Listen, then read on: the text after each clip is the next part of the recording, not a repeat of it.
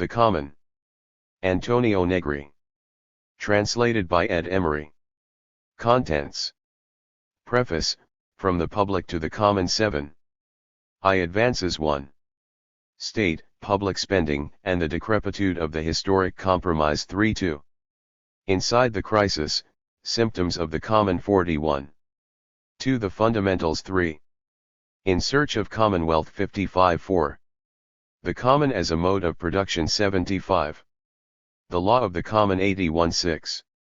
Federalism and Movements of the Common 92-7. Disarticulating Ownership. Common Goods and the Possibilities of Law 102. 3 Discussions 8. What are we willing to share? Reflections on a Concept of the Common in the Interregnum We Are Living 115-9. The Metaphysics of the Common 127-10. The Revolution Will Not Be an Explosion Somewhere Down the Road, an interview with Antonio Negri 133-11. On the Institutions of the Common, Prolegomena for a Constituent Inquiry 151. 4 In conclusion 12. From the Commune to the Common 165 Preface. From the Public to the Common. Is democracy, as it is interpreted and experienced today in the West, a guarantee of freedom for citizens? The general and generic answer is, more or less, yes. But, as soon as you try to define this freedom and ask yourself what are the effects of its hegemony in the charters of democratic regimes in the West, that consensus vanishes and you get instead confusion and differences of position. This is because that freedom, as embodied in Western democracy, is the freedom of the individual, of the desire to appropriate that defines the individual more than anything else does, of the contract that the individual produces in order to build the collective moment that is necessary for the development of social life. I use here the term collective rather than public because the latter retains a juridical origin that makes it ill-suited and hardly does justice to the fullness of its usage in social life. In the face of growing skepticism, one wonders in fact whether this constitutive process of the collective as a product of individualism responds adequately to the current situation in which citizens live and produce, whether it is capable of bringing about the transformation of individual freedom into the collective freedom that citizens need, in short, whether it can build a civil society free of even greater difficulties and obstacles. As I restate and clarify my position on whether Western democracy, in taking individual freedom as its watchword, can be an effective guarantee of a good life for society, my answer has to be in the negative. There is no connection of individual freedoms on a collective terrain, as long as appropriative individuals, together with their contractual prostheses, are held at the center of society's constitutive process. The appropriative individual, private property, contractual mechanisms, and private law are not machines that form a free society, rather they are machines that imprison the desire for sociability and the need to live a good life together, a life that is collectively ordered, a true democracy. This awareness of society's civil rights crisis and obstacles in the search for freedom itself is ceaselessly renewed in the experience of productive life, which constitutes the backbone of modern society. During the last century of capitalist development, production became increasingly socialized, to the point of crossing a threshold. Beyond this point it is no longer the result of a socially invasive process of alienation and consumption, but has become the collective basis and common foundation of every new order of reproduction in society. We have called this new condition postmodernity, this society where production is completely socialized. The continuous interchange between the private and the collective has reached a point of tendential hegemony of the latter over the former and can be seen in the forms of life that have consolidated in the 21st century. And these new forms of life, themselves contradictory, demand to be questioned. The postmodern order can be described as a heavy, and sometimes horrible, domination exercised by the few over the very many who work, produce, and create the wealth of living socially. The transition from modernity to postmodernity, from the industrial mode to the informatics-led and immaterial mode of production, often takes place by preserving the continuity of the old domination. This is due to the inertia of the past or to the ebb and blockage of the new movements of transformation. While life and production have changed, and while the sense of the collective and a thriving socialization have come to a standstill, command remains the same. Representative democracy, which had a hard time portraying values of freedom and participation, and all too often did so deceptively, is definitively on the decline. The collective has to find means of political expression. This is the only way to save democracy, through self-renewal. But how is that to happen? In the interregnum in which we were living, it did not take much for a positive key to be introduced in the debate, an element to help us traverse these times and win some space in the conflicts that run through it. Nothing much was to be expected from those who, like the Marxists who criticized operaismo, had come up with proposals for reading the great transition from modernity to postmodernity. A theoretical key that arose from a reflection on the transformations in the production of life and from perceptions of the advanced degree of its socialization. Preface, from the public to the common 9. We were sunk in a state of confusion and indistinction. The complete socialization of the form of life gave the sensation of being in a common dark condition.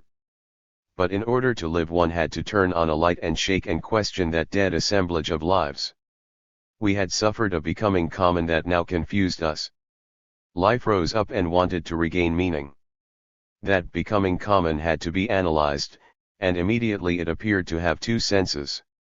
On the one hand, it was a common like a collective of production and consumption in which the domination of capital had been completely realized and that presented itself now in totalitarian form.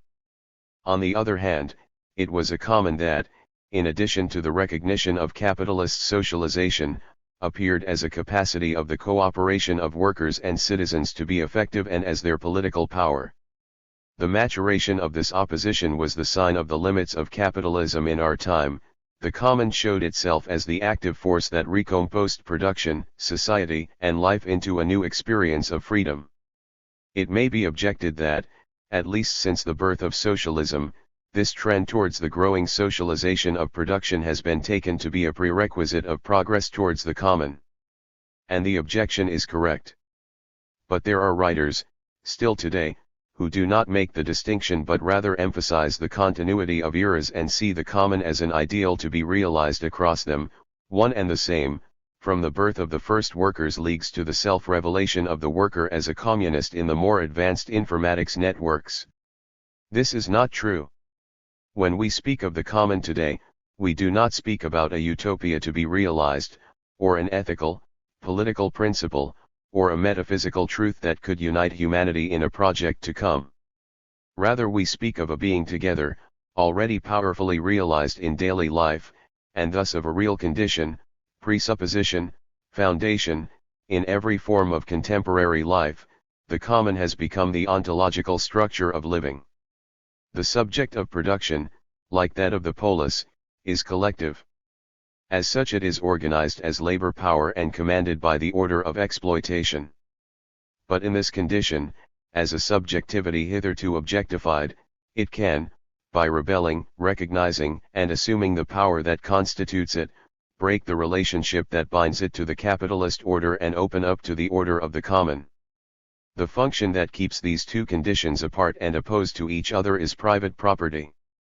The juridical order of property is what constitutes the line of fortification of modern individualism against the postmodern common. And this is an efficacious operation. In this way the common is born in the cage of private property, and when it comes out it is once again caged, put in new chains and in new containers.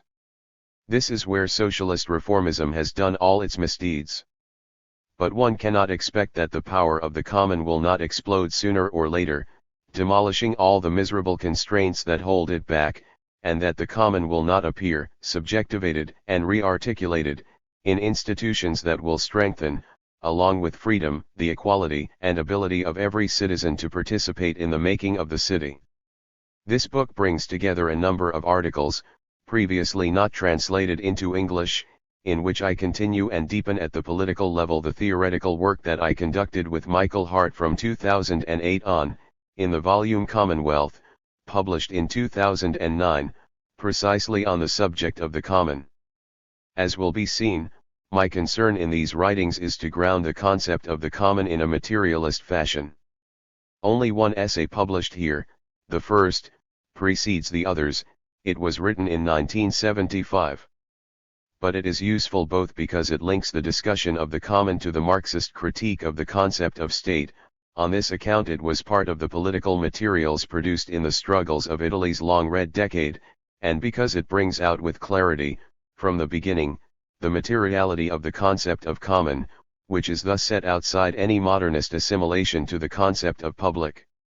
I would therefore say that the pieces in this collection were written against the new metaphysics of the common, against its idealization. We do not know the common as an ideality, except in the hybrid form it takes in financialization, the ultimate expression of the alienated common, the common of money. Or in law. Or, and here we go back to basics, in private property. Each of these aspects of the odyssey of the common is taken into consideration here, as are the steps in a rediscovery of its new materiality, the common as a mode of production, that is, within or against the production of the common as a starting reality from which a new communist project becomes possible. Asterisk. I want to conclude this 6th volume of Essays for Polity Press with a few words about Ed Emery, the translator of these trilogies and of many more of my writings.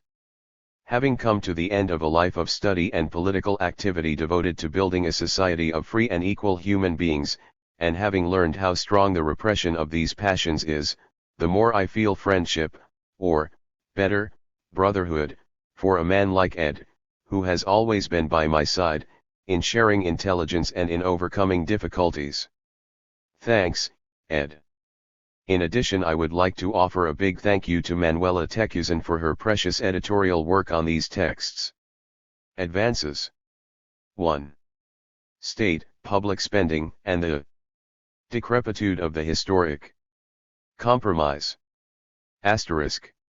In this article I continue my exploration of public spending, a discussion that began with my article on some trends of more recent communist theory of the state, a critical review, now in my volume Marx in Movement, Operaismo in Context et Polity, 2021. This is also something of a bibliographic review.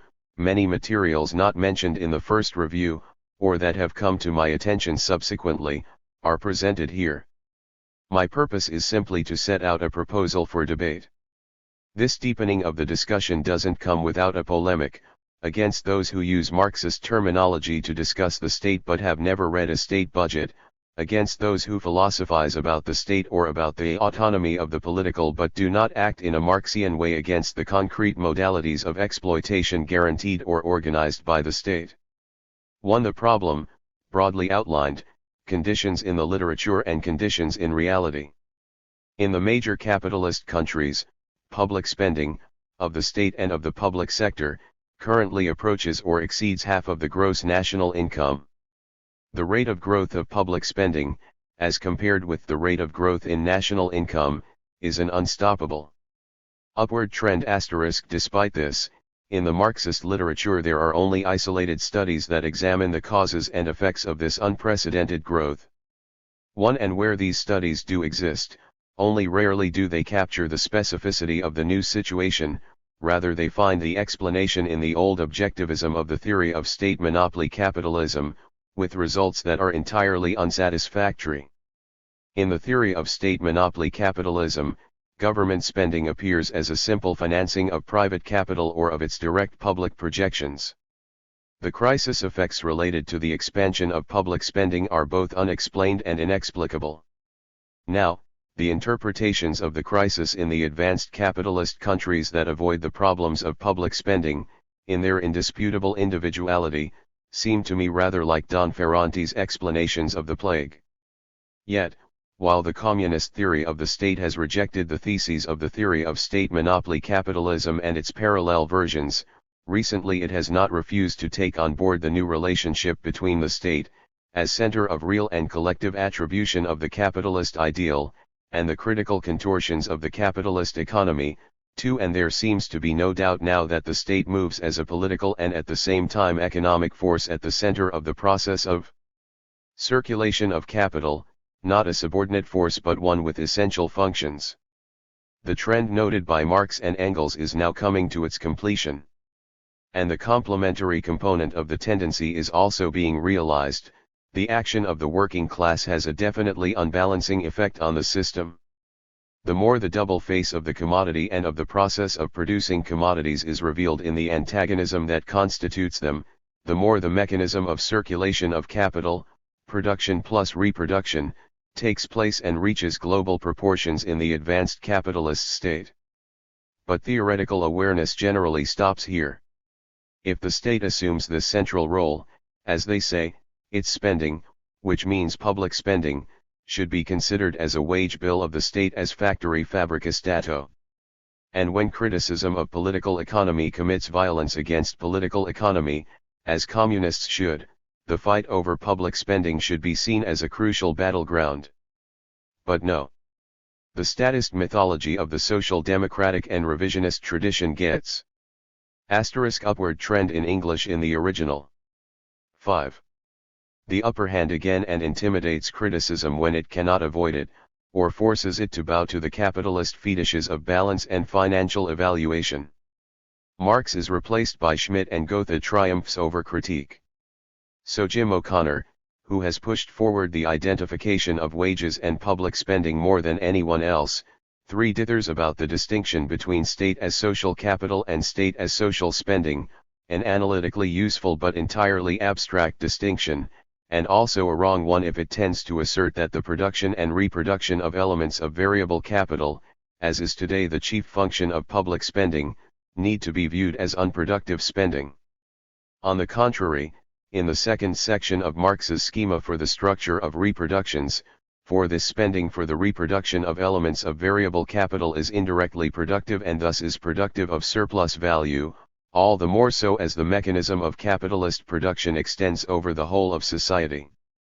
5. The gap asterisk that O'Connor rightly registers between directly productive state investments and indirectly productive state spending is not in itself a determinant of economic imbalance, as seems implicit in his position. It becomes one insofar as working class and proletarian action unbalances the relationship in terms of power, of continuous and unrelenting pressure, of continuous struggle. Even less is it possible to continue to maintain that the crisis induced on state budgets by increased public spending is internal, and indeed determining, in relation to the profitability crisis of mature capitalism. 6. Such a relation no doubt exists, but it is certainly not linear. The crisis does not consist in the increase in public spending, nor does it insist on the fact that this spending is itself in contradiction with private accumulation. Public spending becomes an element of contradiction because working class and proletarian power upsets the relationship with the state system of domination. In the capitalist relation the latter is, on the contrary, a balancing element, and upsets it in the irrationality of proletarian pressure and workers' struggle.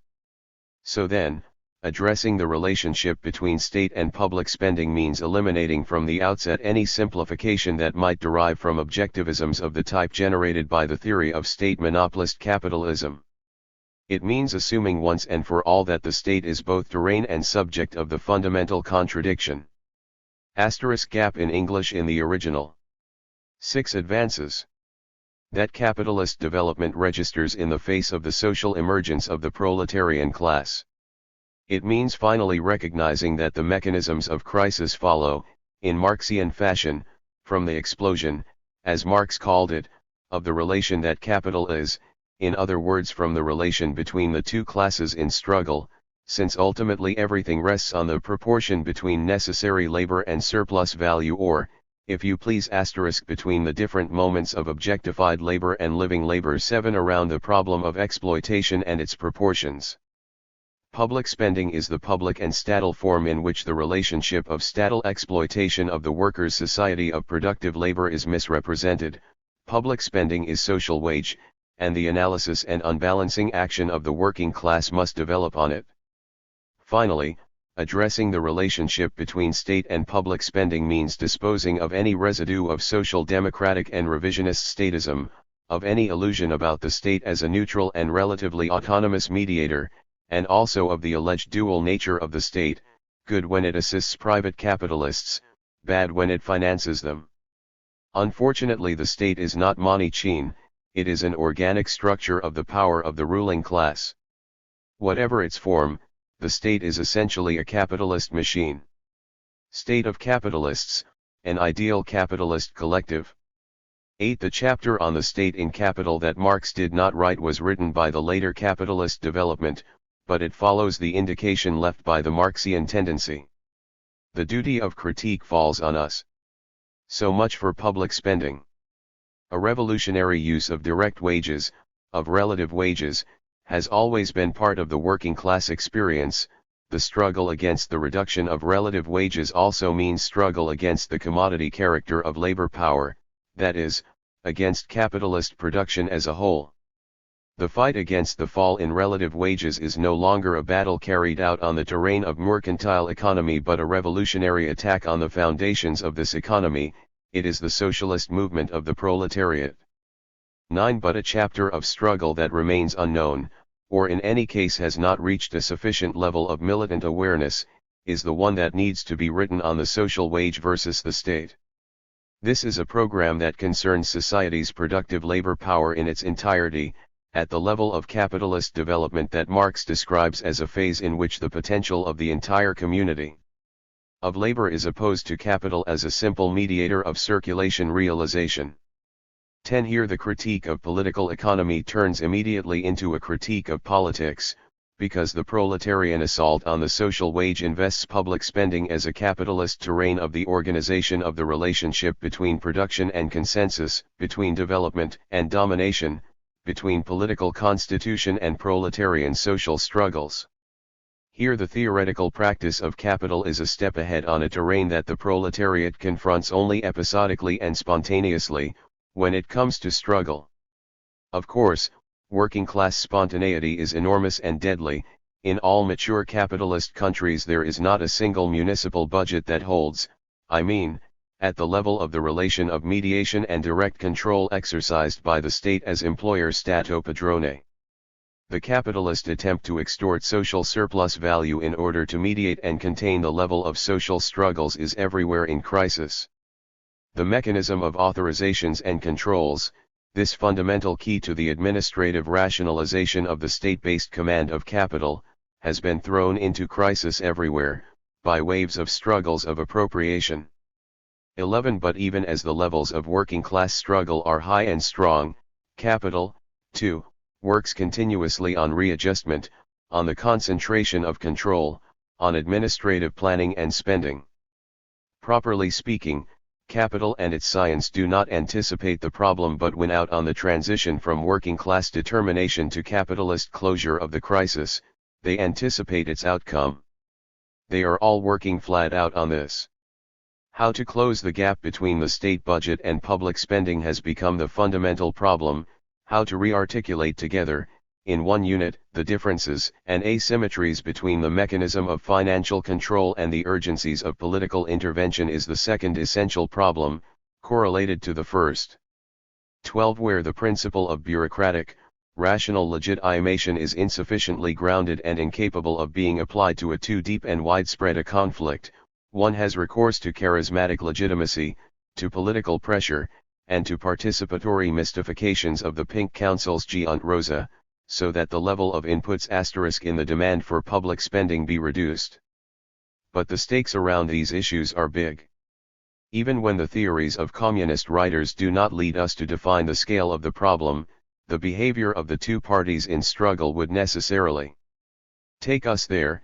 Anyway, the proletarian insistence in this area, and the capitalist attempt at repressive anticipation. At this point, public spending becomes a central element of the debate. Around it we have to try to understand whether that category includes and transforms some important problems of analysis and of proletarian struggle, namely problems related to the quality and intensity of exploitation, and whether, from the point of view of an overall working class theoretical practice, the eventual new relations do not modify our assumptions on the definition of the state and the communist struggle against the state. Of course, an analysis around this theme could be conducted altogether differently. It could be focused on the material dimensions, chez nous, of public spending and of the possibilities of working class attack. I am aware that many comrades are working on this question, and I hope that the results of their work will soon be made public. To an initial analytic approach, elements of evaluation regarding the trend towards the social unification of productive labor. In discussing public spending, it is perhaps necessary, more than in any other case, to place oneself firmly on the Marxian ground of analysis of the process of circulation of capital, as a sphere of production and reproduction, and innovation, not only of commodities but also of social relationships, and thus, in the Marxian tendency, of the subject and of revolutionary antagonism. This is difficult when, as happens even in the writers most definitely associated with the class point of view, the neoclassical and Keynesian mystification of the commodity system continues to dominate the horizon. Take for example the categorization of public spending proposed by J. O'Connor. 13. In his definition, public spending involves the following categories. 1. Social investments, consisting of projects and services that increase the productivity of given amounts of labor, and, all other factors being stable, increase the rate of profit. This is social constant capital. 2. Social consumption, consisting of projects and services that lower the reproduction costs of labor power and, all other factors being stable, increase the rate of profit. This is variable social capital. 3. Social spending, consisting of projects and services required to maintain social harmony. 14. Now, this distinction, which is both analytically useful and insecure. 15, becomes dangerous when it is unilaterally assumed to define the gaps and the reasons for imbalances between sectors of spending. For in this way imbalances, crises, and especially inflation are seen objectively and, to put it in Keynesian language, as arising from dysfunctions in the organization of distribution. But the analysis does not go beyond that tiny barrier. It limits itself without venturing to address the materiality and strength of the social relations that preside over the diversification of sectors and over the disproportions that occur in spending or distribution. Necessarily, as Hirsch notes, 16 when writing about the work of in this way the concept of society is reduced to a phenomenological concept of structure and the state is stripped of the class character which characterizes its political, structural intervention in society for domination over the relations of reproduction. Instead, what needs to be immediately attacked is the terrain of the proletarian subject and the location of that subject within the capitalist circulation of goods, because here the changes have been so large as to destroy the possibility of neoclassical and Keynesian interpretations of the asymmetries and imbalances in public spending. In short, my hypothesis is that these are not simply imbalances of distribution, they reveal a much weightier and deeper structure, which is manifest first in the modification of the place and nature of productive labor in mature capitalist society and, second, in the level of struggle and demand for power expressed by the new proletarian subject. I shall attempt to demonstrate this claim. At the root of the theory of disproportions in public spending and of the theory that inflation is an effect of increase in public spending, especially in the sector that O'Connor defines as social spending, lies the belief that all or most of state sector jobs are unproductive. 17 But the possibility that even employees who work in the sector of social consumption, as O'Connor calls it, are non-productive seems definitively excluded by the consideration, already mentioned, that they are subsumed under the second wing of the Marxian schema of reproduction.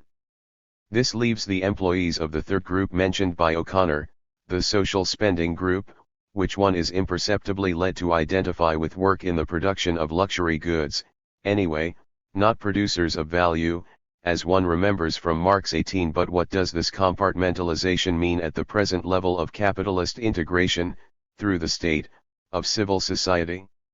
Are the gaps in English in the original 10 advances workers who contribute to the production of social harmony really unproductive? Or is not rather the concept of productive work that needs to be modified in relation to the Marxian definition, 19 but in the direction of the Marxian tendency? The cooperative character of the working process necessarily broadens the concept of productive labor and of its vehicle, that is, of the productive worker. To work productively nowadays, one need not get to work in person, it is enough to be an organ of the collective worker, to carry out some part of its subordinate functions. 20. In this way the concept would widen its conceptual scope, to match the extension of domination and of the capitalist mode of production. Now, summing up the results of a long discussion between British Marxist economists on this matter, 21. Goff concludes, all state workers who produce either components of the real wage, for example social services, or elements of constant capital, for example research and development work, are directly productive for capital, in other words, they produce surplus value. 22. Bob Rothorn, for his part, raises the bar and adds that there is no doubt that educational and certain other state sectors, although unproductive, may compel workers to perform surplus labor, some or all of which is transferred to the capitalist sector where it appears as surplus value in the hands of the capitalists. 23. In what sense? In the sense that the productive integration of capitalist development increasingly imputes to the state a totalizing function of support with respect to the activity of production. The state does not organize in Keynesian-style mercantile relations but productive ones, directly or indirectly, and in any case effectively, productive of goods, and especially of relations of production. The increase in public spending, its huge growth, is not antagonistic with the development of capital but is organic and necessary to the current, productive figure of capital. Even more, public spending is today the essential prerequisite of every moment of accumulation. Consequently, it does not make sense to speak of public spending as being in itself inflationary. At this level of socialization of production and command, the law of value could have an essentially positive test run. If this explodes, if inflationary mechanisms are set into motion unstoppably, that does not depend on the organic relationship that government spending establishes with the composition of capital, over which state command prevails nowadays, but on the breakup of this organic relationship imposed by the working class and proletarian struggles, on the antagonism that reopens at this point between the organic composition of capital and the political composition of the proletarian class, at this level of unification of labor power which anyway is productive. The crisis is not in the disproportion between the three forms of spending identified by O'Connor, above all, it does not consist in the contradiction between directly productive and reproductive, hence indirectly productive, spending of labor power on the one hand and, on the other, political state spending, which produces not surplus value but consensus and social harmony. This contradiction does not exist, because consensus and social harmony, if given, are given as functions internal to the relations of direct or indirect production. The crisis consists in capitalism's inability to control the different components that make up capital at this level of class struggle and development of capital. It consists in the irreducibly antagonistic presence of the working class and the proletariat. But why does collective capital risk extending the crisis from the level of direct production to that of social production? Why does capitalist development involve itself in a dimension that it cannot control directly and in which the problem of public spending, otherwise entirely functional to private capitalization, 24 opens to general contradictions that are relentlessly effective in their social generality? 25 While the precise Marxian definition of the concept of productive labor needs to be modified, and we have seen in what direction, 26 Shouldn't there be also a modification of the Marxian analysis of the tendency, one in which the definition and the place of productive labor take another direction as well? This direction consists in allowing the contradiction of the rate of profit to develop. As the individual profit motive declines, for reasons known to anyone who studies the concentration process and the continuous capitalist reform of organic composition in the direction of a greater intensification of constant capital, 27 Capital organizes levels of social productivity, steals surplus value from cooperation in production, and replaces the value lost through the permanent and direct assimilation of all the forces of production, and their reduction to constant capital, with the Value produced through the general social productivity of proletarian subjects, through the integration of the whole of society into the factory of the collective capitalist. 28. From this point of view, public spending represents the cash flow asterisk of the state as entrepreneur and is played entirely on the structural gap between fall in the rate of profit of enterprises and pressure to increase the general productivity of the system. The fact that there may be inflationary events within this gap is secondary. The structural gap in public spending does not define its actuality but simply the possibility, a possibility brought about exclusively by the intensity and level of working class and proletarian struggles. If all this is true, a number of immediate consequences follow. First of all, public spending manifests itself as a real moment of productive spending, and therefore analysis of it should be entirely correlated with the levels of the circulation of capital in contemporary society. Second, public spending, in its constituting as quantity of money, i.e. means, available to the state for direct or indirect production, weighs as surplus value, extorted from the community of social labor power taken as a whole and from the specificity of the value extracted from social cooperation. Third, it follows that a public spending constituted in this way represents a social exploitation fund for capitalist accumulation and that, as such, it must be both contracted as a wage fund and destroyed as a fund for the financing of capital, and the two moments cannot be split, if Marx's reflections on the relative wage are true. 29. This is, at any rate, a vital terrain of class struggle at this level of development of capitalist exploitation. It is therefore no coincidence that, in this area, one feels reformist theory pushing heavily forward and preemptively defending itself from Marxian critique. As always, here too those in the most intelligent and therefore most dangerous positions regard public spending, correctly, as social surplus value extorted by the collective capitalist. 30. What follows from this?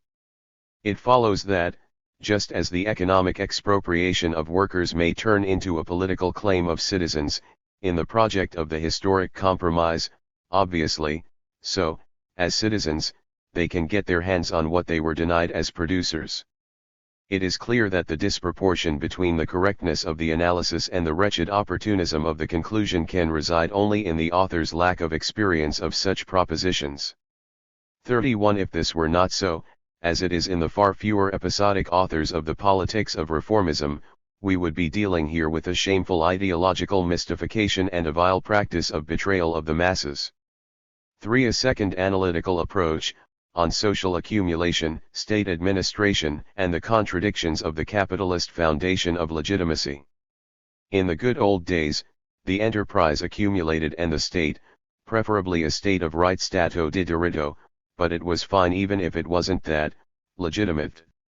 Historically, the state as a business committee of the bourgeoisie has existed as part of capitalist development, and here we need only look at Marx's pages on the use of public debt in the early stages of accumulation and at critical stages of development to prove this more than amply. 32. At this level of capitalist development, to legitimate means grounding the title, on the basis of which an effective and legal relationship is established between the exercise of power and civil consent.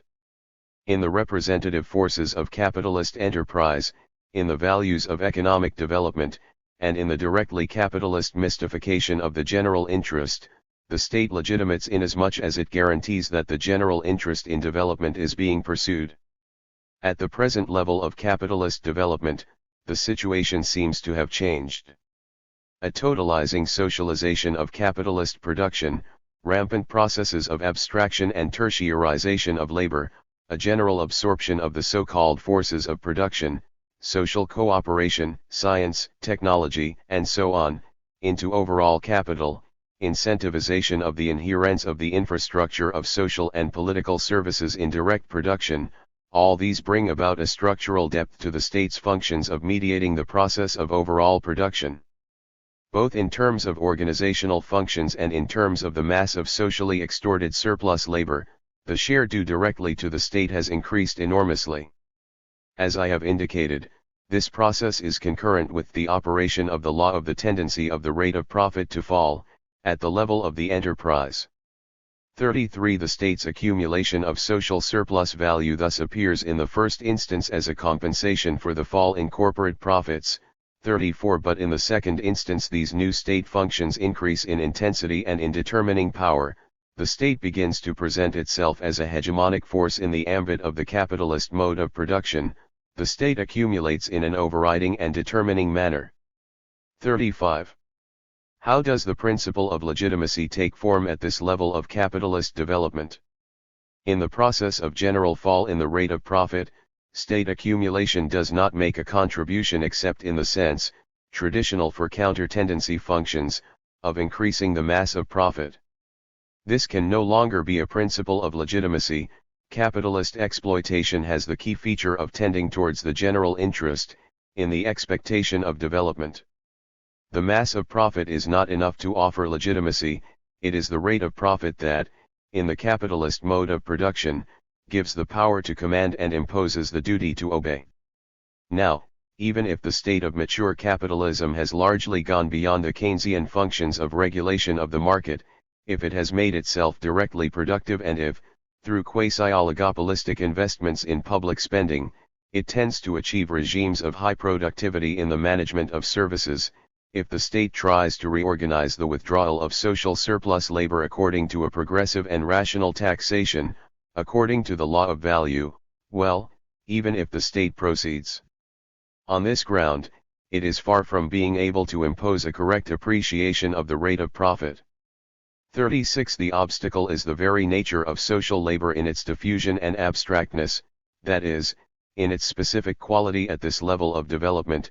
The obstacle is that in this case the very possibility of calculation, in relation to the law of value, is, as Marx showed, on the one hand impeded by the spontaneous, value-creating quality of this fact, as for example in cooperation, and on the other outdone when labor time becomes a poor basis for the measurement of the expression of higher capacities of production.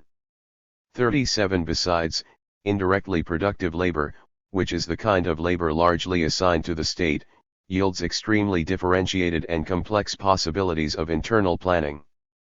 38. At this point state intervention in support of the mass of profit is totally arbitrary in terms of the law of value. And there is more, econometric arbitrariness, otherwise fundamental from the point of view of planning overall capital, appears to be totally irrational from a class point of view, and the use of the law of value in this masquerade reducto of capitalist resistance is reduced, seems to be reduced, from the proletarian point of view, and that's what counts, to a simple practice of command. 39. All the more if you think that, if capital is essentially a category of relation among class forces in struggle, then the falling rate and the accumulation of mass profit mean, in class terms, a fall in the quota of capital valorization in the face of an implacable massification of proletarian struggles. So then, on what principle of legitimation, of power and consensus, of discriminating and participatory force, taken together? 15. Can capitalist development direct its movement today? No principle of legitimacy is in the ambit of social state accumulation, this is certain. The state's accumulation of social surplus labor is based on a growing antagonism. Capital mystifies this awareness in its own structure and calls the effects of this antagonism a problem of the priorities and selectivity of public intervention. 40. In fact, the tax system La Fiscalita is odious. And the exploitation of social cooperation, of indirectly productive labor, of marginalization, of mass scientific innovative capacities, all of this is equally odious. The state's capitalist class understands this situation. 41. So it is that, in this total crisis of credibility, the only moment of real legitimacy is again referred to the principle of enterprise, to the highest level of extortion of surplus labor and production of productivity by the capitalist. The extension of the capitalist mode of production in the form of the state has to subject itself to these levels of productivity as essential moments in the qualification of capitalist reproduction. Regaining high levels of profit, of productivity, of exploitation mystified into profit, becomes a condition and a differentiation of the principle of social development through the state. Here the characteristic situation of the initial phase of capitalist development is overturned, accumulation goes to the state, legitimacy goes to the company impresa. This drives, in terms of productivity, consensus, the fundamental element of legitimacy of the capitalist state at its most mature level of development. Here the enterprise becomes the carrier trigger of development in the Marxian sense, its quality and qualification. Productivity as a value-producing element of the social relation of production, this is the legitimating term of the overall process. Let us return to public spending. If it is one of the figures of the capitalist appropriation of social surplus, perhaps the fundamental one, then it must bend to the norms of productivity of the enterprise. Of course, as we have noted, this is not possible, and for structural reasons. But with this we have not solved the problem. It is within this contradiction that the process offers itself. New York's fiscal crisis in the name of enterprise productivity does not mean that the directly recuperable productive capacities rise to the quantities of accumulation, reproduction of capital. It only indicates that a rule of dominion, repressive, exclusive, terroristic, is reproposed against the uncontainable quality of cooperative, intellectual, and innovative labor. At this level of capitalist development, the levels and the quantity of public spending must be statements of authority from the firm, not because this changes the average productivity of the system, locked as it is in the antagonism between the mass of accumulation. 16 advances. And of social struggles and the fall in the rate of profit, but because it imposes, reproposes, and legitimately sanctions the rule of capitalist domination. As always, all the contradictions of capitalist development have a double face. This overturning of the relationship between accumulation and legitimation, in such a manner that the first is attributed to the state, while the second is determined by the enterprise, this overturning of the relationship shows, then, in its working class aspect, new features and possibilities of proletarian struggle. A huge space of rupture opens for proletarian struggle at the exact moment when the enterprise opens up to the wage in order to ensure productivity and the rate of profit, returning to the state the responsibility to guarantee socially the effectivity of the wage itself and to recover the wage in the social movement of goods.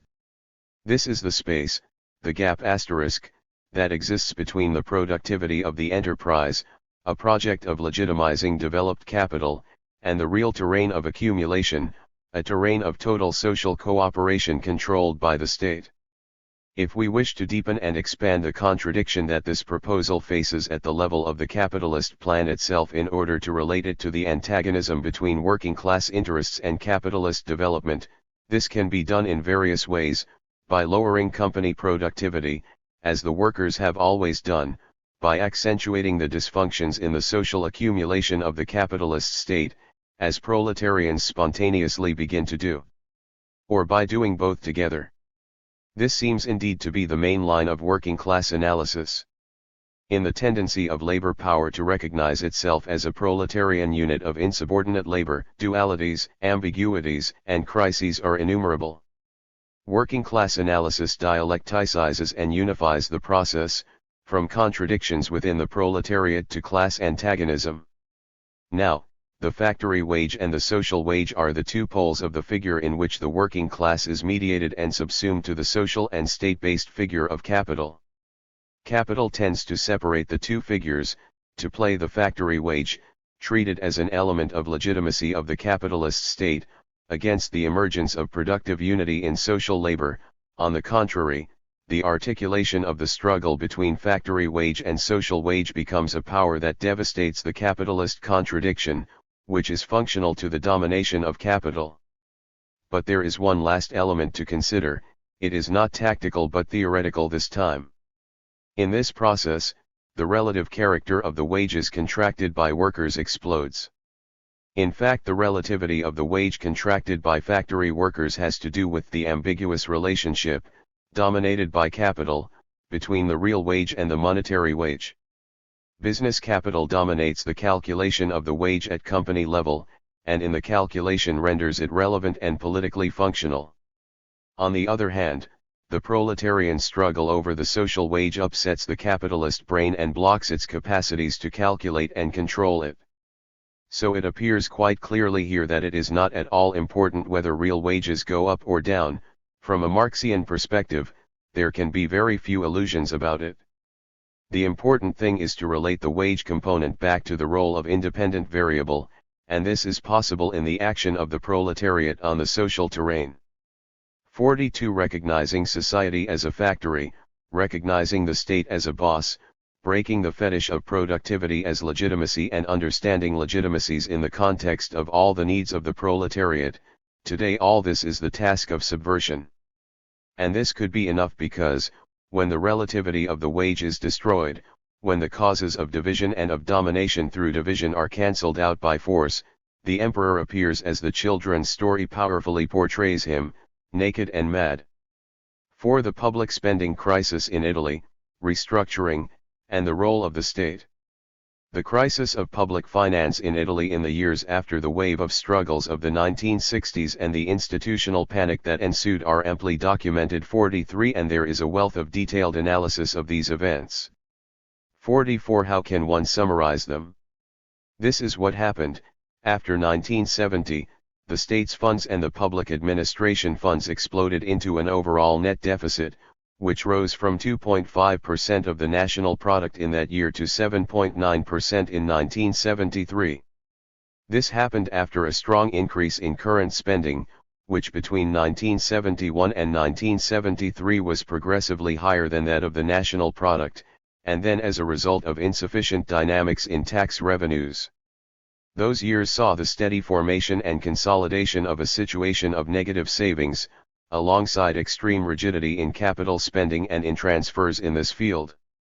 By 1974 the situation changed in appearance rather than in reality, but without any possibility of structural measures, so that there was evidence only of a cyclical action in support of employment, albeit on the basis of a slight improvement. But this support was performed in a minimal and uncoordinated manner, given that the resources continued to be heavily eaten up by the structural deficit. There is no doubt that during this period public administration was on the ropes as a result of proletarian action and that the levels of exploitation of the social productivity of the system had in consequence been blocked. From a capitalist perspective the situation required an energetic response and a strategy of adjustment was clearly beginning to come into view, although somewhat tentatively. But on what terrain? The terrain was a further step towards the rationalization of circulation, understood as spending restraint and impetus to investment, as well as towards the restoration of global control in all decision-making centers, along with plans for the consolidation of their debt and the reaffirmation of the criterion of legitimacy in public spending. This criterion had to be based on a controlled mediation between deficit * reduction and the definition of a standard of productivity that matched corporate rules. At a time when the proletariat was discovering the entire social terrain of its exploitation, capital was forced to accept that terrain, but only when the terrain saw the rule of corporate command being reproposed. Break the bad sequences, get your hands on the totality of control, qualify rupture and control in relation to the rule of capitalist enterprise. This is good governance today. And the rethinkings and contortions of science and finance offices are very similar in this respect to those of the scientists and the planning offices, indeed they are assimilated to them. Let us look at what happens at the level of restructuring intervention, a blockage of spending that comes down to avarice and provocation, total disorganization of the development sequences pathetically conceived of by planning theorists during the past decade, 45, and especially an active policy of stagnation in social labor power and the creation, at this level and in the new proportions and quality of the labor market, of a kind of industrial reserve army in the form of exclusion and parking of entire social layers. 46. In short, restructuring has to bring about the division of the unity of productive labor along internal lines. This labor is potentially revolutionary, but in its present condition, through its claim to recognition and to political existence, it is totally destabilizing. 47, to the point where, on the basis of this devastation of the processes of formation of the new political composition of the working class and the proletariat, corporate rule can be effectively reimposed, along with the suffocating legitimacy of the norm of capitalist appropriation of all surplus labor, no matter how it is produced. And Italy is not an isolated case. Although in other mature capitalist countries the levels of government deficit in relation to the national product are lower than those recorded in Italy, 48 in some of them this deficit is nevertheless substantial, and in any case there is a profound similarity in the readjustment policies and forms of restructuring that are being implemented, because what is being fought is not so much the deficit as the new political class composition that the increased government spending and the eventual deficit register. 49 And in all mature capitalist countries, insofar as the dimensions of the labor market are significant, things are moving around the same project of consolidating social accumulation and legitimizing it in terms of corporate productivity and of mediating the project through measures intended to ruin the struggles of the emerging proletarian subject. 50 This capitalist trend affirms a figure of a highly centralized and functional state, and the norms, behaviors, and procedures that emerge from it concretize the new terrain of legitimacy through the close relationship that joins it to different moments in the process of social accumulation of capital and makes it function. In short, state intervention for the straightening out and orientation of public spending is only a mirror that reflects the consolidation of a principle of legitimacy, not new but exclusive, not previously ineffective but today assumed as a priority efficiency, the principle of corporate productivity on behalf of the social accumulation of capital and against a tendentially unified proletariat, which is expropriated from it. It is no coincidence, then, that the law, the countersign of the validity of the state's juridical action, must bow more and more to the discriminating materiality of the legitimate action of the state. The formal interpretation and the very formal definition of juridical regulation are increasingly in crisis and give way to functionalist theories, 51 whose most important quality, especially if we don't pay heed to American and German theorists, is insistence on the discriminating criterion of administrative action. 52 Paradoxically, from the old juridical point of view, legality can be reconstituted only ex post, on the basis of the performance of the substantive functions that are part of the law's ability to direct.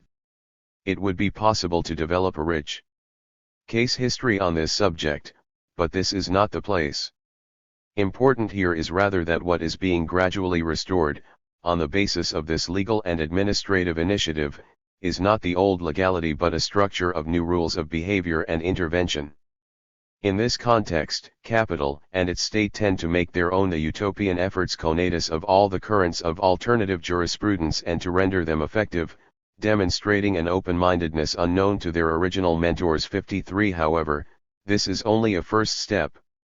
When the new principle of legitimacy is posited with such heaviness and exclusivity, the lacunas that begin to emerge in local regulations are so common and continuous that even the broad use of evolutive and alternating criteria fails to make it possible to recompose the horizon of traditional legality. Then a very well-known socio-political law reappears, with an urgency that always characterizes its functions. Intervention becomes exceptional and extraordinary when lacunas in regulation and the urgent nature of the situation require it. In crisis, these functions multiply in frequency and extent. Extraordinary administrative interventions, terror-preventing measures, preventive terror, and anticipatory initiatives offer support for an innovation towards evolving, finding alternatives, and fixing new horizons of legality, this time effectively. 54 The formalistic command over the production of new legislation and over the roles of management of the law must unfold from these functional and violent ruptures. After having broken, with devastating intelligence, the old administrative routines, then the principle of legitimacy can permit itself to lie under the same blanket as the new legality. 55 So let us try to see what capitalist command wants and expects from its functionaries today. It wants to rationalize, i.e. render consequent and continuous, the content of jurisdictional decisions, however and wherever they are proposed, adjusting it to the new principle of legitimacy, in other words to the material discriminate of corporate productivity. The entire complex of social labor is to bend to this imperative, there should be coercive social norms when possible and normative jurisdictional regulatory behaviors in the majority of cases. So then, what remains of the normative system set up by the working class and proletarian struggles against the state? Nothing, unless they can be bent to the will of capitalist command, here and now. The Workers' Statute Statuto dei Lavoratori was shipwrecked in Law 300, and the progressive practices of certain sectors of administrative law were perverted into repressive procedures. What makes law today and determines coherence, certainty, and innovation in criminal law is the exceptionality of the Oronzo, Reali. 21. Law. As for jurisdictional and more generally state operators, their job is necessarily one of mediating between the old law and the terroristic innovations in the state system of law. They have to explain rationally the new principle of legitimacy. Rationally and progressively. If we return to the question of government spending, we need to be aware how fresh the reflections are that its problematic proposes. It's always useful to rediscover a terrain on which the Marxist and working class thematic of the wage finds further spaces of application. It's useful, first, for showing how the science and practice of capital are constrained to the heaviest of repressive operations for the sake of eliminating the subject that the social wage reveals. Second, for finding a terrain of struggle on which all the practices of the hostile power, starting with the social wage, tend to unity from the massified point of view of the proletariat, and, third, for determining a further terrain of analysis of working class hatred. 5. The new proletarian subject in the crisis and restructuring. In a few fundamental pages in the Grundriss, Marx makes various notes on the concept of class composition. As a producer, even the human being, he emphasizes, must be considered, from the point of view of the immediate process of production, as production of fixed capital, as an accumulation and perfection of capacities of production. Gradually the subject that enters into the process of direct production is transformed by it, so that the same process of direct production is, as a whole, discipline, if considered in relation to the human who becomes, an exercise, experimental science. Materially creative and objectivating science, if considered in relation to the human who has become, whose brain carries the accumulated knowledge of society. As Marx put it, as the bourgeois economic system develops, so does its negation, which constitutes its final result. For now we have to deal again with the process of direct production. If we consider bourgeois society in its broad outlines, as a final result of the social process of production, society itself is always in the picture, or humans themselves, in their social relations.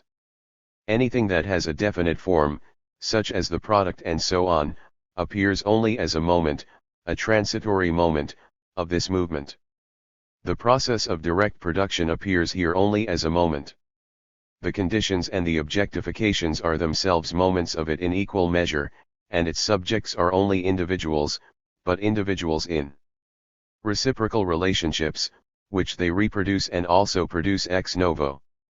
This is their peculiar, unending process of movement, through which they renew both themselves and the world of wealth that they create. 56.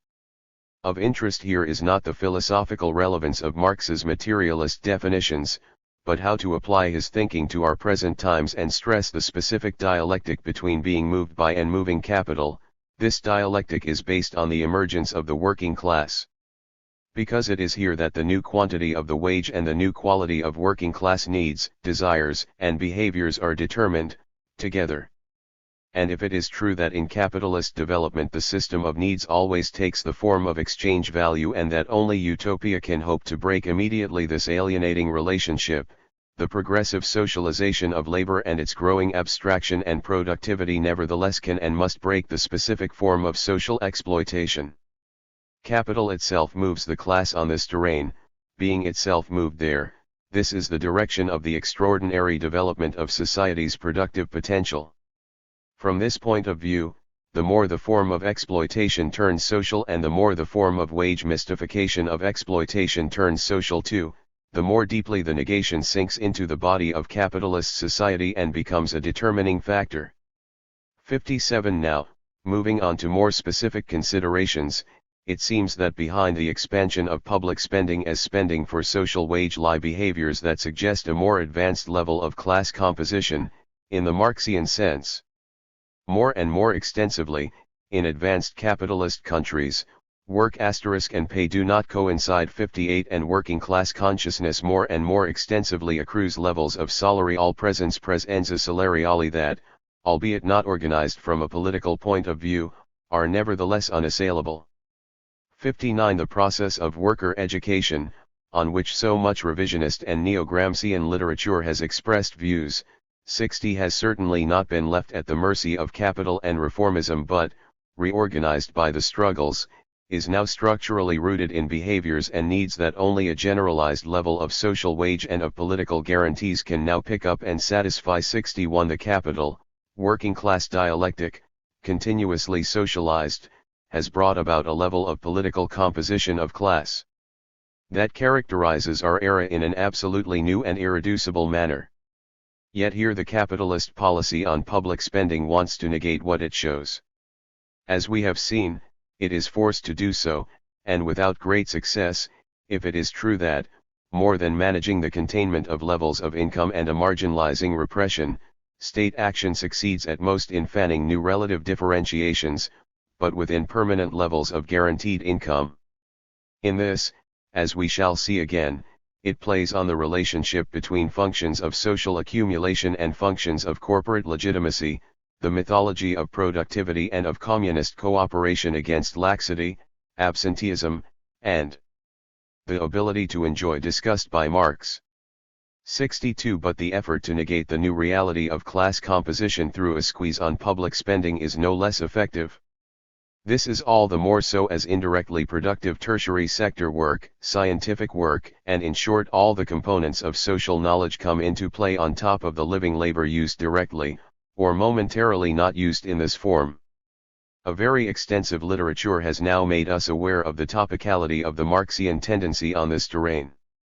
63 Social knowledge enters with increasing clarity and certainty in the synthesis of the given historical formation.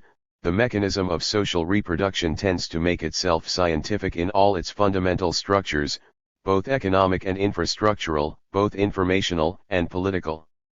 It is in the continuity of the process of social reproduction of capital that knowledge conoscenza and knowing sapere, both of them social, become real and progress today. But this accumulation of indirectly productive human activity, this ensemble of living labor that gets exchanged with commodities on the terrain of the production and reproduction of capital, is dominated, divided, differentiated, torn by capitalist command.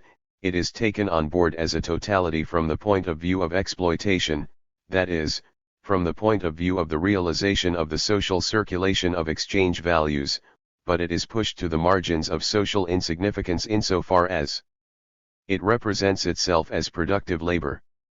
Of course, capital, too, may give some conditions for the spontaneous reproduction of this accumulation of social productive labor, but more and more in terms of a natural condition of reproduction whose value is mystified and at the same time greedily sucked into the capitalist recomposition of command, and only of that.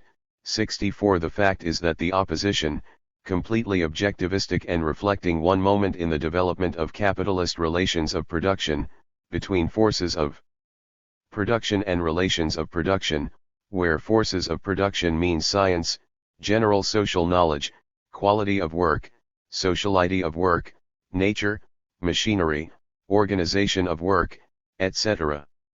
65. This opposition was completely resolved in a total subordination of the forces of production to the relations of production and of capitalist command. In this context, public spending is 100% capitalist spending, investment for capitalist reproduction. The capitalist negation of the creative ensemble of social labor power could not be more thorough. And this is why in the wage dimension, in the sector of the reproduction of social labor power as such, we find the characteristics of the capitalist action on the wage in general, a continuous attempt to reduce necessary labor and a continuous quest for the extraction of the highest mass of social surplus value, pursued with the same greed and monstrous cruelty that we recognize in every factory. So the struggle for the relative wage opens here. On this ground, it goes from the working class struggle for the direct wage to the working class struggle for the social wage. Here, on this ground, fall, even more heavily, if this is possible, a series of traditional divisions of struggle, of economic and political struggle, of union struggle and of struggle for power. But something more is at stake here. On this ground, the response to the working class's urgent call to reappropriate social productivity as against its expropriation by the state, the need to recognize the new subject of production as a revolutionary subject. 66. This field of struggle opens both American Samoa and articulation and as a totality, and from two points of view, that of capitalist command and that of the proletariat. On the first point we must ask, from the working class point of view, whether it is possible that the working class could use the forces of production to valorize itself against capital, as an antagonistic class. Whether an alternative use of highly developed forces of production is possible. 67. Even more deeply, one might ask whether at this point the concept of class composition, as well as being a descriptive and analytical category, can be translated into an operational category, into an organizational schema of conscious reappropriation of the forces of production to the class. 68. But, as always, these questions can only have, a partial answer. This process is underway, but the articulation is meaningful only on the terrain of relations of force in their entirety. This is because the successive appropriation of the forces of production by the class has all the power of capitalist destruction of working class vanguards and articulations of struggle unleashed against it. Public spending, its ramifications and trends, its planned priorities, and the rationality of command that runs through it are among the key weapons of capital. Public spending brings to social accumulation and to workers' social struggle a legitimation of the capitalist enterprise that is based on the rate of profit, the state guarantee of an accumulation for profit. Public spending organizes 25.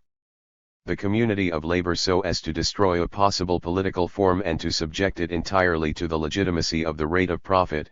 A new working class world capable of communism has to bend to the dead fetish of a falling rate of profit.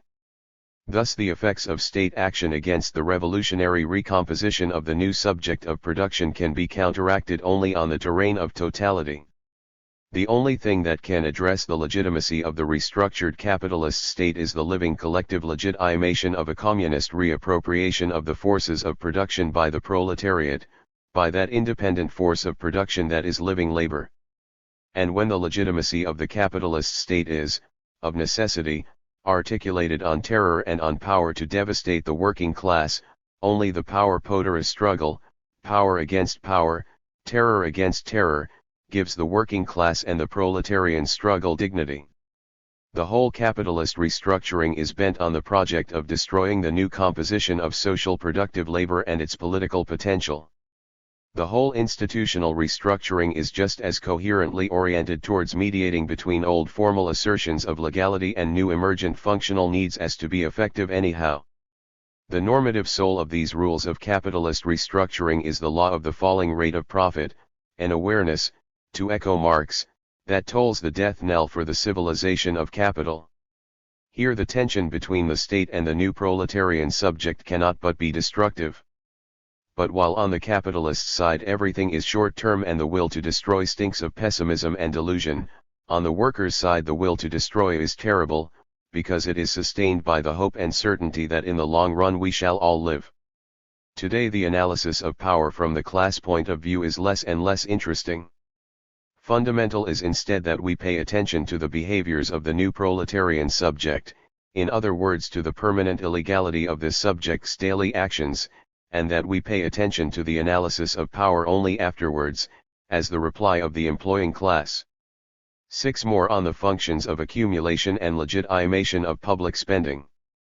Planning is done by big business for big business. This is not true today, just as it was not true yesterday. Neither economy concerted economy nor the various forms of mixed economy have ever been reduced to this. The fact that enterprise logic dominates and legitimates the processes of planning does not mean that these were ever simple projections of an immediate interest of big capital. Planning is rather to mediate between social forces, to determine the materiality of the infrastructures of production, to incentivize the overall productivity of the system, to ascribe centrally, to the power of the state, the power, active or passive, to organize the social circulation of commodities. Public spending is the cost of these overall operations and, as a feature of the wage aspect of state activity in the field of programming, it certainly cannot be just subsumed to the will of big capital. 69 Planning means above all to repropose, through organizational mediation, a terrain for the composition of class conflicts, once it is established that, at these levels of class struggle, the dual development intrinsic to the capitalist logic of domination is completely affirmed. 70 And yet all this was. Once upon a time, there was a reformist hope that the conflicts could be mediated in reality and that the reorganization of the labor market by mediating between productive functions of a social nature and welfare could be sustained within foreseeable and controllable proportions. In fact, there is no highly developed capitalist country that has not experienced the crisis of this project. The economic potential of the new proletarian subject has got embroiled in the project of planning, and even if it has not managed to appear as continuous struggle, it has nevertheless appeared as qualitative and quantitative insubordination at the level of the wage. Keynesianism, the Keynesian utopia, and the alternative utopia of the Keynesian left are all burned out on this side of the class struggle. 71 On this point, social accumulation and corporate legitimacy are mutually hostile. Public spending finances social struggles rather than the mediation between social accumulation and corporate legitimacy. It is at this point that capital translates crisis into restructuring, or rather plays the former for the latter on the basis of these assumptions. The fundamental element of capitalist strategy consists in shattering the link between social accumulation and legitimation, and therefore in transforming public spending into a schema of devastation, when possible, otherwise of containment, of the massive presence of the proletariat in society and of incentivization of models of production matched to the profit rates required. The project is to block the increase of the cost of social labor and to exploit it across the board without paying for it, or rather by paying simply for the expenses of a natural reproduction of social labor, by compressing necessary social labor and by increasing surplus social labor. At this point, public spending, an incentivized sort extraordinarily expanded on the basis of a class pressure together with the capitalist recognition of the essential character of general social laboring, itself breaks its ambiguity. It gradually has to become an expression not of value theory but of its capitalist destruction. It must be a current element in the capitalist practice of command. Let us return more concretely to the basic terms of the discussion. This means taking the discourse to the highest level of abstraction. It means showing that essential dialectical transition that is the working class and capitalist overcoming of the barrier of the law of value when, in fact, at the very moment in which it is realized. 72 Historically, the socialization of productive labor and the complete domination of society by the law of value bring into being a complex of statal activities that negate the spontaneous valence of the law of value, and this happens in socialist 73 as well as in highly developed capitalist societies 74. In both, the operation of the law of value is given only under the state's enforced control. We call this bureaucratization in socialist societies and authoritarianism in capitalist societies, and the result is the same. Nor are Weberian illusions permitted, as if the introduction of a charismatic innovation could fluidify the functioning of the law of value and guarantee the plan. The fact is that, in the dialectic between relations of production and forces of production, the law of value acts as a fundamental term in the organization of exploitation. Its realization realizes exploitation and brings about the onset of absolutely particular conditions of insurgence, that is, conditions such that the spontaneity of the operation of the law has to be heavily corrected, because it is not a definitive production asset but a blockage to the expansion of the force of production that its self-realization brings about. At this point, then, only command, without the plausibility of the self-expression of social labor, represents the validity of the law of value, whereas all the action of the new proletarian subject spontaneously expresses intolerance of and rebellion against this barrier that is set up against the force of production. Capital and its collective brain know all this, and act accordingly. It is here that public spending reforms itself into the repressive irrationality of capitalist command. But here, too, the critique of political economy, having been emptied out through the draining of the law of value, leaves room for the critique of politics tout court, not a critique of politics that simply addresses the political forces but one that confronts especially the problem of command and of its institutional organization, which is functional to social production.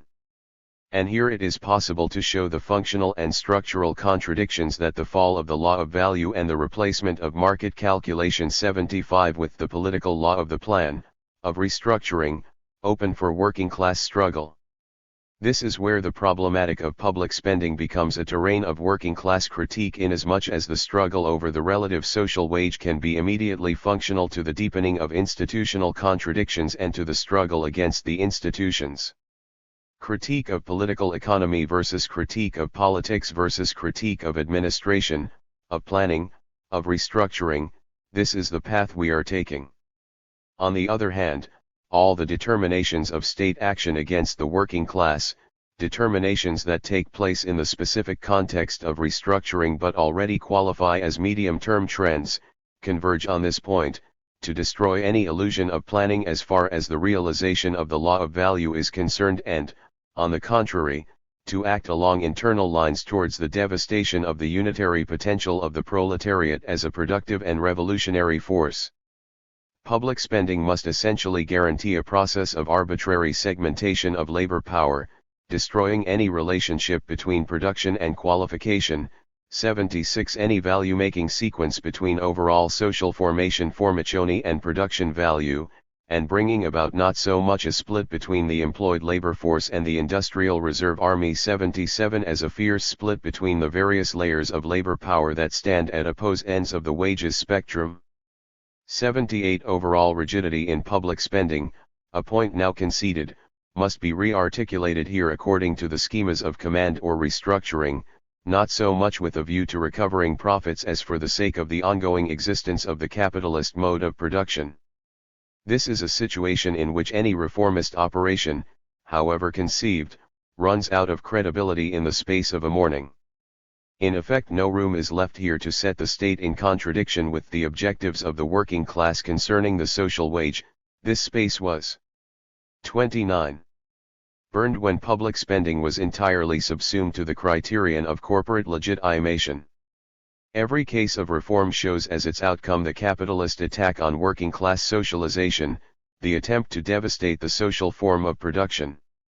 All the dysfunctions and disarticulations of the administration, in which reformist action gets more and more dramatically mired, are defined not on an abstract, rational terrain but on a functional one, insofar as it is determined by specific structural needs, and these are exclusively determined in their turn by the relations fixed by the class struggle. 79 Administrative action is decisively irrational, since its rationality cannot reside in the social functioning of the law of value but simply in the practical power potenza of capitalist command. Here administrative rationality does not become terror, it is terror. Remove from capitalist society its only rationality, which is the one founded on the greed of exploitation, and you will have this baroque monster of provocation and devastation. Restructuring does not resolve the capitalist crisis, it accentuates it. The analysis of public spending shows this in the clearest form.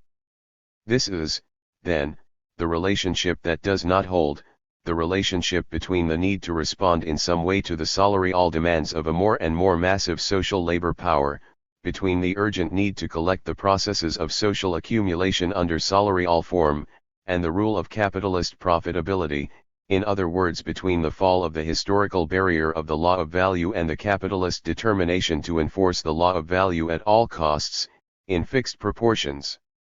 It is within this contradictory relationship that public spending is placed. It doesn't matter how shaky are the supports that reformism can offer. There are fewer and fewer possibilities of mediation between these two terms, between the emergence of a new mode of production, internalized to a new working class and proletarian composition, and the enforced permanence of the capitalist rule of command. The crisis of public spending should be privileged in our analysis because it presents together both the positive, workers, collectives, and the negative factors, the boss's command, of the general crisis. But it is clear that here the analysis of the crisis brings us back directly to the figure of the state, to the collapse of its dignity as a mediator of capitalist production. The Marxian paradox is realized in this case, too, the more the state resolves civil society and the power to command social production fully by itself, and the more this resolution looks dialectically uncertain, the more the working class demonstrates its real hegemony over society. The revolutionary project of communism lives this contradiction and this possibility. 7. The historic compromise, ideological decrepitude and repressive actuality. Insofar as it is an institutional movement, the labor movement appears today to be revisionist in ideology, reformist in project and technocratic in practice. Let us examine the effects of this situation point by point. The ideological revisionism of the institutional labor movement has a long history in Italy. In some respects this history sees itself as Gramscian. In fact, the concept of hegemony in and over civil society is strongly innovative in relation to Marxist, Leninist paradigms of the conception of the state. First and foremost, there is a space of ideological mediation for this concept, a space to be entrusted to the social power of the labor movement as the precondition of a revolutionary process that attacks the social forces of production, according to models of overall adhesion. All this has a dignity that revisionism, which affects the proposal, cannot negate, and it also corresponds to a given stage, the pre-fascist stage, in the development of the forces of production in Italy, and consequently reproposes itself as a response to the need for political anti-fascist action. So it is not the revisionism of the Gramscian proposal that renders the thematic of the institutional labor movement ideologically dangerous, rather it is the present-day use of formulas that are more or less Gramscian in origin. The proposal of hegemony requires a definition of civil society. But today civil society is dead. It has been subsumed to capitalist development and reshaped by the social unity of productive labor. In this situation, a hegemonic process is completely subordinated to the solid imperative of capital's social command on profit, a command that reorganizes civil society and causes it to exist only as a projection of the process of production and of the structures of power. Conceptions of alliances, policies maneuvered in the mixed economy, and ideological pressure on the middle classes, all unfold on the crumbling image of civil society, whereas the reality of class struggle shows instead continuity on the terrain of insubordination and a tendential unification of proletarian subjects in the struggle against the state. 31. On the other hand, what remains of the discourse concerning institutional relations and mediations, a discourse proposed by revisionism that is necessary and complementary to the discussion of tactics? What remains of the discourse concerning the continuity of the democratic struggle and of the struggle for socialism? And what remains of the predisposition of existing constitutional structures to support this continuity of struggle? The framework of relations, not only social but also institutional ones, has so much fallen apart in the crisis of the late capitalist state that the terrain of constitutional reality is necessarily transcended and overturned by the power of the bourgeoisie. The fundamental principles of democratic coexistence are selected with a view to consensus, and the problem of consensus is systematically resolved according to an anticipated tendency to certain types of behavior, be they authoritarian or terrorist. Today more than ever, the framework of legitimacy, the sources of authority, the very process of material validation of power are placed so much outside of the schema of democratic legitimation that, as Luxemburg predicted, radical democratic struggle, far from being a first stage, becomes the foundation of working class struggle. The fact is that socialism becomes impossible at the moment when the working class struggle causes a definitive crisis in the functioning of the law of value, not only in the sense that through its action it determines and strengthens the functioning of the tendential law of the falling rate of profit, but also in the sense, which goes even deeper, that it throws out of balance the very terms on which the law operated, removing that sense of a relationship between necessary labor and surplus value on which ultimately everything is based.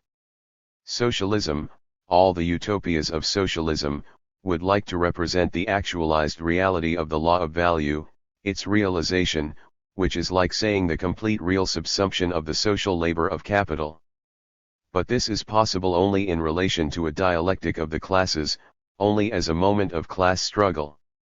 At this point all the variants of the socialist utopia, both objectivist, socialism as socialization of the means of production and as rationality of command, and subjectivist, a new way of doing production, cooperation, participation, co-management, and so on, sink into crisis, because the law of value is not realized except by splitting itself, by imposing, at a very high level, the new antagonism between capitalist labor and command, no matter how legitimate, and the totality of the social productive force of the proletariat. The decrepitude of the reformist model, linked as it is to the ideology of the planned realization of the law of value, becomes even more apparent at this point. One need only look again at the problematic of public spending, at how it sets itself in the perspective of reformism, and at the new antagonisms to which the reformist option will give space. Reformists see public spending as an expense, productive both directly and indirectly. They tend, rightly, to rationalize its management, to bend it to the rigidity of the schema of priorities, to guide development through it, and to influence its direction. But, as we have seen, beyond these formal criteria there is a contradiction between the form of social accumulation and the source, measure, proportion, of its legitimacy, a class contradiction that reveals the tendential unification of the social and productive subject and thereby the irrationality of the proposed criterion of corporate legitimation. Subjectivizing itself in terms of class, the contradiction becomes explosive. The pressure on public spending turns in fact into wage pressure, the political struggle of the working class for the relative wage and, especially and specifically in our times, against capitalist work, a working class allusion to the newly emerged force of production, which wants to be paid in this capacity. In this tangle of contradictions, the attempt to rationalize public spending becomes immediately repressive. Such rationalization necessarily has to follow corporate parameters and to explicate the corporate figure of the state. It becomes repressive not so much because it uses for this purpose the tools of the repressive power of the state and of all its multiplying separate bodies corpi separati, but because it uses them within the intensity of an unresolvable structural contradiction. If socialism is impossible, then reformism is all the more so. Any reformist action is immediately repressive. 81 Here it begins to be apparent that the revisionism and the reformism of the official labor movement are subject not only to the repercussions of the decrepitude of the conception of class relations that underlies them. The unreasonable nature of their project fuels an unreasonable will, which is intent on the realization of the old design no matter the cost.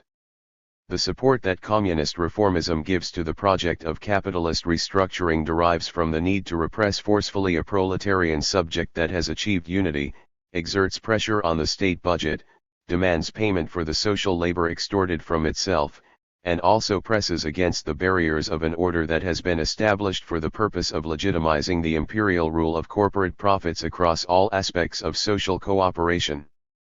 Actively repressing the proletarian front, restructuring the social subject of production, segmenting the markets of labor power, guaranteeing mobility processes that destroy working class power and achieving a terroristic marginalization of entire social strata, these 33 operations become both the foundation and the content of reformism, in Italy as in all capitalist countries under social democratic management. Here is the content of the first phase of reformism, which perpetuates itself everywhere as the base of the determination to repropose an impossible socialism. The decrepitude of the ideological project is here totally indistinguishable from the repressive actuality of the action of reformism. Hence we get those operations of class division, especially in the sector of productive intelligence, which, by socializing and tertiarizing itself, has begun to represent the true connective tissue and the central nervous system of the processes of social accumulation of capital, as we have seen. For capitalists, it is fundamental to deny and conceal especially the class nature of these new roles and sectors, to mystify their functions by falling back on the old trope of the middle classes. Fundamental, but not painless, because these directly social functions of the force of production perceive themselves to be less and less socially legitimate, rather they feel more and more strongly how the authoritarian legitimation of their role is imposed on them. The proposal, which is imposed on them, is that they be the bearers trigger of the bureaucratic and terroristic mediation of a socialism with an authoritarian face, of a productive rationality that reproduces the dead logic of corporations, mystifies the social density of the process of accumulation, and negates the very nature of productive work, subjecting it to the parameters of command, of a subordinated and subordinating function. The roles of state administration are increasingly caught up in this contradiction, which they themselves create, all the more so as in this situation the crisis of reformism must be contained. The technocratic figure that is increasingly attributed to these roles is, subjectively, in crisis the more the functionality of their rationalizing action appears to be directly terroristic. In Italy, the historic compromise represents entirely a figure of the advanced form of the social democratic state for the management of the capitalist crisis. The entry, of undoubted historical importance, of Italian communism, and probably of all the communist parties of the Latin Mediterranean area, into the power block of European social democracy changes all the political terms of the class struggle. As for the figure of the state, we have begun to see the sense in which it is increasingly defined by the urgencies of command. The point of intersection between the development of reformism and the structure of the state has probably been reached already. From now on, the class point of view must retain this new political synthesis. Here is finally the enemy to be fought, and over a long period. 8. An old tactic for a new strategy. Let us return to public spending. Why did I choose this topos to demarcate a terrain for general discussion?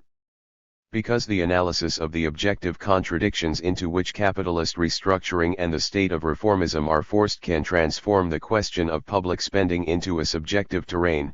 Potentially it is the terrain of the wage struggle, with all the political implications that, in true Luxembourg spirit, should be attributed to the struggle over the relative wage. Public spending amounts to being on the one hand a social production terrain and on the other a social wage terrain. In short, it is an aspect, always more relevant, of the self-expression of social capital in its internal dialectic. This means that dealing with public spending is equivalent to raising the problem of working-class antagonism in the relationship between society and the state. It indicates a form of capitalist subsumption of labor and at the same time the fabric on which the antagonism can subjectively be determined. It is therefore not enough to highlight, as does Alfred Sohnrethel, and very well, too, in a recent essay 82, the opposition that opens up now, in the society of mature capitalism, between the accomplished structure of the relations of domination for exploitation and the working class society that creates, continuously and completely, the totality of social wealth, or between a formed economy lateconomia formata and an economy in formation lateconomia formans. Nor is it enough to highlight the enormous progress of social industriousness laborosita, directly and indirectly productive, and to set it against the process of social accumulation, which lies firmly in capitalist hands. Marx had already seen all this, and with great lucidity. These are pages, comments Rostalski in speaking of what he takes from the Grundrisse on this point, that, albeit written more than a century ago, can only be read with bated breath, because they contain one of the most daring visions of the human mind. 83. The end of the material barrier of the law of value, automation of the force of production, and the liberation of invention power. Marx sees, describes, and projects on all this, as a direct and material precondition for the building of communism. But this is not enough, here subjectivity is, must be, cannot but be the keystone of the process. Within the possibility of communism. 35. There is an enormous set of needs and desires that begin to liberate themselves. We, individually, can have only rough prefigurations, adds Marx 84, the only prefiguration that we can operate collectively is given through struggle. Taking on a terrain of struggle is not to exhaust the totality, it cannot be that, nor can it allude to a significative set of realized needs. Assuming the struggle is, in the first place, to assume the negativity of the need for destruction. The wage is a terrain of struggle that, reproposed at this level, can in principle explode the entire potential of needs, the Saint Barbara of desires. And then, only at this point, quantity passes into quality, in Marxian jargon, and innovation, project, and an eager desire are unleashed. Our task cannot be to prophesy the future, it is to identify the contradiction on which the future is being realized, in a dimension and with an intensity that no individual can master, but that the masses know how to produce. Thus the slogan social wage against the state is not a strategy but the practical identification of a terrain of struggle. Such identification starts from the determination of the contradictions that reformism and power cannot resolve and is carried out in the theoretical certainty that today any open and conscious class struggle is immediately and necessarily a struggle for communism. In the field of public spending, the old tactic of struggle over the relative wage opens the proposal that the strategy of communism needs. Today any mass space built through struggle can be only a breach from which arises the mass of desires that are contained and repressed by the social mode of production for capitalist accumulation. We can see in everyday life how many and how intense these desires are, and how impatient and communicative their force of expression is. All this is due to the very form of capitalist production, to the socialization of exploitation, to the heaviness and totality of the process of capitalist irrationalization of social relationships, but it is also due to resistance and awareness of the complexity of exploitation, both of which are now present among the great mass of workers. The wage is the category with the help of which capital collects and mystifies, in basic form, the complex of political and social, historical, and human expectations of the proletariat. Today capital has been forced to collect the wage, or a large part of it, in the form of public spending, and this is the first place where contradictions can explode, social wage against the state. A number of elements show that contradictions are already exploding, in a new form. Resistance to the expropriation of the surplus value of social production is no longer exercised in the simple old forms of trade union defense, directly implanted in large factories. It finds new forms of propaganda and attack by immediately tackling the social levels of accumulation. The forms of the struggle for self-reduction are first and foremost an expansion of the working class wage struggle. But not only that. Gradually, as class consciousness grows, awareness of the new terrain of struggle grows too, at the general social level. The working class reappropriation of working time and time of freedom, which has always developed in factories, takes place today within the struggle for social reappropriation, for the social wage. Self-reduction is the latest, highest form of the struggle of the mass worker and the first figure in which the social reappropriation of wealth takes place in the name of the new proletarian subject of the class struggle, negation and sublimation of the mass worker. The transitions from the dialectic of class composition are given here in a subjective form. Resistance, self-reduction, appropriation, these forms of struggle follow the same path as the transformation of class composition. The terrain is, without doubt or hesitation, that of the social wage. The political will is to exacerbate the contradictions that capitalist leadership is experiencing on that terrain. The forms of struggle progress in succession, the second struggle transforms the limits of the first into points of attack, and the third does the same to the second. Within these qualitative transitions the composition of the proletariat is transformed into reality and expands as political consciousness and will. Wealth becomes palpable, Class consciousness turns its engine into an objective of its own, and with this solves the bad features of a dialectic that otherwise is always unfinished and inconclusive. Mediation and immediateness get closer to each other when the material terrain of the mediations of consciousness is expressed in the direct recuperation of wealth and power.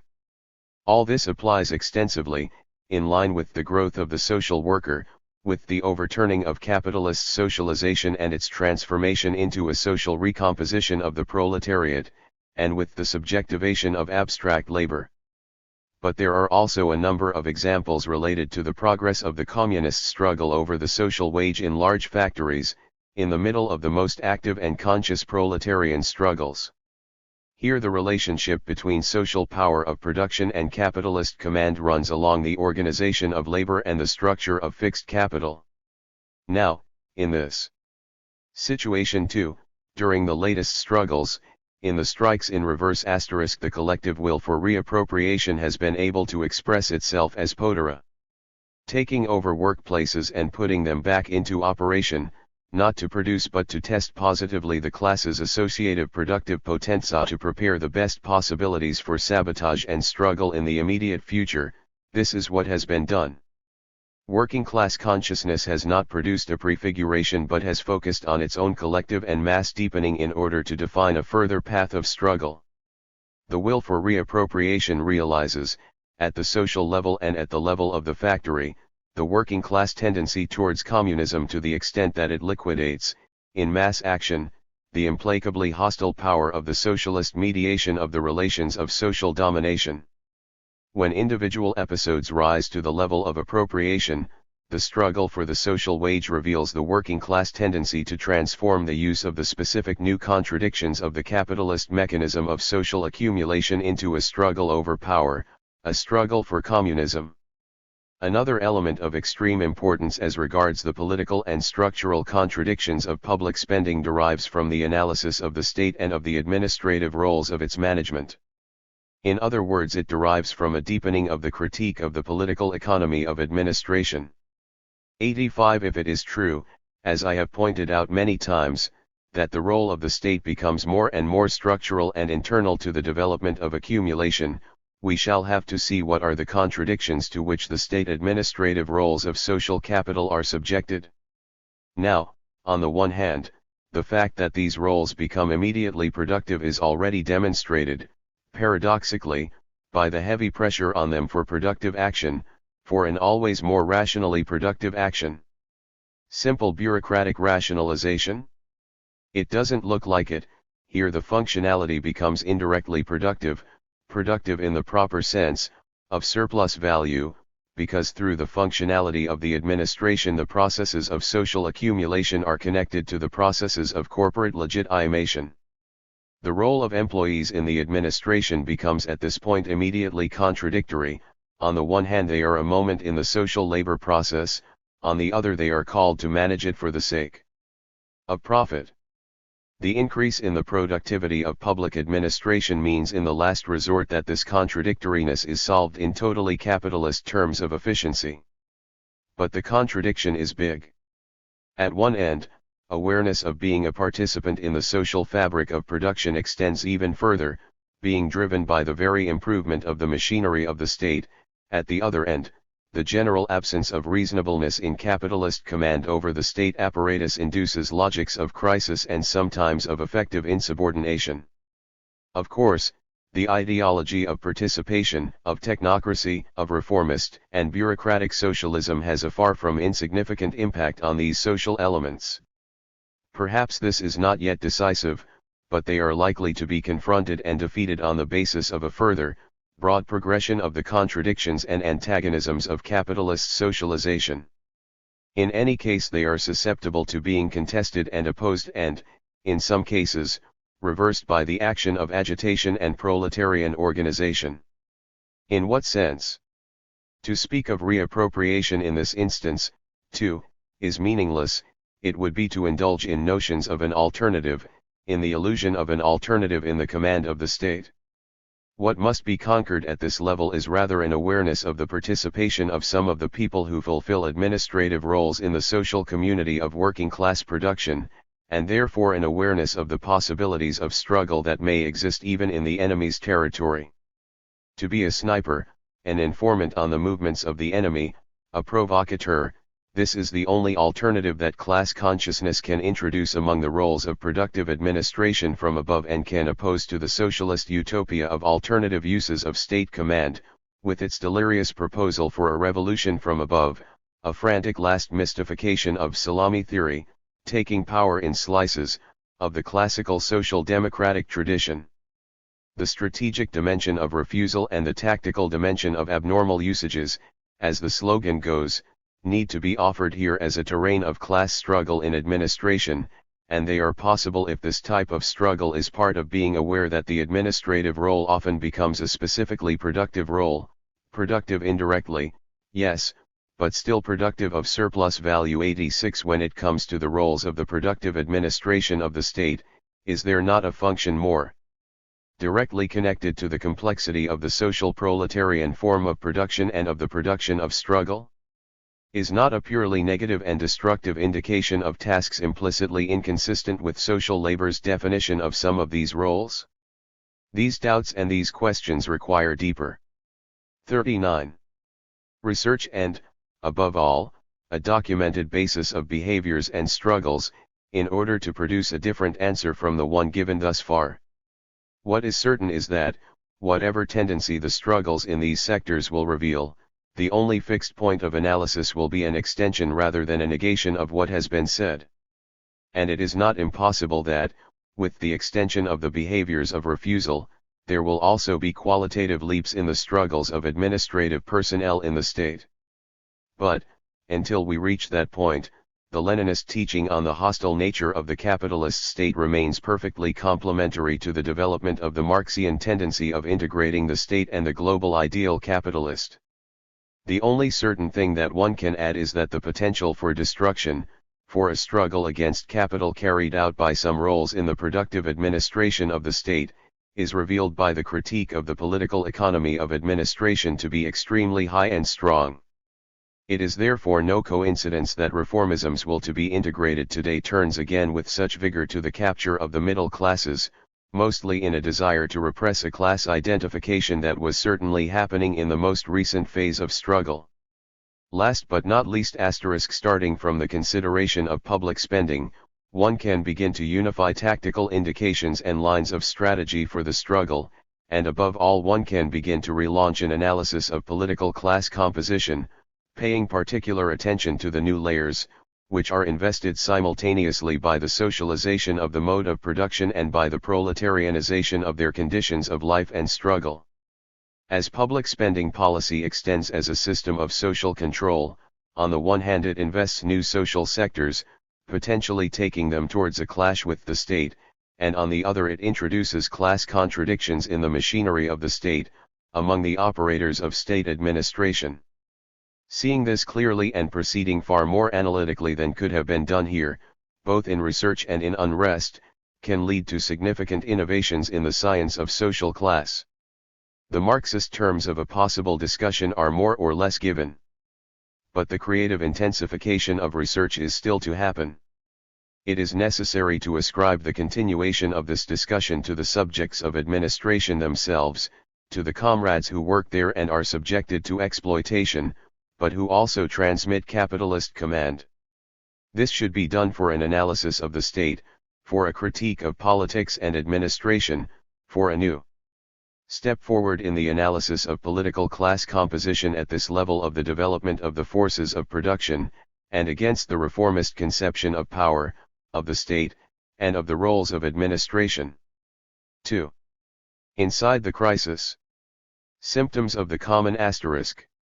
In a philosophical debate a while ago I had occasion to comment on an observation made by Hannah Arendt: the treasure of the freedom of action is impossible to transmit in a world that does not attribute meaning to acting in public. Now, while I was preparing the present article, this observation sprang to my mind as an opportunity for discussion.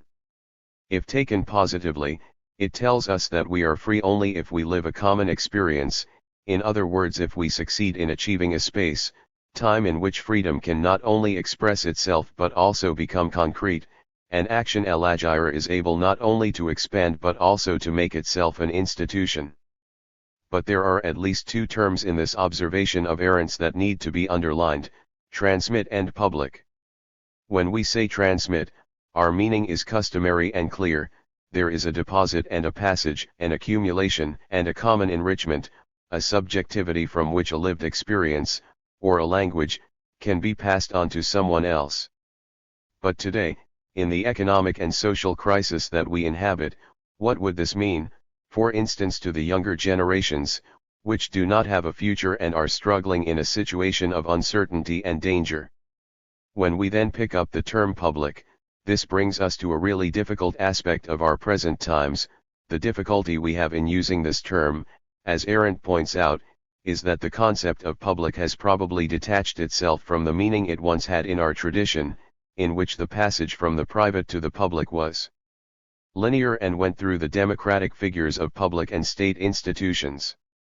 Behind that term stood the idea of a centralized political representation of popular interests. On the one hand there was the freedom of private individuals and the freedom of the markets; on the other, there was the popular solidity of the values of equality and freedom and the guarantee given these values by great public institutions, precisely public, and by the state. But perhaps there is something else behind the difficulties that Arendt indicates, something that today is no longer unspoken. By the public she means more than what is legally and institutionally public, namely the fact of being together, of producing together, of building together, in short, what we now no longer call the public but the common. This difference is not simply one of meaning, it also probably has an ontological relevance.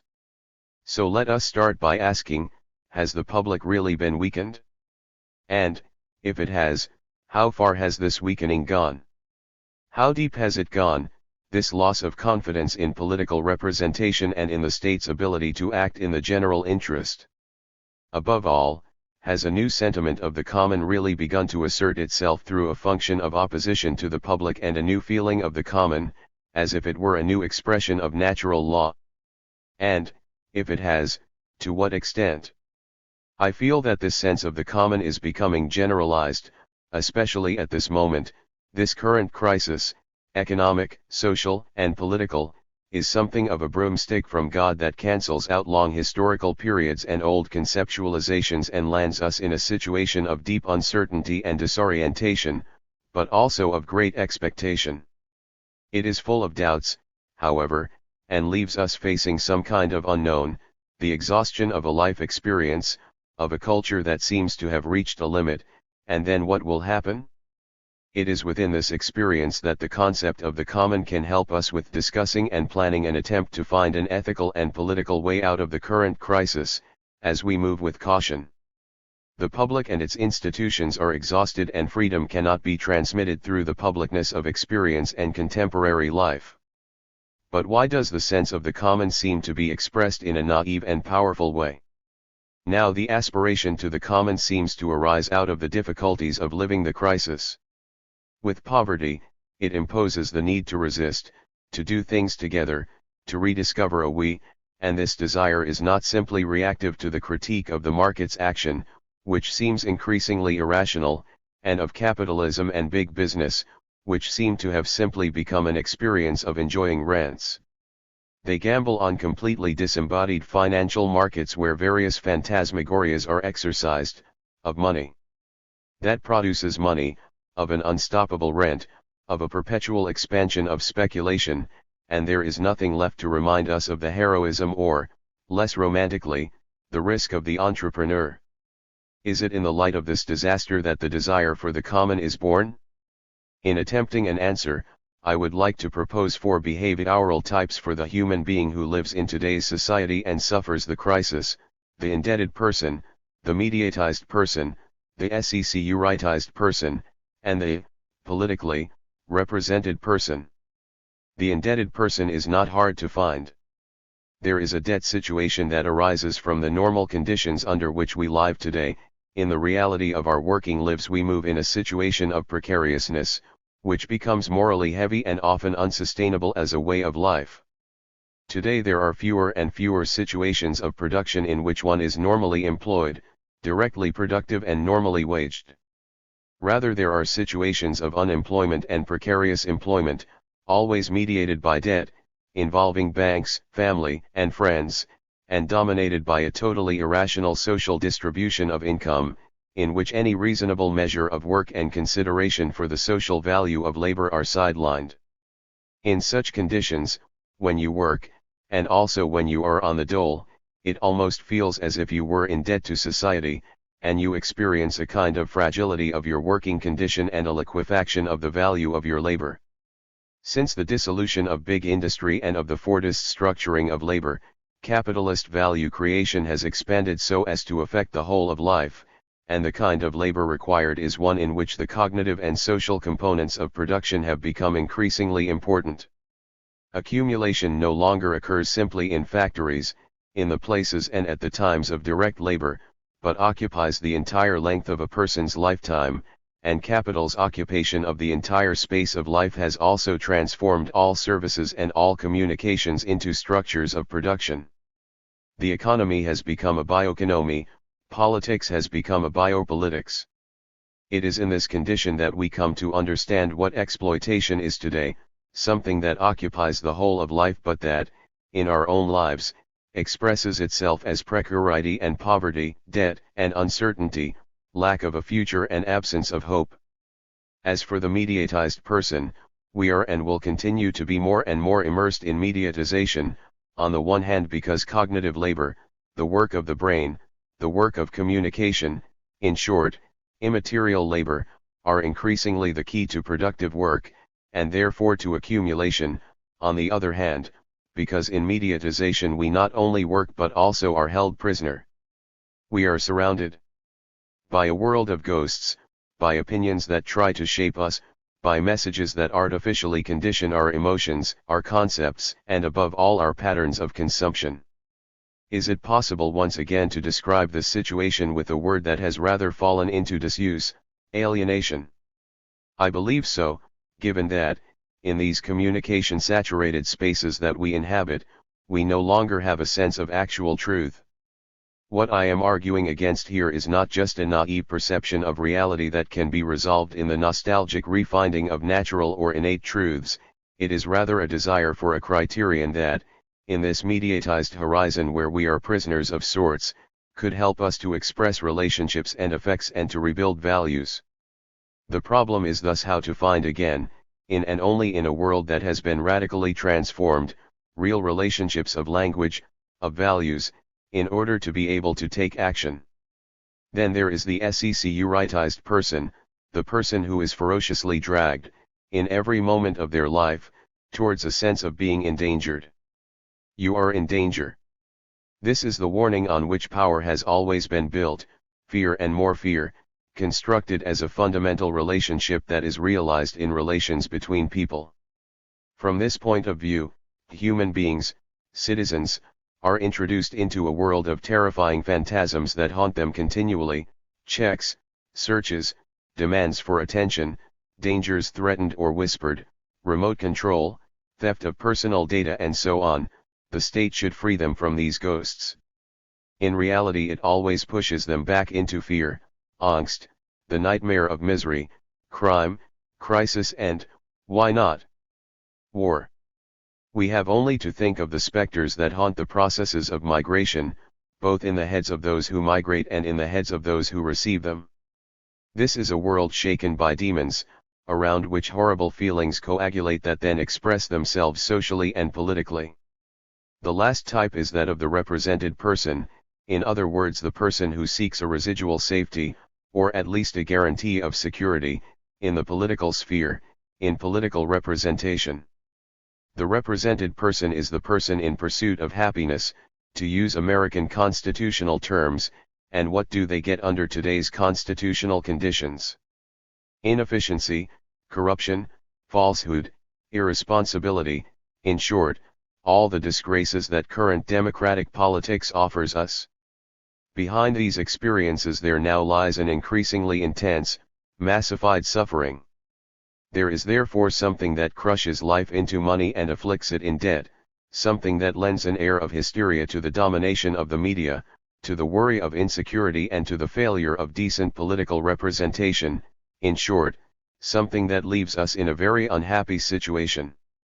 Yet at this point, from which there is no escape, we have to ask once again, how can one be free? Perhaps it would be worth analyzing the four situations that I have described, to ask whether in them, beyond the negativity that characterizes them, there are not powers potent that can allow us better to understand the kind of resistance that is necessary, and therefore to approach the question raised at the outset, what is this desire for the common that emerges today in the crisis? Debt and the dominance of financial structures, what are they in fact? They are in the first place a recognition that working life or productive life has never been as cooperative as it is today. We depend on one another in an absolutely profound way. What capital calls debt is in fact our mutual dependence in cooperation. Today production no longer develops through command, but through cooperation. Cognitive labor has become hegemonic in the process of value creation. But what is cognitive labor? It is a putting together of singularities in labor. Certainly this is a model, often fraught with perverse or pathological repercussions, but it is very true that, when we examine the current organization of labor, we can recognize that there is less and less need for capitalist command to organize them. It is the workers, in their cognitive productivity, who organize their work among them, autonomously. This is a fine trend and it is real and actual. It is as a result of this trend that society has become more productive. A reflection is required at this point. This is not to say that exploitation has disappeared, neither has it become any less horrible. What has changed is the powers to resist and the hope for liberation. In a productive society in which every use value has become an exchange value, in which the boss's domination reaches into every corner of life, in which it is the financial measure, defined by an anonymous power, that establishes the general relationship with the mass of labor that is captured by society, in such a society the rebellion can become stronger, building on awareness that from now on people produce not only if they are organized by the boss, they can also produce cooperatively. Organizing themselves autonomously. At the very moment in which it makes you unhappy, debt also reveals that today's production is done in an eminently cooperative way. This is how even the fear that holds you subjected can be overcome, through the trust that we have in others and in the forms of life that we organize and in which we take militant action to defend ourselves from the bad things that are heaped upon us. We know that the attacks we suffer, the immiseration that precarity and unemployment impose, are capable of being resisted, because it is we who are the strength of life, its quality and its productivity. We, too, are the strength of the common we build. Education and the processes of construction of common forms of life and production can give us the guarantee of a society in which people do not have to live in fear of one another. This lived affirmation of the common goes alongside a transformative activity that requires that private property and its public guarantee be removed and that the common and its use become a fundamental right of citizens. Here enormous constitutional problems arise, because in modern constitutions the common does not exist, there is just the private, and the public that protects it. We therefore have to begin to think that in a constitution of the common the concept of property is no longer something that invests and forms institutions, but something subordinate to the purposes of common use and management of production and wealth. The common means overcoming poverty and misery. It is a reaction to the conditions of exploitation and alienation that now condition not only the weakest parts of society but the whole of life, subsumed as it is under the domination of capital. Common means an ability to express wealth through free cooperation. This is the common. Today the exercise of a constituent power that renews society and the state and inaugurates the common is the only way in which the problems of freedom can be addressed. The imagining of a new society, founded no longer on a freedom that is subjected to private property but on a freedom that consists in the ability to establish a common relationship between singularity and multitude. But let us return rather to that being out of joint asterisk, labor in our society. It is the transformation of labor that has put life in crisis and that therefore requires a renewal of the form of work and life. This all started with the 1970s. During the crisis of that decade, the technical composition of labor underwent deep changes. As I have already stated, capital extended the valorization processes to the whole society. In so doing, it pushed forward a slow but continuous transformation of material labor into immaterial labor. It also developed the conditions for cognitive labor to become hegemonic within the processes of production. Second, it brought the biopolitical fabric of society into production. To accomplish this, it developed exploitation by outsourcing work from the factory, by making it precarious, by collecting the benefits of its social diffusion and by capturing its cooperative nature. These two processes, the cognitivization and the socialization of labor, make the great transition that we have definitively witnessed of late. Here what is required by capital as an essential basis for valorization is the very production of workers' subjectivity. I need hardly point out how radically the temporalities, the temporal standards of labor have been transformed by these changes. If the whole life is put to work, then temporality is no longer a measure but the liquid envelope in which workers produce. So at this point financialization ends up as the only horizon for capturing and measuring social labor in this new mode of production. Inasmuch as finance, and only it, constructs and imposes the measure of social labor, and inasmuch as it invests life and forms of life and configures them within the measure of money, it is clear that profit and wages are now given in the form of rent or debt. And it is also clear, for those who wish to see, that, by operating in this way, finance invades the sphere of public regulation of society more than ever before in the history of capitalism. The result is a progressive private patrimonialization of the public domain, as well as of the domain of regulation. The welfare state is privatized and sovereignty is patrimonialized, to such an extent that the life of citizens is put totally into production. This is the point of the ultimate paradox, at which the structures of welfare, school, health, demographic reproduction, and so on, and social cooperation, communication, culture, transport, and so on, become a terrain for accumulation and for the value creation of capital. But at this point resistance arises, too. We have already seen this in part. Now let us look at it again, not only in its genealogy but also in the dispositives that it produces. We know that capital, like any political institution, because capital is a political institution, as Marx established, taking over the concept of power developed by Machiavelli and Spinoza, and as Foucault later reiterated, is a relationship. As a power, it is the outcome of an action on the action of another, of a command that encounters resistance, of the action of fixed capital against the working class and the proletariat. Therefore, if every action produces a reaction and if in socialized capitalism capital presents itself as biopower, then proletarian resist.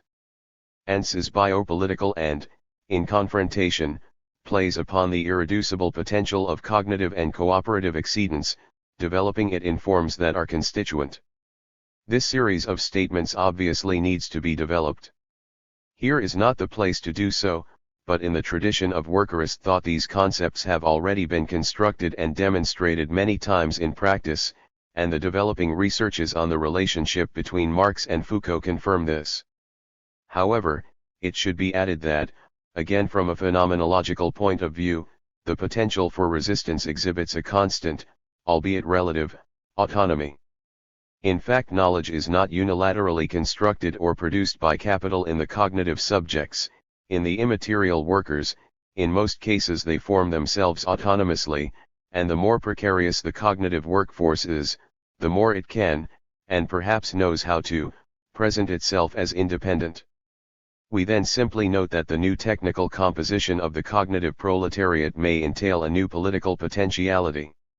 It is not certain that this will happen, but if it does, the break that the cognitive workforce determines merely by not being built in rarity, in scarcity, in the necessity of capitalist command, as happened in the factory society, but by forming itself autonomously, in autonomy, with an exceedance of power, as intelligence always is, up to the creation of independent structures, could bring about the definitive splitting of the one, of capitalist power. In this case, the drive towards plurality would be given in an irresistible way, in the face of a capitalism, now revealed as biopower, which tends systematically to constitute itself as oneness unita. It is in this perspective that the movements of 2011 expressed new political modalities in the face of the problems raised by the crisis. I therefore want to develop some further considerations on them, to conclude this phenomenology of living in the crisis. Let's start again from the alienation of the represented person. Represented persons are deprived of the possibility of expressing themselves politically, that is, of expressing their will and knowledge of the social relationship, of directing it towards happiness.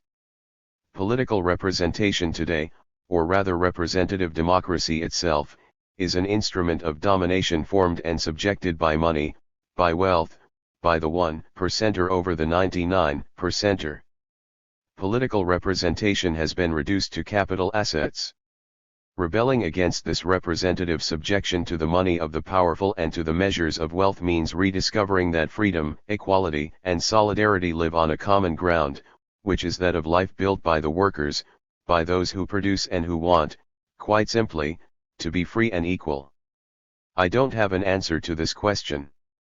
But let us proceed on the basis of the experiences that are beginning to embody, and to give shape and language to, new figures of radical democracy.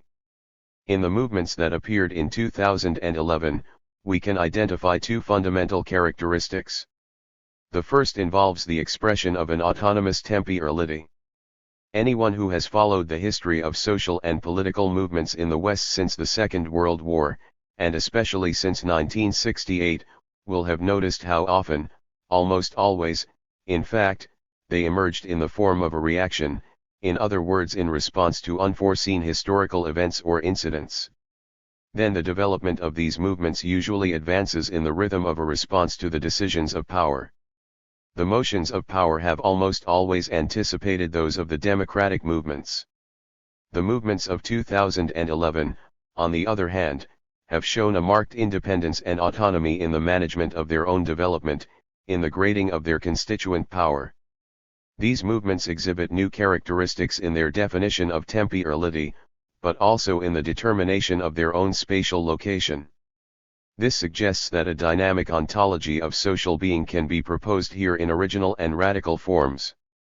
For example, when one examines the long and expansive temporality of the Arab Spring, it might seem that a conception of time is surreptitiously introduced that is different from the insurrectional acceleration of events that normally defines the beginning of any struggle. But this is not the case. The decision process in open, horizontal assemblies, a process that has characterized all the camps of 2011, is also very slow. What is interesting and new in these struggles is not their speed or slowness, but rather the political autonomy with which they manage their own temporality. This marks a huge difference from the rigid or hysterical rhythms of the alter global movements, which were following the meetings of government summits at the beginning of the century. On the contrary, in the 2011 cycle of struggles, speed, slowness, deep intensity and superficial accelerations are combined and mixed. At each moment, time is snatched from the programming imposed by external pressures and by the timings of elections, and rather establishes its own calendar and rhythms of development. This notion of autonomous temporality helps us to clarify why we see these movements as presenting alternatives. In fact, an alternative is not an action, a proposal, or a discourse simply opposite to the program of power, but rather a new dispositif, rooted in an asymmetrical point of view. This point of view lies elsewhere. Its autonomy renders coherent the rhythms of its own temporality, and in this perspective it produces new subjectivity, struggles and constituent principles. And here we have the second characteristic of these constituent movements. The temporal determinations of a constituent action fluctuate between latency and rapidity in relation to other factors as well. The most important thing is how contagious, or rather epidemic, each constituent action can be. Asking for freedom in the face of a dictatorial power, for example, introduces and spreads the idea of an equal distribution of wealth, as happened in Tunisia and Egypt, Placing the desire for democracy against the traditional structures of political representation also raises the need for participation in transparency, as in Spain. Protesting against the inequalities created by financial control also leads to the demand for a democratic organization of the common and for free access to it, as in the United States, and so on. The defense of a park in Istanbul becomes a struggle against the clericalism of thought and power throughout Turkey. The protest against rising transport prices in São Paulo becomes a protest throughout Brazil against the watering down of the Lulist anti-poverty revolution and against the exclusion of a recently emancipated multitude. Temporalities are fast or slow, according to the viral intensity of communicating ideas and desires that, in every case, establish singular syntheses. There is obviously no autonomy of the political in the Schmittian sense here. The constituent decisions of the protest camps are formed through complex constructions and negotiations of knowledge. There is no leader or central committee that decides. Method becomes essential, as does the programmatic discourse. The Spanish indignados and the occupiers of Wall Street combine in their discourse and action the critique of representative political forms and a protest against social inequality and domination by finance. The struggles of 2011 took place in markedly different places, and their protagonists lead very different kinds of lives. Why, then, do we consider these struggles to be part of the same cycle? First, it is obvious that they face the same enemy, characterized by its power in matters of debt, the media, security regimes, and a corrupt system of political representation. The first point to emphasize is that practices, strategies, and objectives have been able to connect and combine various plural struggles into a singular project, to create a common ground, albeit with differences. The glue that holds it all together can initially be linguistic, cooperative, and network-based, but this common language soon spreads through horizontal decision-making processes. The process requires temporal autonomy. This often begins with small communities or neighborhood groups. In Tel Aviv, the Israeli indignados reproduced the spirit and political form of the kibbutz tradition. Such movements have tried to find support and inspiration in federalist models. Small groups and communities connect with one another and create common projects without abandoning their differences. Federalism thus constitutes an engine for recomposition. Of course, very few elements of the theory of the state and federalist sovereignty are to be found here, rather there is the residue of the passions and intelligence of a federal logic of association. It is no coincidence, on the other hand, that many of the weapons developed against these movements are animated by the project of breaking the connections of these federalist logics. Religious extremism often serves to divide movements in the Arab countries. Vengeful and racist forms of repression have been used to divide insurgents in Britain, and in North America, Spain, and elsewhere in Europe police provocations aim to push nonviolent protests into violence as a way of creating divisions. Here, through these movements, politics is conquering a pluralistic ontology. A true pluralism of struggles emerges from different traditions and expresses different objectives, which combine in a federative and cooperative logic to create a model of constituent democracy.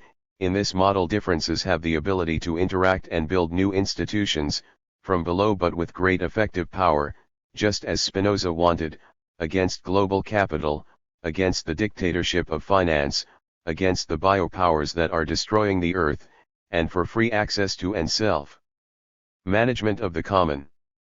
At the next stage, these movements will not only live new human relationships but also participate from below in the construction of new institutions. While up until now we have built the politics of plurality, from now on we will have to set in motion the ontological machine of plurality itself. A plural ontology of politics has been set in motion, from 2011 until today, through the encounter and recomposition of militant subjectivities. For me, this is what it means to live the crisis, to discover, within it, a new conatus and a new cupiditas of happiness. Part 2. The Fundamentals. 3. In Search of Commonwealth. Asterisk. 1. Many problems remained open after empire and multitude. There is no point in restating them here, just as it had been useless to try to close them. Rather, it was a question of starting over again, on the basis of the concepts that had been established, in order to go deeper into the question, what is politics today? What is subversive politics? What sharing partage of the social does it envisage? How can capital be fought today? The unsolved problems can be faced with new strength, but only if we press forward, of this I am convinced.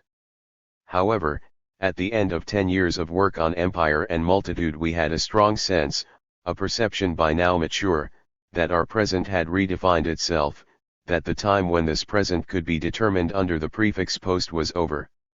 We had definitely lived through a transition, so, now, what were the symptoms of its end?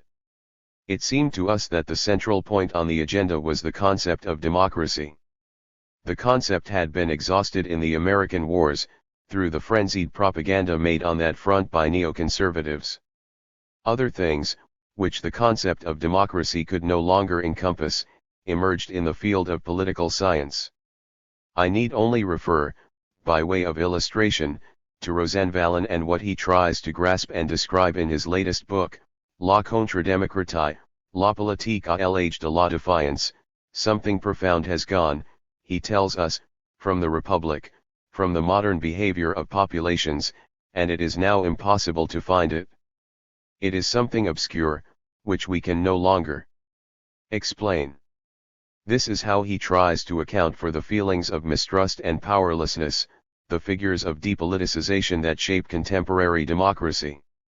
And he adds, reluctantly, one feels, that political democracy has become a sign behind which a mixed regime has now been consolidated that had to include a counter-democracy, a democracy of exception. This attempt, in political science, to effect a synthesis on such an uncertain reality is repeated in economic science. There the effort is to reinvent, not a measure of development, long unavailable after the crisis of the classical law of labor value, but a new effective convention, since it is now recognized that the libertarian convention and the Fordist, Keynesian, or welfare state convention are in crisis. For example, we often hear of an energy convention, but nobody really knows what that means, except that, when it also includes nuclear power, as is often said, it is opposed to the ecological convention, and consequently perhaps also to the democratic convention. Al Gore seems to have asked this question. Finally, the attempt at reflection in international politics, along with the search for a global political science, involves reinterpreting the global dimension of power multilaterally today, when American unilateralism, that is, what remained of the old imperialism, having been defeated, is in profound crisis. Note how the criticisms that had been leveled at us, of not recognizing the continuity of imperialism in the global action of the American government, are now demystified. In fact, after the crisis of unilateralism, we still remain within a global order. Its effects, exhaustion of the nation-state, dissolution of international law, multilateral governance * of a single global market, begin to be admitted inasmuch as historical actors are forced to act within this new reality, which previously they hypocritically denied. The recognition of the new order is therefore practical rather than theoretical, but nonetheless effective. So we have passed through a long period of ambiguity and paradoxes. The postmodern was a culture of transition and represented, in the figures of randomness and uncertainty, alternatives of an unsolvable complexity, internal to this period of transition. Today the transition has been completed. There has been a definitive break, and it is one that has paradoxical consequences. For example, within the perceived aleatory nature of history and the supposed complexity of its systems, the ideologies of the right and the left, far from disappearing, have superimposed themselves on one another and are now mixed and confused. The neutralization of the political has come about through the most diverse positions rush towards an extreme center. A real extremism of the center appeared in this way. In each experience and place of democracy, an attempt is made to consolidate a post-ideological point, a neutral center, in order to get out of the chaos. Can one perhaps say that, Just as the Baroque thermometer and the Counter-Reformation invented sovereignty at the end of the Renaissance Revolution, between Machiavelli and Bodin, so today we are trying to invent something new, useful, and matched to the new exigencies. But what is that something? To begin to orient ourselves, to try to find a sure way between these uncertainties, these caesuras, and these questions, let us say that we start from the contemporary, pure, and simple. The crisis has run its course. It is impossible to go back. We have to begin to move within the determinations of the new era, but without ever losing sight of the episode of the transition. To what is it that the objective determination of the new historical condition rests on, through, and after the crisis of the modern order? What follows is a first attempt at analysis. From the point of view of state critique, the point is that the sovereign synthesis is in crisis. That the crisis is definitive is shown by the process of becoming precarious, or, better, by the deficit in the deductive mechanism of the law, as defined in judicial modernity, in 19th-century constitutionalism, and in the theories of the state of right Stato di diritto or rule of law *, both in their hard continental version and in their Atlantic jurisprudential version. These sovereign practices are no longer able to construct and guarantee the government of the concrete. Legitimacy and effectiveness of the law are now at a distance from each other. The Weberian model that considers sovereignty or legitimacy from a rational, functional point of view has run its course. The hypermodern attempt to restore instrumental logics to the government of the concrete is also incapable of arriving at sensible conclusions. The fact is that the government of the concrete has ceased to be what it was for modern constitutionalism and administrative action. The concrete is not the individual endpoint of a juridical decision, but a substantial and living network, biopolitical, we might say, and acting on it means gathering its activity. At one time the juridical act imposed itself on the real, now the juridical act confronts biopolitical reality, collides with it, and reshapes itself through contact with it. In the view of the most watchful constitutionalists and administrators, for example the likes of Luhmann and Tübner, and also according to jurists who operate in the more open fields of labor and business law, domestic and international alike, juridical action will no longer have the capacity to be deployed deductively.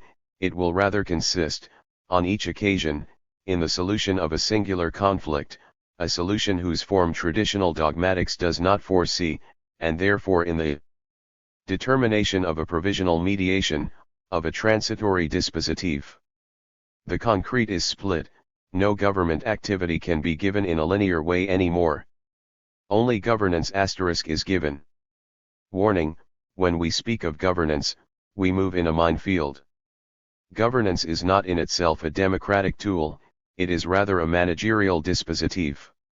What opens this machine to democracy is use matched to democratic interests, and thus a democratic exercise of force that effectively opposes another exercise of force, possibly oriented non-democratically. The importance of this instrument and its possible democratic opening derive not from nature, but from the socio-political consistency of the actors. At this point, the constitutionalists sometimes go as far as to introduce the concept of a constitutionalism without a state, in other words the practice of a permanent and continuous redefinition of subjective right, of the rights of the parties, and in general of the conventions of agreement. But, if one is less optimistic, it is now necessary to recognize that the old conception of law and the new biopolitical consistency of reality are at odds. Every solution leads back to biopower, but this is without measure, and is therefore capable only of exception, and then the biopolitical instances arise and propose alternatives to great effect. The one has divided into two. Here is a good first paradigm of contemporaneity. To say this is not to say no to the multiple. The paradigm implies only an ability, and perhaps strength, to question whether another horizon might now be forming through every terrain of jurisprudential plurality and constitutional articulations, a horizon in which new constituent powers poteri constituenti are expressed, and hence a terrain on which the classic definition of constituent power as an original, extrajuridical power is abandoned in favor of a juridical conception of constituent power as a potenza internal to the legal system and indefinitely whole. This is a central point in our book Commonwealth, when it comes to defining political contemporaneity.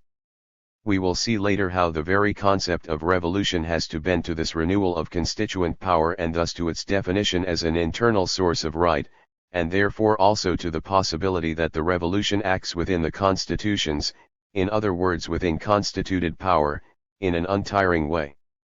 On the other hand, here one can say that temporality comes to be reinserted centrally into the definition of right. 3. Now we need to deepen the objective determination of the new contemporary condition, opening, so to speak, its second movement. So far we have followed the transition from a political, institutional point of view, crisis of sovereignty, governance, redefinition of constituent power. Now we have to raise the problem from the point of view of labor, of its organization, of the power relations that traverse it. Who is it that produces? In today's world, it is the machine of the multitude. Production is social. The hegemonic form of productive labor is cognitive labor. We have definitively arrived at a new sequence: living labor, cognitive labor, cooperative production, i.e. social cooperation, biopolitical fabric of production, and so on and so forth. The relationship between the technical composition, TC, and the political composition, PC, of labor power has been extraordinarily transformed and complicated. At one time the TC represented the potential, often only virtual, sometimes real, of a matching PC. Now, in today's world, in the regime of cognitive labor, virtuality and potentiality are mutually implicated in the relationship and constitute its nature and dynamics. Rather than corresponding to each other and creating isomorphisms, TC and PC hybridize, crossbreed. There was a certain dialectic, for example in the workers' narratives of the historical relationship between class, on the side of TC, and party, on the side of PC, that took place during the class struggle, with its periodical ups and downs and especially its cyclical dimensions. Now, in the current biopolitical condition, this dialectic no longer exists, or exists much less.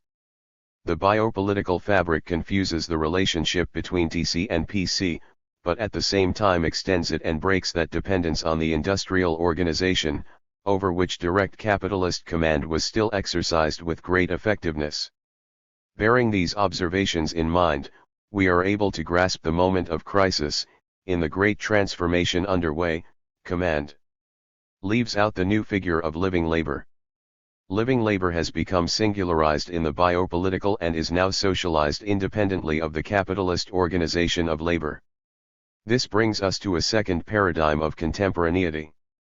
At the very moment when capital, qua biopower, subsumes society entirely, the process of integrating labor power into capital is fully revealed and the disjunction between labor power and capital is radicalized.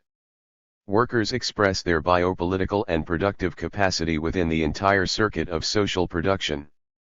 Here the bodies become socially active and the soul materializes in productive labor.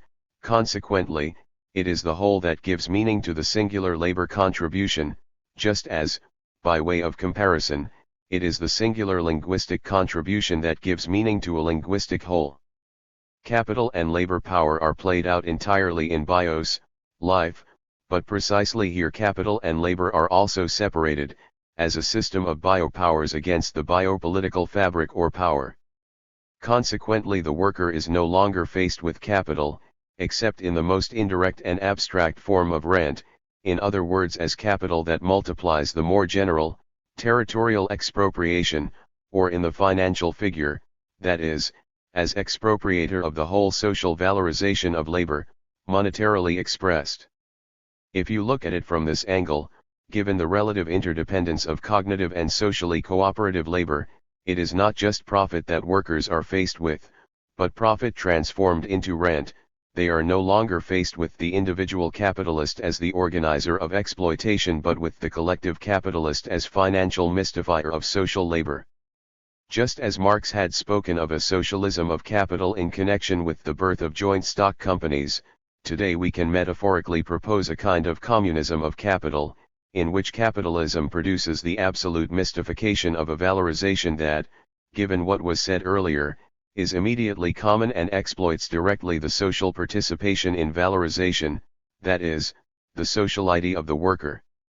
We can add a further question: does this happen in a parasitic way? Perhaps. It is certain that, if capital exploits and mystifies the commonwealth, it ceases organizing its production process. Capital continues to present itself as power and, since production is immersed in life, as biopower. Exploitation therefore passes today through the social organization of biopowers. Whether this organization is parasitic or not makes little difference. But to this reflection on the autonomy of the productive subject we must add, and this is what we do in Commonwealth, other reflections, on the autonomy of the resistant subject. I want briefly to introduce here another argument that has been developed in part, but not sufficiently.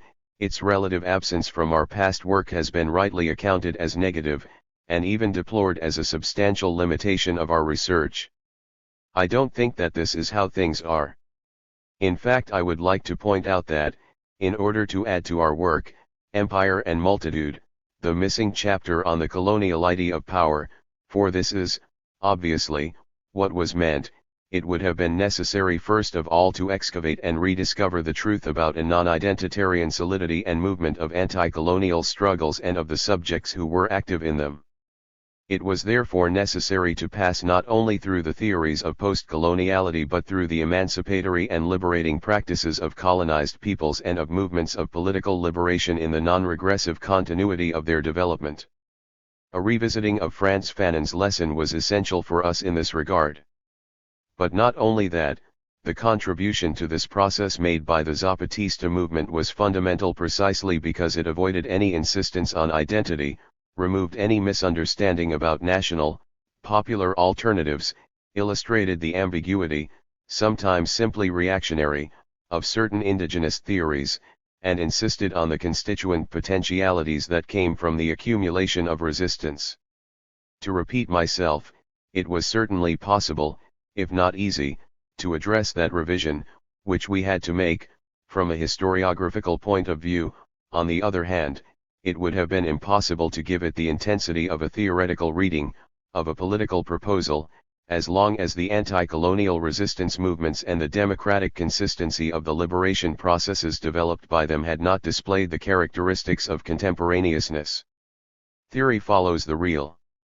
It is therefore not identity but constituent resistance that testifies to the success of the March of Freedom. To find legitimacy, post-colonial theories have to move beyond the hermeneutics of past struggles and indicate, well beyond the archaeology, the genealogy, and course of the present revolution. This is what is happening, and it is what every revolutionary theory of transformation in the contemporary world has to assume as a method. With this, once again, the ontological autonomy of the multitude, the continuity and accumulation of the production of subjectivity, and the irreducible antagonism of biopolitical power against biopower, in this case, colonial biopower, come to be documented. That subject, which managed to resist the coloniality of power through a very singular experience of exodus, continuous distancing from the colonizer, possible tactics and episodes of hybridization, pressing insurrections, etc., well, that subject reveals itself more and more to be a constituent force. This completes the objective topography that, in Commonwealth, displays the insuperable obstacles to the stabilization of capitalist power in the contemporary world. NB. From a philosophical point of view, in paragraphs 2 and 3 we share the experience, in our contemporary times, in the face of living cognitive labor and post-colonial resistance, and we elaborate on the impossibility for capital to conclude the process of exploitation, that is, the very realization of capitalist domination. In this respect, the end of the dialectic is no longer an abstract instance but a phenomenological determination. It follows that, with the irreversibility of this transition, the new horizon of subjectivity is fixed in the present. Singularity is contingency, difference, autonomy, resistance, and therefore constituent power.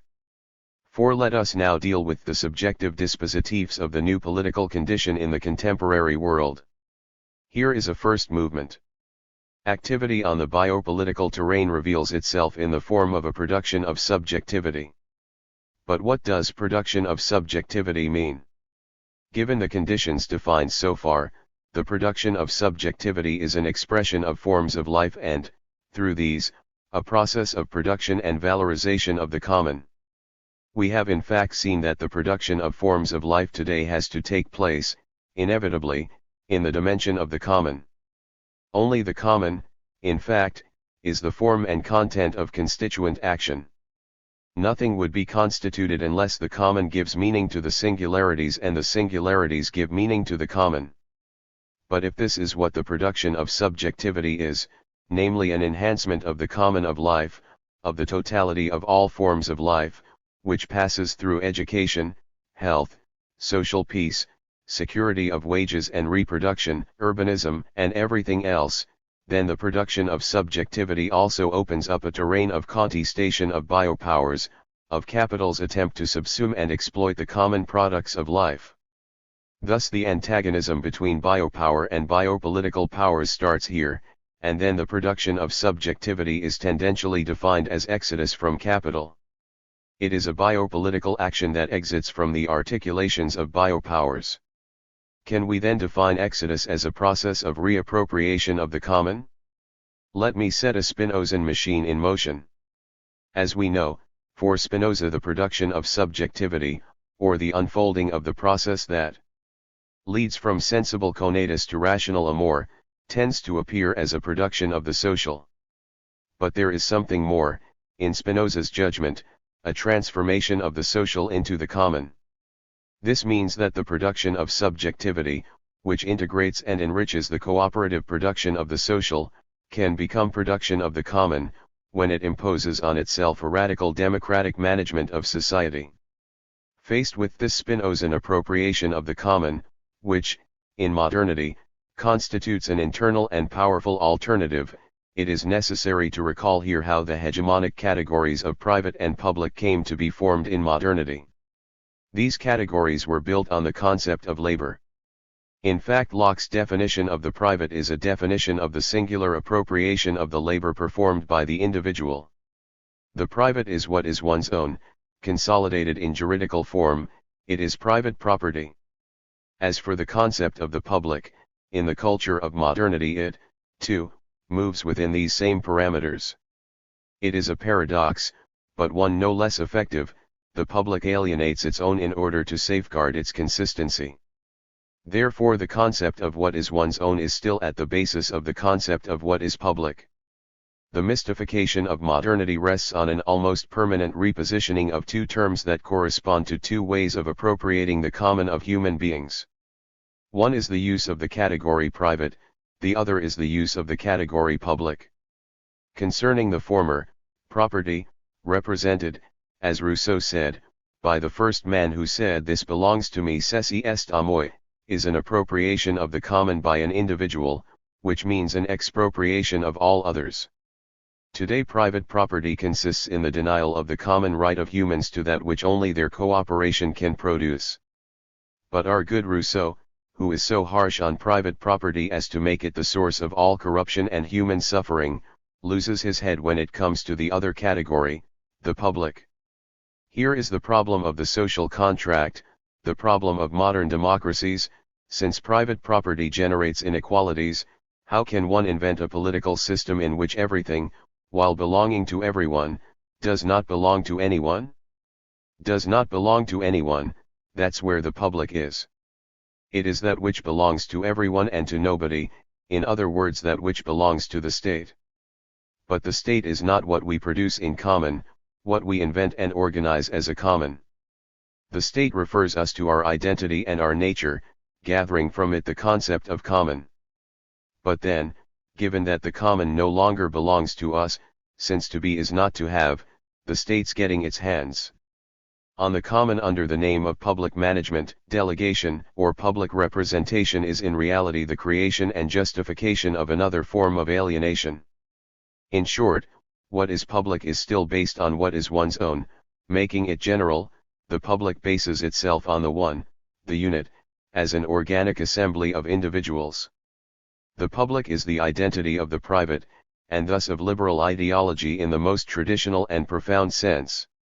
It is against the private, and therefore against its public subsumption, that the concept of the common is raised as a dispositif of radical democratic management of everything that constitutes the fabric of social activity, reciprocity among individuals, the cooperation of singularities, the freedoms of producers. The common is the negation of one's own through the recognition that only this cooperation constitutes the social and that only the common management of it guarantees its continuous renewal. It is clear that no place remains for traditional political reformism, which contains an idea of progressive reappropriation of wealth by individuals or groups and, consequently, a continuous mediation in relations of capital. None of this is appropriate anymore. We are now immersed in a new condition. A new method is established on this terrain, that of the march of freedom. This march is based on and is articulated by biopolitical dispositifs for the construction of the common. It is a risky but ontologically determined project. There is no guarantee that this process can develop, apart from the continuous, pressing, and militant and constituent undertaking that the subjectivities, the multitude of singularities, put to work. The very definition of being a multitude, and, implicitly, of making multitude, confronts here the difficulties, but also, obviously, the power, of constructing or producing the common. Here a further problem opens up, namely understanding how, to varying degrees, the independence of living labor is articulated with the dependence that in reality it continues to suffer in the transition phase. But have we not already been through that phase? We have, of course, but not through it as a revolutionary transition that sees the constituent power of living labor and its exodus measured in a work of ontological metamorphosis. Hence continuities and discontinuities must always be defined. Basically, when we talked about the hybridization of the technical composition and political composition of today's proletariat and of the impossibility of capturing them in a linear concatenation or in isomorphic correspondences, we were already alluding to these processes of metamorphosis. But here I need to be more precise and emphasize that, from the point of view of political action, this step is crucial. Exodus is not only a process of distancing but also one of passing through, and distancing is often built into passing through. Exodus is always transitive, or rather transitional, and the more it is so, the more constituent it is. All this needs to be placed on the foundation of what I have described so far, the ontological irreversibility of the multitudinous paths of living labor in the contemporary world and in the process of building the common. I might add, in the hope of expanding on this topic on another occasion, that the concept of narrative, of grand narrative, is proposed here as an ethical requirement, as a discursive design, and as a wish for a new schematism that is, not transcendental, but, effective, and I mean capable of matching the definition of contemporaneity and the urgencies of constituent practice. How heavy and atrocious was the postmodern claim to get rid of every historical and ideal narrative. It was perhaps useful, an act of methodological scepticism or, better, of libertine abstention, at the moment of defeat of the hope for transformation, at the end of the short century. Useful, in that it allowed an instant of reflection. But it was also an operation designed to spread poison endemically and to produce impotence. Today, again, we have the possibility of rebuilding broad horizons of freedom. It is interesting to note how, already in German historicism, Dilthey had counterposed to relativism the production of subjectivity as much as he had developed a relativist polemic against the eidetic Husserl. With this we fix the third paradigm of contemporaneity, that of Exodus. 5. And so we come to the question of the legitimation and use of force. The new method, the one based on biopolitical dispositifs for the production of subjectivity and thus for the construction of the common, the Spinozan method that, starting from misery and poverty, builds the social with the ontological power of solidarity, common work, and love, well, this method requires strength. It does because the resistances that oppose the process of civil constitution, this expression of the new constituent institutions, are strong too. One must always construct a political diagonal and endow it with force, when one traverses the biopolitical diagram, that is, when the march of freedom opposes from the inside the arrogant presumption of the biopowers. It is necessary to recall here the theme of theodicy and reflect for a moment on the question of evil. In our Commonwealth we devote a long note to this question, arguing against any substantial, negative, or ontological conception of evil. We insist more on a privative concept: the bad is that which is opposed to the realization of the good. Thus force is necessary to overcome evil and constitutes it as an essential element in solving the dilemmas of theodicy. Here again, a paradox needs to be explored: the constituent dispositive contains force. So the line that leads from constituent power to constituted power, from poverty to social wealth, through living labor, that line, built as it is on the recognition of the other and of the common forms of life through solidarity and love, or, in a situation of struggle, on the recognition of the other through anger and the exercise of force against every obstacle. Well, that line orients the constituent powers towards the common, and these powers are always in transformation. Thus force builds institution. Is it possible to describe the genealogical dynamics of the institution from the bottom up, that is, from the action of the individual and from the common competence of the singularity? I think it is, provided that we define this process as a progressive work of common construction that, having started from processes of collective learning that are so important for self-formation today, manages to build continuously, without fear of possible crises, a normative power fully consistent with the social movements. We are not dealing here just with any institution, then. It is an autonomous institution. It succeeds in creating an organizing space for the movements and proposes lasting normative directions. As we have just seen with the transition from the public to the common, the institution that produces norms and exercises command must be more than legitimized by the continuous opening of the constituent power. It must be continually renewed through the effective and efficacious participation of the subjects. Money and weapons, said Machiavelli, are the forces that defend the republic. I think it's not a bad idea for us to be on that same line. Money is the productivity of the common, and when residential publica is replaced by residential communis, the doing of the multitude becomes common doing. No money is left that is not common, and residential publica too, must be critiqued in this respect, as a mystification of capitalist command. This is why, in Commonwealth, we developed a long argument against the Republic, revisiting how it was born in 17th century England and showing that it was a case of wealth against poverty and the people against the multitude. And the weapons, then, what are they? For Machiavelli, they are the people's weapons, designed to defend society internally, to ensure the continuous development of the constituent power, of constituent powers, within and beyond the constituted power, and to organize defense against all enemies. So then, this is the fourth paradigm of contemporaneity. After the one divided into two, which is a critique of sovereignty, after the autonomy of living labor, which is the definition of the terrain of biopolitics on which to lay the debate, and after Exodus as reappropriation of the common, which attempts to envisage the teleology of the common, now weapons for the multitude.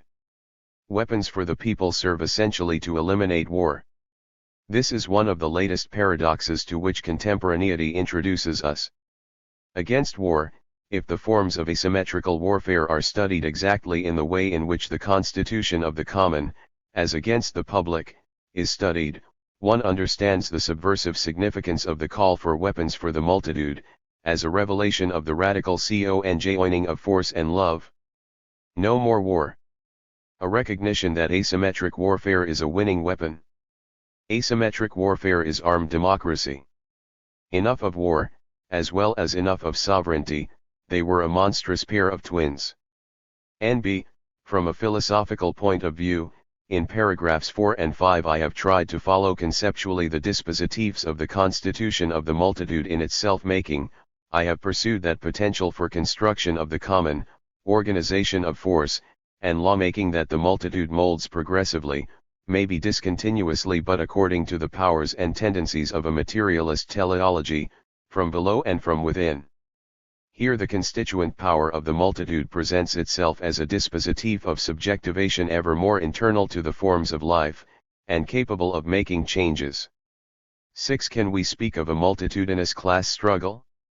If we do, this is only in the terms already defined by the new transition, in other words in affirmative, positive terms, in recognition of a new ontological power that builds new forms of life, new organizations, new institutions, and in this sense recomposes the dimension of politics.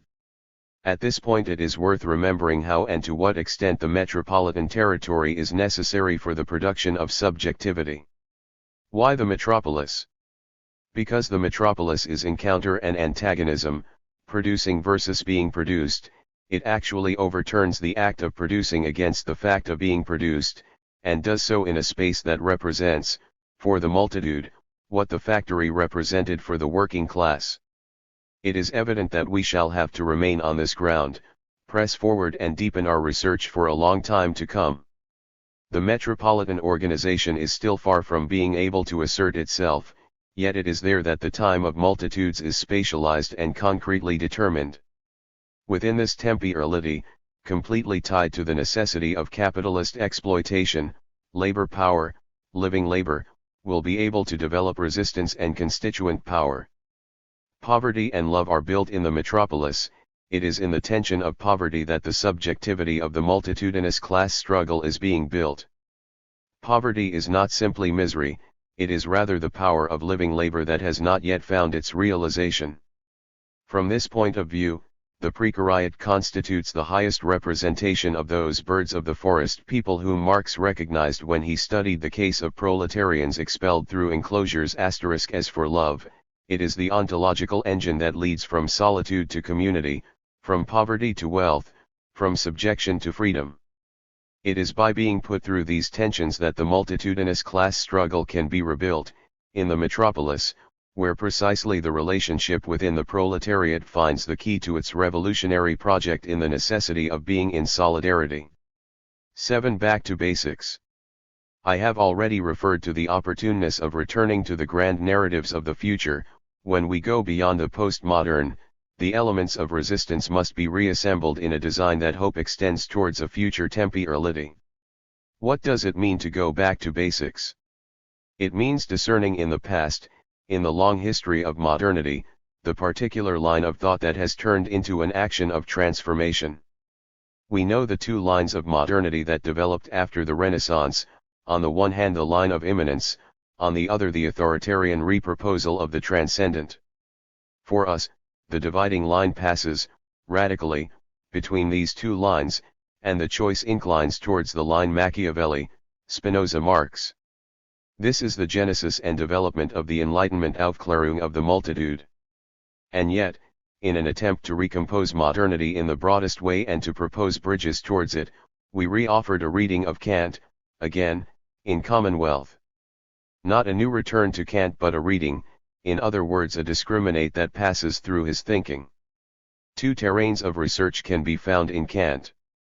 On the one hand, there is a critical, transcendental line. On this terrain, two tensions that precede it clash intensely and confront each other over the interpretation of the nature of the Aufklärung. First of all, Habermas reduces the transcendental to a fabric of communication, then Foucault, in his project of constituting the future, assumes that Aufklärung is an indication to be bold, to put in place dispositifs that press forward and into action.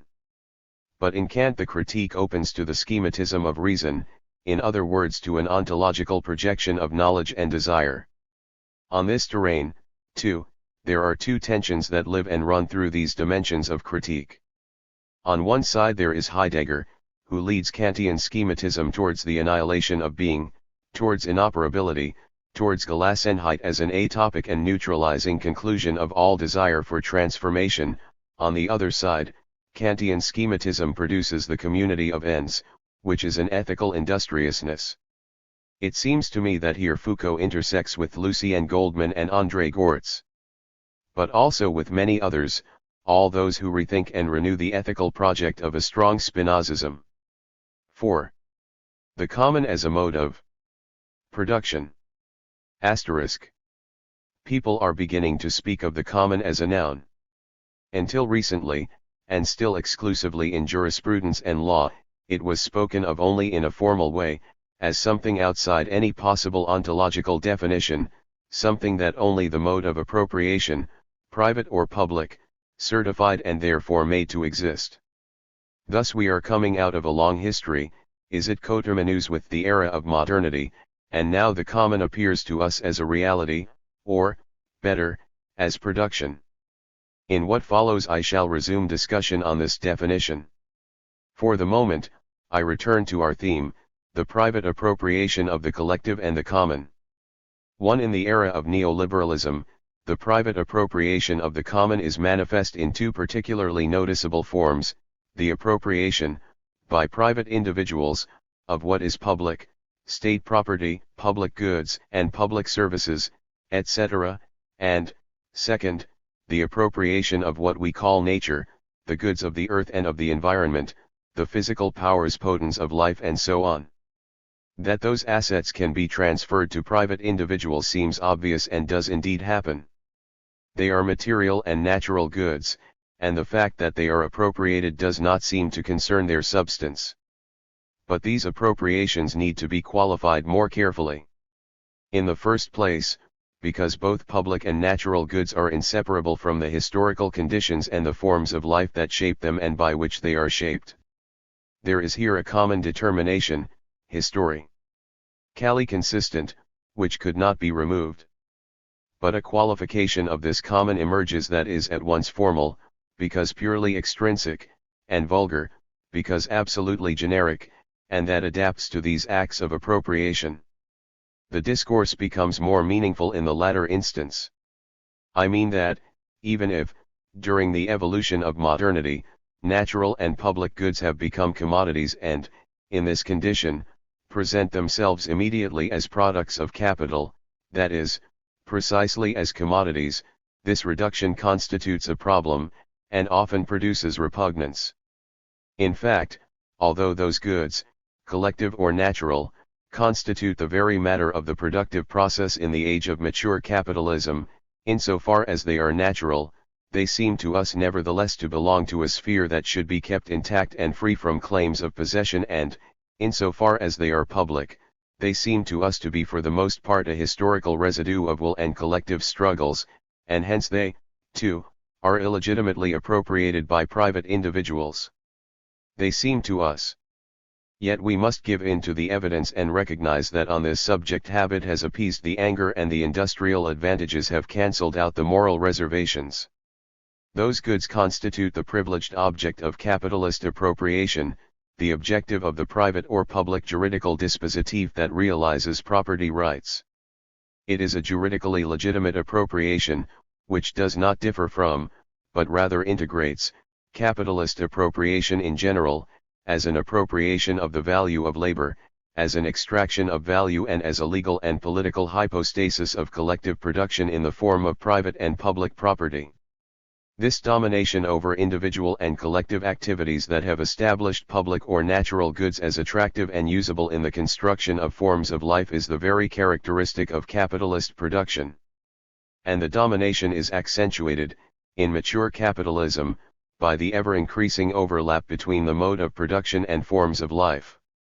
True, for some goods, public or natural, there has been talk of a common type of appropriation of ownership in the case of some goods, public or natural, and for some decades now. Much rhetoric has been expended in this regard. The proposal has been to define a third kind of ownership, a new form of appropriation, beyond those practiced today. Yet these definitions have no solidity, because they are based illusorily on an expansive conception of property rights during the period of capitalist maturity. The common is here conceived of either as a functional extension of private property or as a participatory and democratic institution of the public capacity for appropriation. Our proposal is rather to consider the common not as a third kind of property but as a mode of production. In the light of the vulgar definition mentioned earlier, this seems to be a proper, scientific definition of the common. Before addressing the theme of the common as a mode of production, let us try to deepen the substantive definition of the common. Now, it seems to me that the common constitutes an ontological base, produced by the human activity of work in the course of history, a bedrock subsistent, an ontological background of social reality, produced by work. What exactly does this mean? It means that the common is always a production, it is nature regulated or transformed, or simply produced. The common is therefore a resource only insofar as it is a product of human labor, and therefore in the capitalist regime immediately traversed by power relations. In the age of cognitive labor, the common subsumes and highlights the qualities of cognitive labor. And, to avoid misunderstandings, let me repeat that, when I speak of cognitive labor, I always speak of labor or work, and thus of an expenditure of physical and mental energy, at any rate, of labor that takes place in the continuity of the capitalist relationship and in the asymmetrical form of this relationship, a discontinuous continuity, which means a continuity forced into a cyclical rhythm by the movements and struggles that are always open in capitalism, between command over labor and the resistance of labor power.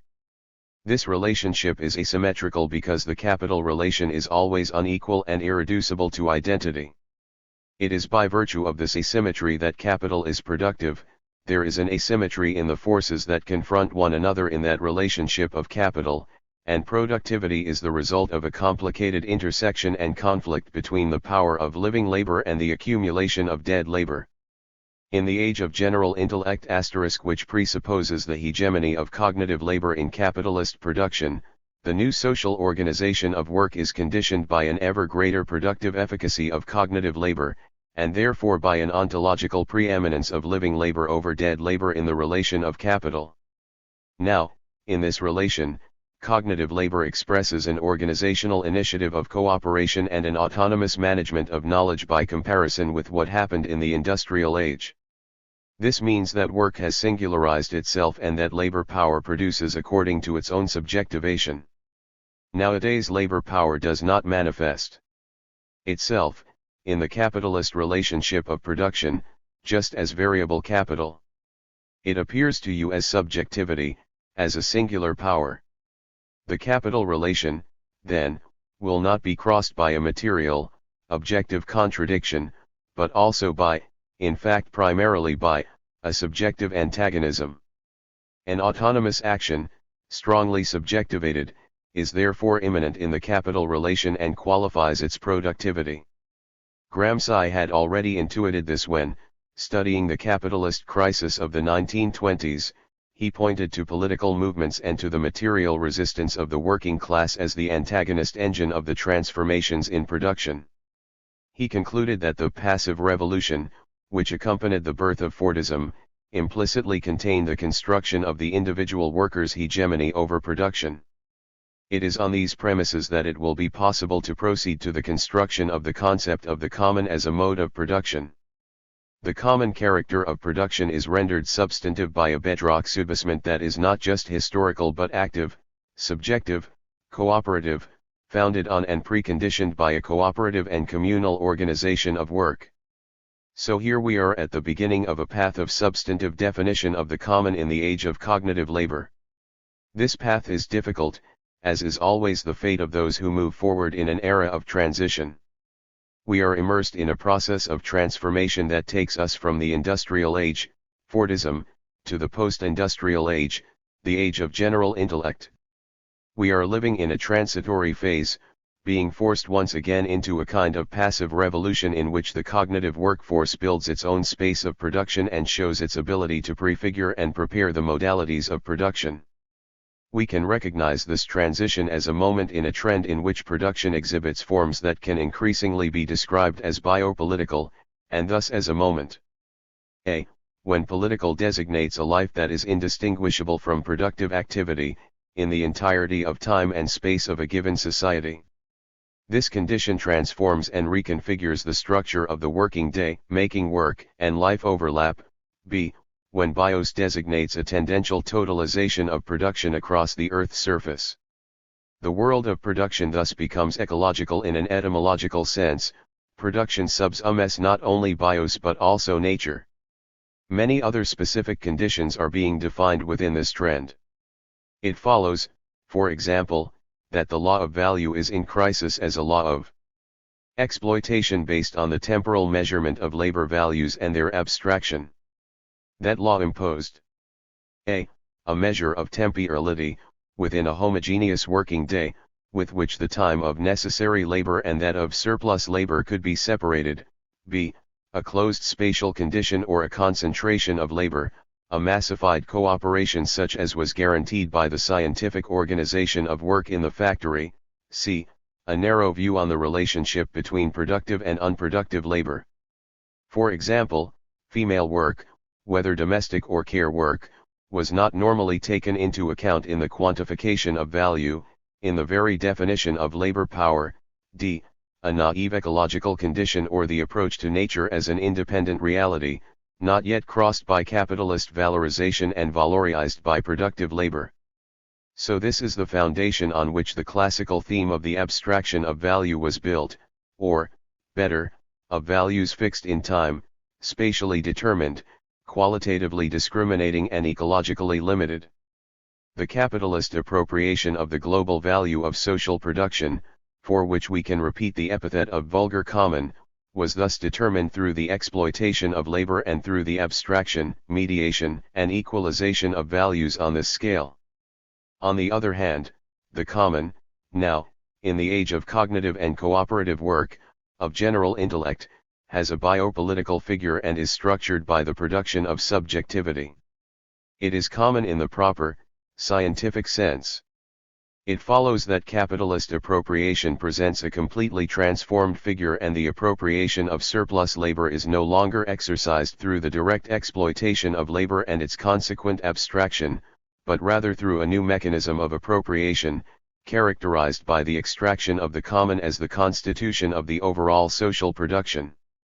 And if this common covers every time and every social space of valorization, if there is no more space outside capitalist production, and if every labor function is subservient to valorization, this extractive exploitation is preconstituted by the autonomous organization of cooperation done by cognitive subjectivities, an independent power within a ferocious machine of exploitation. To put it another way, in the capital relation with its asymmetry, this capitalist common is subjected to an ever more antagonistic tension.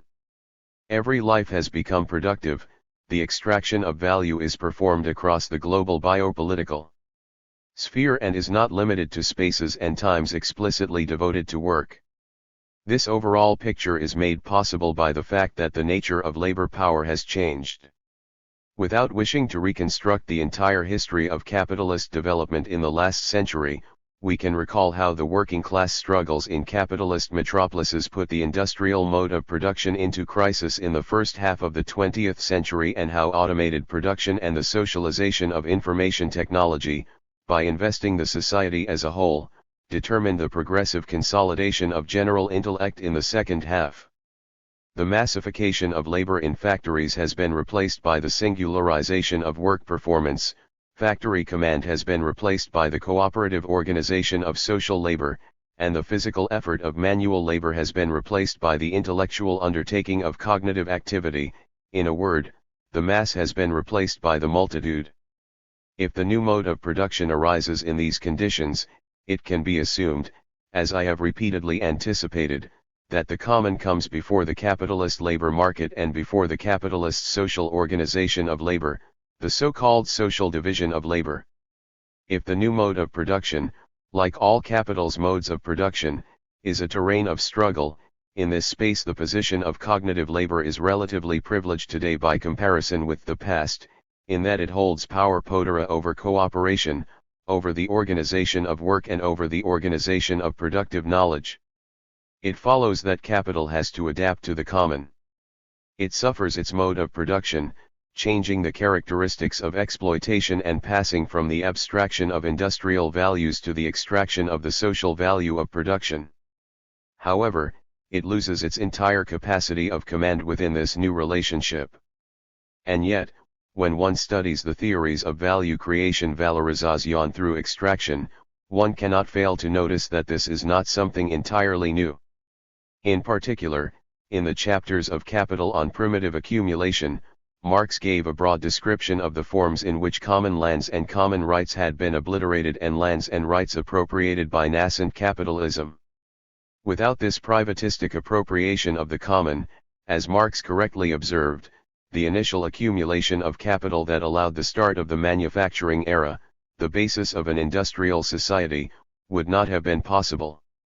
But it is clear that there can be no analogy between that pre-capitalist common, whose expropriation is necessary for the construction of capitalism, and the common as it appears in our experience today.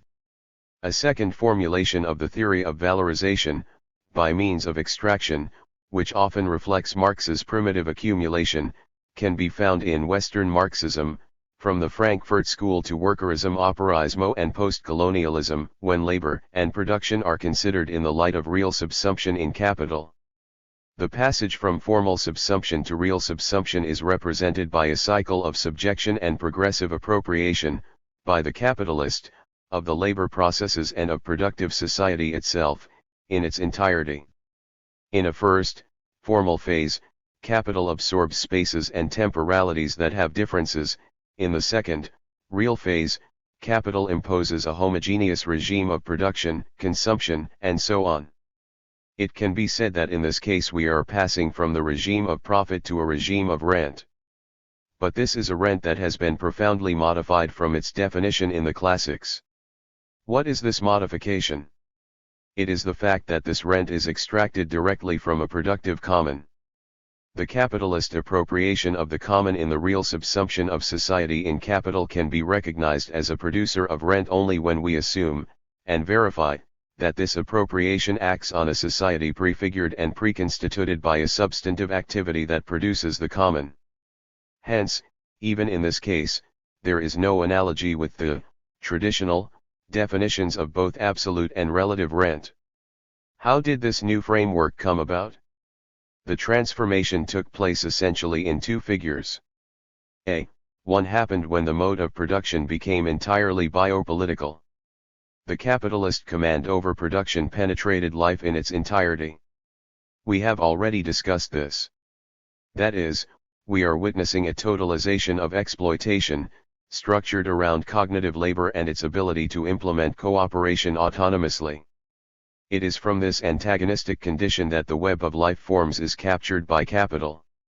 Languages, codes, needs and consumptions, the structure of knowledge and that of desire, in the richness of their singularization, are made available for the extraction processes of capital.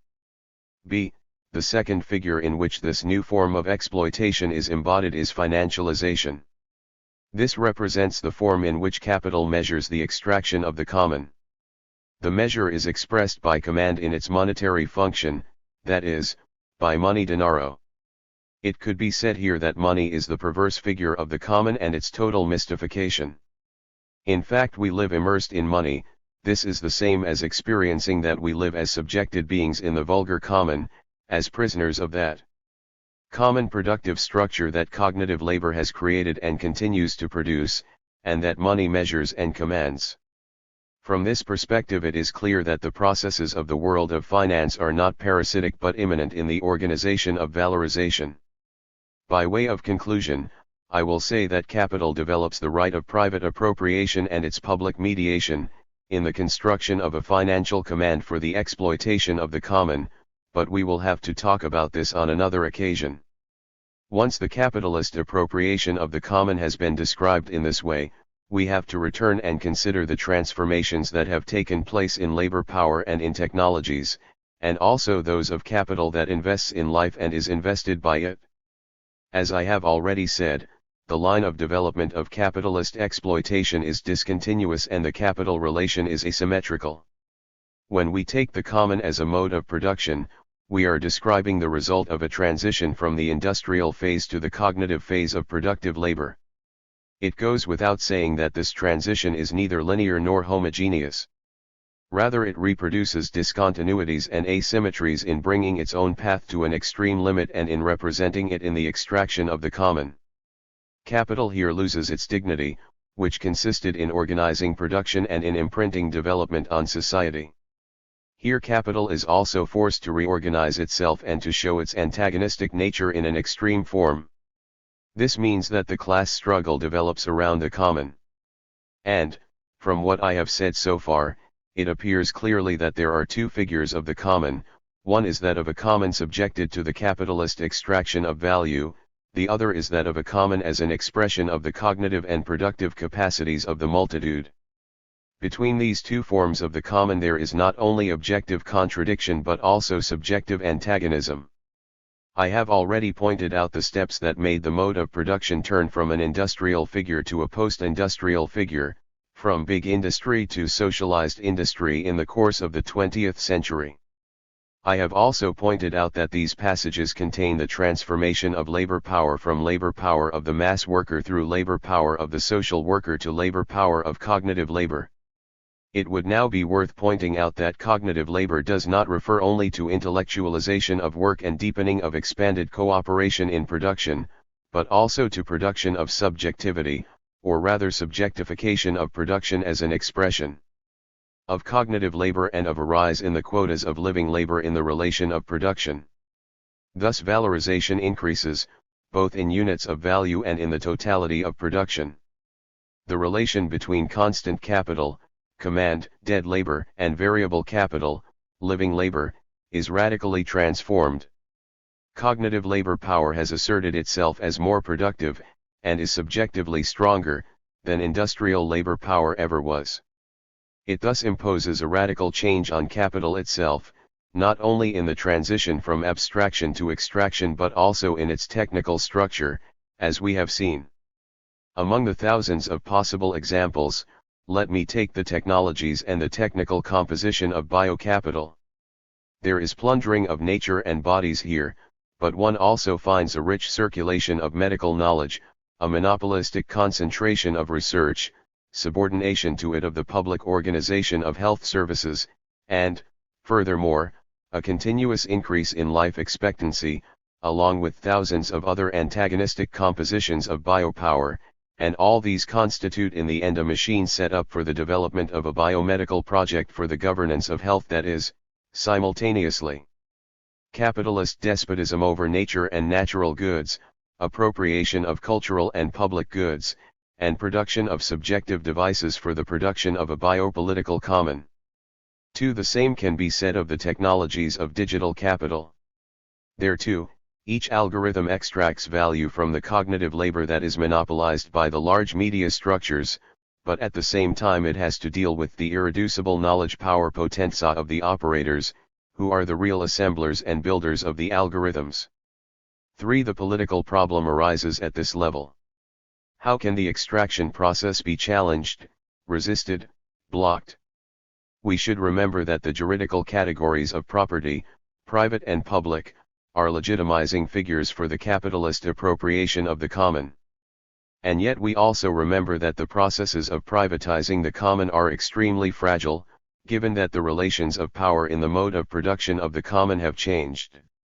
Faced with a capital forced into a relationship of production that is discontinuous and antagonistic, the power of cognitive and cooperative work produces continuous alternatives.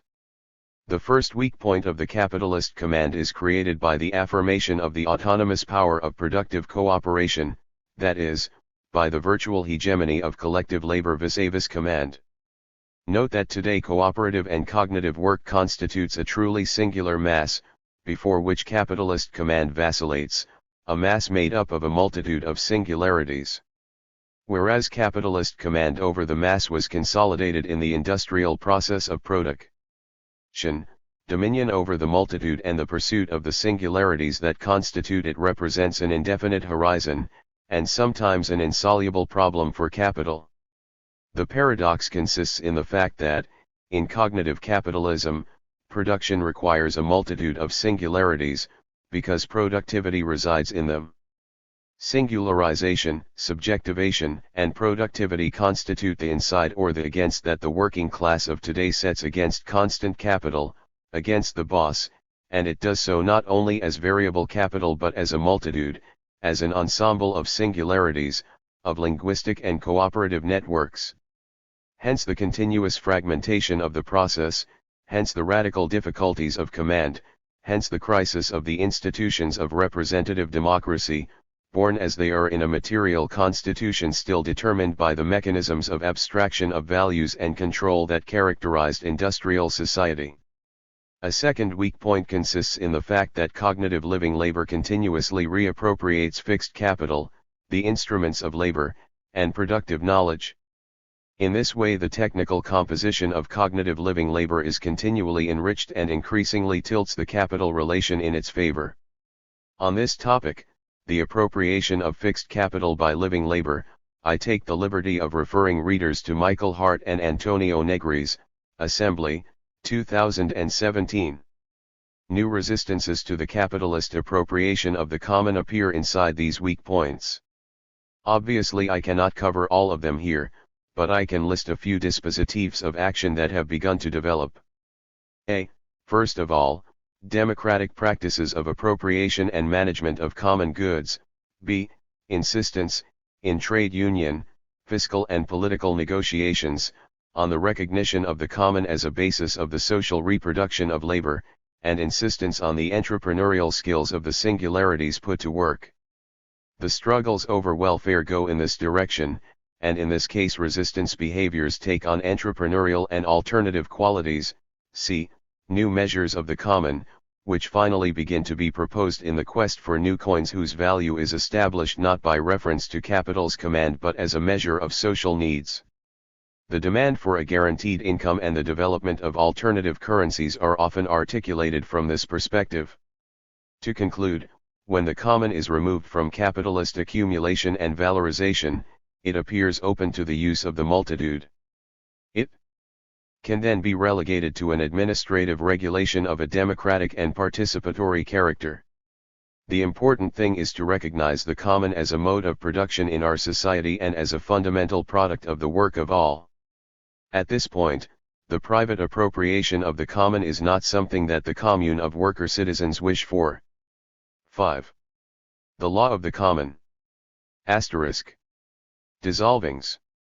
Experts in law have highlighted some fundamental characteristics of global governance, the tendency of governance processes and practices to extend outside of the rigidity of legal systems and regulatory structures, the fragmentation of legal systems under the pressure of conflicts in the global system, and the collision between different kinds and species of laws. Governance renders vain any attempt to unify global legal systems, rather there is a need to operate a modular logic with which to manage conflicts and ensure the juridical compatibility of the fragments of the global world. In this sense, governance is effectively a government of the state of exception, obviously in the opposite sense to that theorized by Schmidt when he defined sovereignty.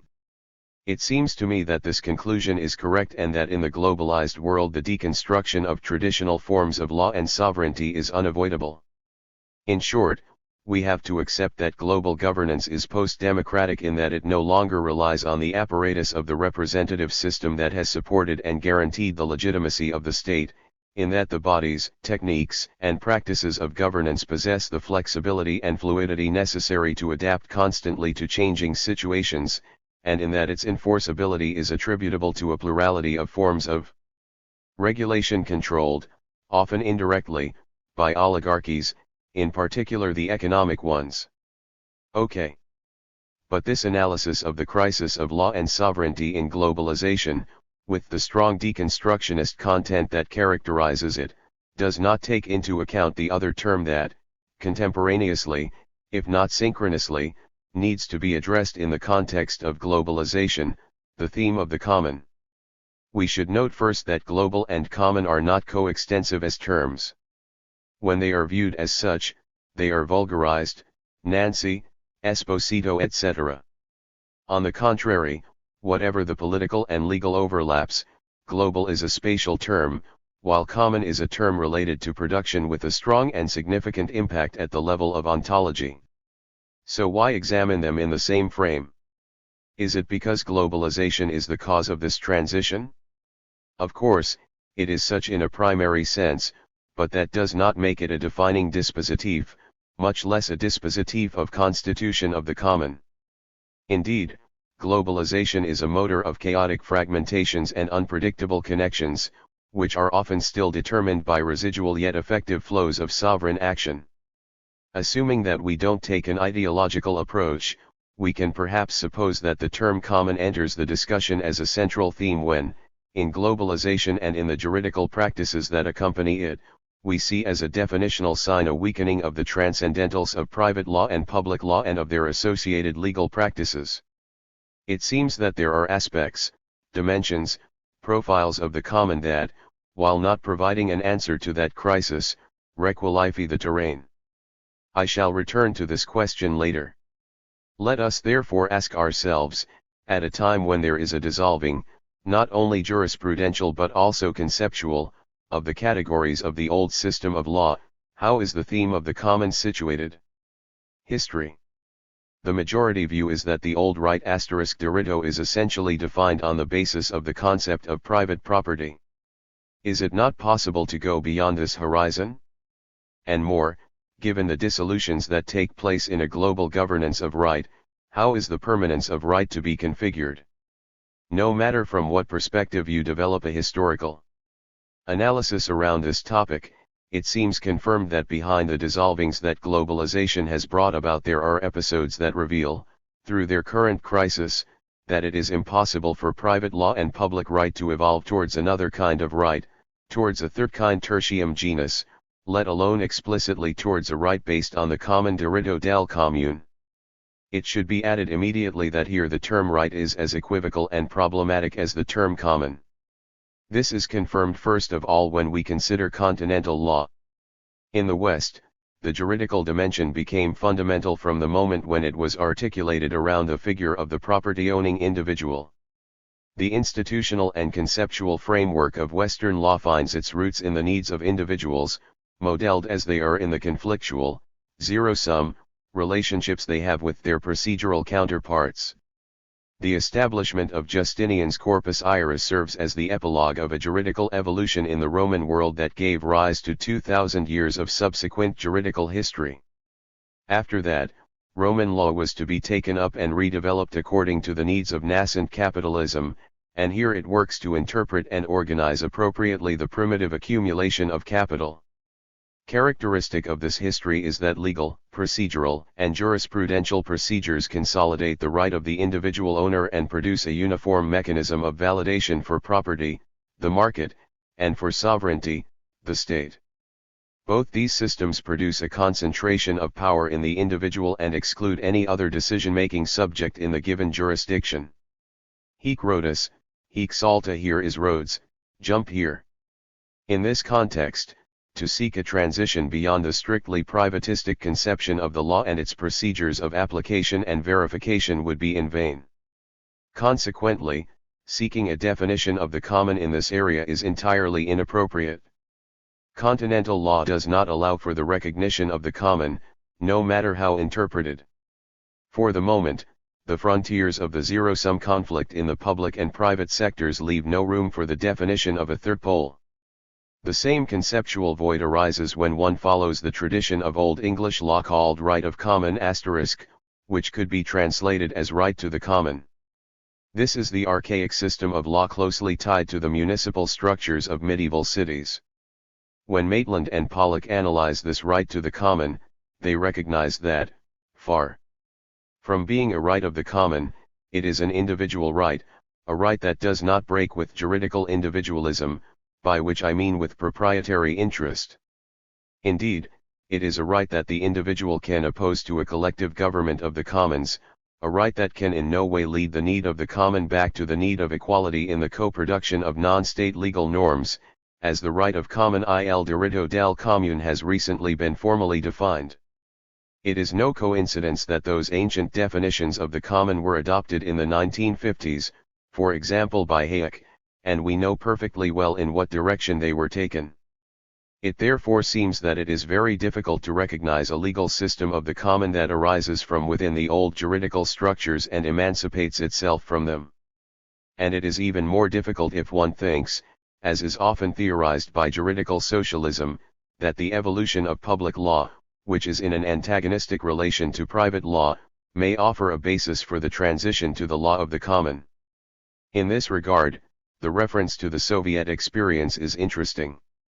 Yevgeny Pasukhanis, the greatest jurist of the Soviet era, saw this immediately with great clarity. There is no such thing as proletarian law, he declares. Once the transition to developed socialism is accomplished, the disappearance of the categories of bourgeois law will indicate extinction of the law as a whole, or the gradual disappearance of the juridical moment in the relations between people. As for the Soviet state, it is defined as proletarian state capitalism. According to Pasukhanis, in proletarian state capitalism there are two realities of exchange and law. One is an economic life that takes place according to public modalities, general programs, production and distribution plans, etc. The other is an interconnection between economic units that carry out their activity in the form of the value of circulating goods, and therefore in the legal form of the contract. Now it is evident that the first tendency, that of public law and planning, does not involve any progressive perspective and opens only to a gradual general extinction of the juridical form, translating it into the economic management of society. The second tendency is the one that could develop towards the common, by taking up the autonomy of economic forms and considering them in their cooperation. It is interesting to note how the impossibility of extracting the law of the common from public law is underlined in the Soviet discourse, minoritarian, but correct from a Marxist point of view, of someone like Pasukhanis. That discourse considers instead the possibility of playing on the cooperation of collective labor not only as an exit from proprietary law but as a construction of new forms of non-capitalist life and social organization. Arrighi's Chinese, peasant-based and common-based market without capitalism is a model with the same resonances. And does our present history, the one in which the procedures of governance are asserting themselves, give us any positive indication on the path towards the common?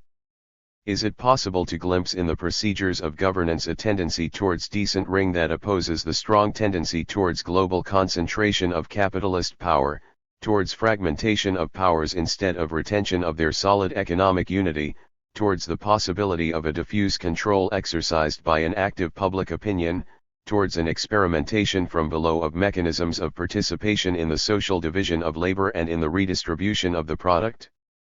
With a lot of optimism, one could perhaps conjecture all this, but with realism it's clear that there is a lot of utopia in the model of a governance conceived of as an exercise of power and production of legal norms, as an open, flexible, institutional modality with a variable geometry, in a juridical program that has no center and is left to mechanisms of conflict between norms and of competition between legal systems.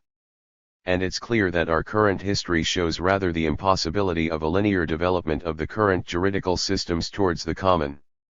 Given what has been said so far, it remains to ask why the global evokes the common.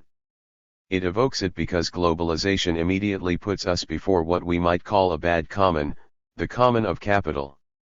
The transformations of the law of value, when the temporal measure of labor is replaced by the power of cooperation, and the mechanisms of the circulation of goods, productive services, and communication come to be agents of capitalist valorization, when the process of real subsumption happens, that is, the transition from industrial production of commodities to control of a social life made to work through productive automation and computerization, well, all this presents capital as a global biopower.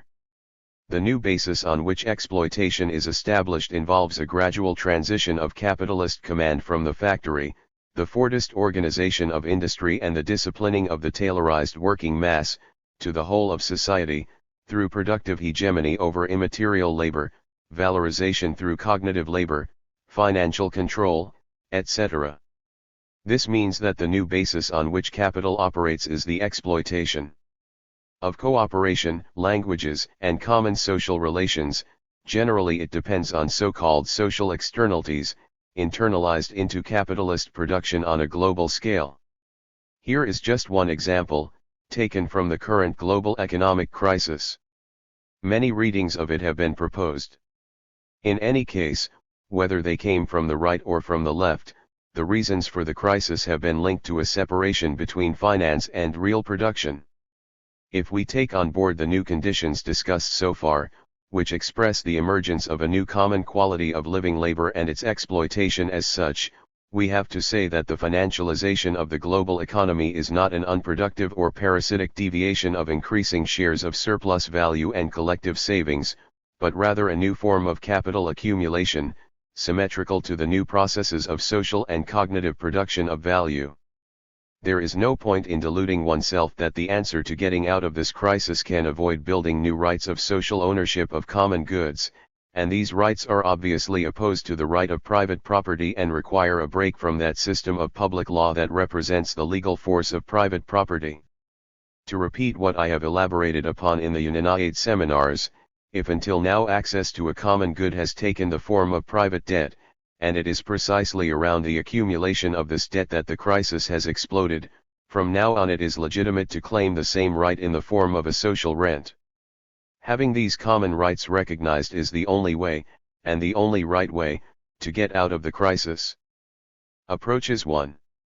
So then, traditional law fails to define, or even address, the common. In the current crisis, it is always forced to an action of governance that is, so to speak, restrictive and condemned to substantial ambiguity. In reality, governance can do no more than render social exchange fluid and optimize the fluidity of flows. This means transcribing sovereignty into the language of negotiation, de-hierarchizing the structures of decision-making, introducing a perspective of fragmented and polycentric relationships, and weakening the traditional separation between public and private, but it can do no more than this. As Shignola reminds us, following in the footsteps of John Fortescue and Judge Coke, from its very beginning the term governance refers both to the government, to the prince's personal right of command and to the hierarchy of administrative offices that depend on him, and to the dense set of laws, customs, statutes, and liberties that characterize the intertwining of rights and powers in a political, civil organization. The setting sun of the state of right rehearses the lights of dawn. As we alleviate the suspicion with which governance has been treated so far, let us admit, though, that in constituent terms it can open up beyond the conditions in which it currently operates. Let us assume that the terrain of the common appears closer to us, as a terrain of transition from the public to the common, and that governance adapts to it by traversing the narrative plot of this transition. The question to ask at this point could be, if traditional right is not able to define, control, transcribe, institute, the common, how can governance approach it? Which is to say, will it be governance that will construct the new system of law, ambiguously, expressing a sort of conatus? Approaches 2. From a reflexive point of view, or from the point of view of the philosophy of right, we can try to raise the problem of how to define the common. I offer here some examples that represent extreme cases. There are infinite combinations among them, but that could perhaps help us to advance. So the common has been defined at one end in the language of a socio-political Darwinism, as the effect of economic, political relations of co-production. Along this line, we know the famous formula of Saint Simon embraced by Marx and Engels, in which the administration of things will take the place of the government of humans. Here the common appears as the economic administration of society by itself. To the self-balancing of interests that the liberal market proposes, socialism responds with the conscious economic self-organization of people. This formula recurs all the time in socialism, at least up to Lenin. It is obviously a teleology of the common, built on industrial technological rationality. The common is a fact fatto, participle of the verb to do, make fair, a real movement that abolishes the present state of things *. An opposite model of definition of the common is sociological institutional. The development from civil society to forms of public organization and to a common conceived of as a corporate or associative outcome is seen precisely as the product of a continuous activity. The economic and technological necessity of the first model is here opposed to a procedural and social activism. Examined in its most recent figurations, the institutional common is defined, for example by Luke Boltanski, by abandoning sociologies that emphasize the vertical dimensions and opacity of the actor's alienated consciousness in favor of a sociology that stresses horizontal relationships, and, obviously, networks, and in situ performance from actors guided by strategic motivations or moral needs. The elements of performativity of the social are brought to the fore and, when also the public, the state, is evoked and assumed to be a balancing element in the processes, this pragmatic sociological institutionalism recognizes both the contradictions in which the process is locked in this way and the power of its open dispositives. In short, a real movement that acts on the present state of things. A third interesting model, which represents a median between the two extremes, still with a view to a definition of the common, is the philosophical return of a weak dialectical theory of relationship. Habermas's formalism advanced on this path, and Honithe's realism proceeds on it too. The common is seen here as a weak Aufhebung without necessity. The difficulty of realizing it consists in determining the co-possibility of differences in the indefinite framework of conditions. We experience here, among other things, the difficulties that are now evident in the development of the Foucauldian project when we consider it as an epistemological model rather than as a political dispositif. These approaches remain just that.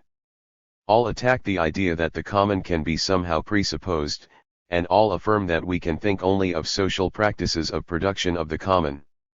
How will governance be able to interpret these premises and possibly go beyond, on a path that leads to the common? In order to avoid further obstacles, we can ask ourselves whether, when we proceed further on this terrain, the common determination of acting in common must necessarily take the form of an institution. Responding negatively to that question, one can say that the production of rules that do not have the quality of law can take the form of producing negotiated usages, of practices of the common that can arise only through concrete determinations and relations of power. In this context one may further ask, how can one articulate the terrain of ownership with that of uses? What are the conditions of co-possibility of individuals and singularities? How is it possible to prevent the solidity of identities from foreclosing any possibility of the co-presence of singularities? What are the processes of subjectivation that traverse these constitutive processes? Could the constitution of a commune that is not additive and not even integrative, of a commune that is not a sum and not even an organism, arise from a dialectical progression, or regression, strong or tenuous, that has a Hegelian stamp? To answer this question, let me introduce some further questions and experiments. Experiment 1. If we assume that the context of governance in which the plurality of actors develops its action lacks any determination of finality or value, and if every determination is a power potenza that wins, or loses, vis-a-vis other powers, the first juridical example that can be adduced in the search for the common is the one traditionally represented by the international law system of war. Here the common paradoxically reconnects with the global. It is certainly a terrain free of formalisms. In fact, if one attempted to operate in this area with the liberal concepts of rule of law stato di diritto, or with doctrines of justice anchored in the abstract schemes of metaphysical rationalism, one would run obvious risks. But by doing so one reduces juridical practice to the mere recording of fact, which is how sociology and realistic empiricism proceed. One enters an area, labeled by Carl Schmitt, for international law, as non-law, where governance is defined in the absence of any possibility of nomos. We are once again immersed in dissolution. The experiment of international law does not change the dissolutions, it only shifts them. Here a new reflection must be made on the terrain of globalization, a reflection that recognizes the basic antagonisms between which the process of global reorganization is moving, in every sense, a reflection that eliminates any homology with the past, any reference to the old international constitutions, a reflection that seeks to build provisional and effective regulations in new spaces and on new themes, biopolitical, media-related, and especially financial. A second example is that of trade union law in the class struggle. In the transition to post-Fordism and in the course of the economic crisis, as the German labor compromise and generally industrial contractualism, more or less corporative, collapsed, the problem of the regulation of social labor and that of the redistribution of the gross domestic product have been freed from any juridical conditioning, displaced from the terrain of direct production to that of social production. In this case, too, any homology with past trade union law is empty. Again, a constituent initiative is to be opened. But in this case, too, the terrain is characterized by determinations similar to those defined by international law, a true disaster of traditional juridical forms. For the moment, only tactical operations of resistance seem possible. Experiment 2. This is the line of Commonwealth. It leads us to tackle the problem of a possible system of law of the common from the point of view of the ontology of the common. This path starts with the recognition of the construction and functional subjugation of the common by global, financial, and military capitalism. Far from proposing processes of pure recognition or appropriation of the structures and figures of the communism of capital and its state, this line proposes to think of the processes of governance as tools for a further destructuring of traditional law and, second, gives itself the objective of calling for the emergence of new figures of productive cooperation in this process of destructuration.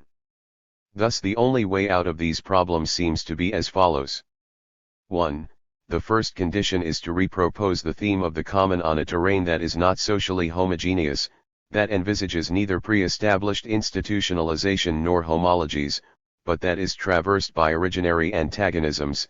On the one hand there is an increasingly precarious labor power that recognizes its autonomy from capital, on the other hand, there is the relationship of command that capital continually seeks to renew.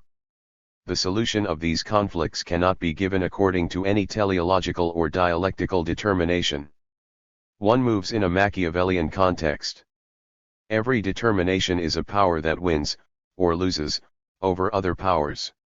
The sense of the process is assimilated and produced by the power of collective decision. 2. In this framework, the common cannot be posited in continuity with the juridical tradition, cannot be configured as a terrain on which ideas of justice are proposed from the outside. It can contain and build only uses and can govern them in immanence, in their reciprocity and commonality. International law, precisely as non-law, is from this point of view the model we can point to, but in reverse to how Carl Schmitt posed the problem. 3. The overturning of the Schmittian perspective, not recovery of the exception but insistence on the exceedance of cognitive labor, the acceptance of a matching biopolitical context and so on, in short, the study of doctrines and practices that deconstruct Western law and the exercise, within the deconstruction of the law, of constituent power, are the only way out that can be followed today in these matters. In the 1920s Pasukhanis had proposed some extremely interesting lines. He was claiming that the logic of juridical concepts corresponds to the logic of the social relations in a society that produces commodities and that the root of private law as a system resides in these relations rather than in permission from authority. Thus the logic of relations of domination and subordination falls only partially under juridical concepts. Consequently the juridical conception of the state can never become a theory and will always remain an ideological alteration of the facts. To imagine a common law diritto del commune, but why still speak of law? It will then be necessary, once the property-owning constitution has been destructured, to wind back from plurality, from the network of labor relations, to forms of regulation that take in and develop the potential of social productive relations, and these constitute, in equality and co-production, non-state juridical norms for the regulation of common life. For example, it will be necessary to follow phenomena of cooperation of labor power, of self-valorization, that introduce a surplus of productive capacity of the single, collective labor power. It will be necessary to explore the set of financial phenomena, revealing from the inside the power of the symmetrical relations between social production and the system of signs, probably reinventing at this level a theory of labor value and of its measure. Only in this case will it be possible to establish lines that, for example, track back from welfare to the common, and not just tactically but strategically, at long last. And in this light the common begins to define itself as an arena of democratic participation plus distributive equality. 6. Federalism and movements of the common. Asterisk. I. 1. The contemporary state is in crisis. It seems that the figure that Hobbes inaugurated by giving his account of the state machine has become completely obsolete. The quantity of material processes that characterize our present time spills beyond the outline of that image, in relation to institutions, on the one hand, and, on the other, in relation to subjectivities. The nexus between the form, the material, and the power of the state is being thoroughly transformed. The eventual configurations are still undecided but mark a decisive shift, and they reposition the political problem to another level. As a simple example, take the disarticulation and subsequent rearticulation of the nexus between command, territory, and systems of law already brought about by globalization and by the reconfiguration of world spaces. Instead of having a system of international law derived from European public law ius publicum Europaeum, we now have spaces defined by globalism, markets that are differentiated within the imperial unicum, zones of territorialization of the flows of global investment, global metropolises as nodes of the network that dictates their orientation, transnational and subcontinental areas of influence. Processes of non-state lawmaking that disturb and stand outside the hierarchies of normative sources and order relations at the planetary level, patent law, a new commercial law lex mercadoria, the semi-constituent role of private international law, the growing relevance of non-representative powers that marginalize democratic self-determination, the IMF, the European Central Bank, a tendential drop in participation in the electoral or representative process in the mature democracies, disintegration of the relation between territory, national market, and state, with accompanying consequences for the deconstitutionalization of social rights, the growing prominence of global migrations as lines of flight and of deterritorialization of subjectivity. The nation-state no longer presents itself as the sole determining source of law but clearly appears to be in crisis.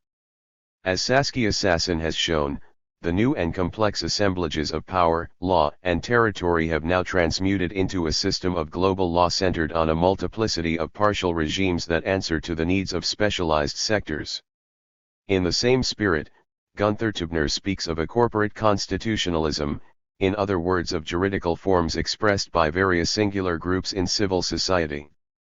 Obviously, given all the challenges that face the classical figure of the state form, the theory of federalism is also affected and finds itself having to deal with increasingly deterritorialized and mobile diversities.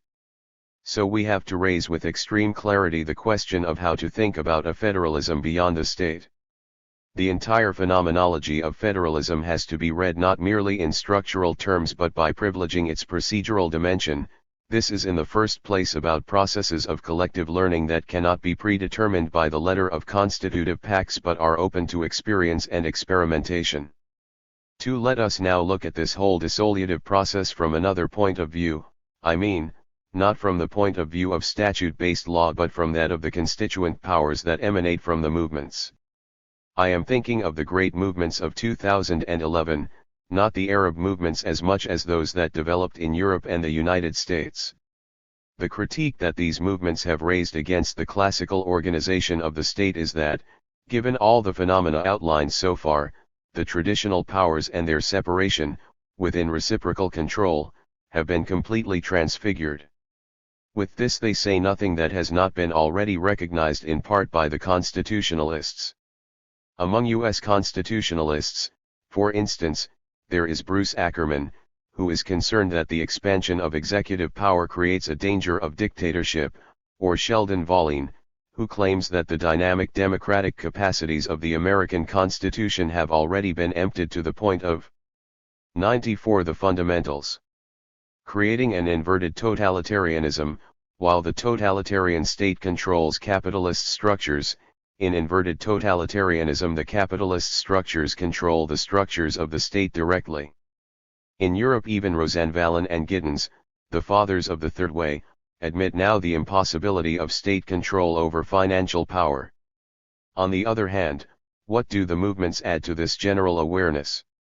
They consider republican constitutions, representative practices, and the whole system of powers to be incapable of reform, and they begin to propose the first elements of a new constituent power. In this context, the reference to federalism, considered not a pyramidal organization but a spatial network, is fundamental to characterizing the new figures of constituent power, in anticipation of any figure of legislative power.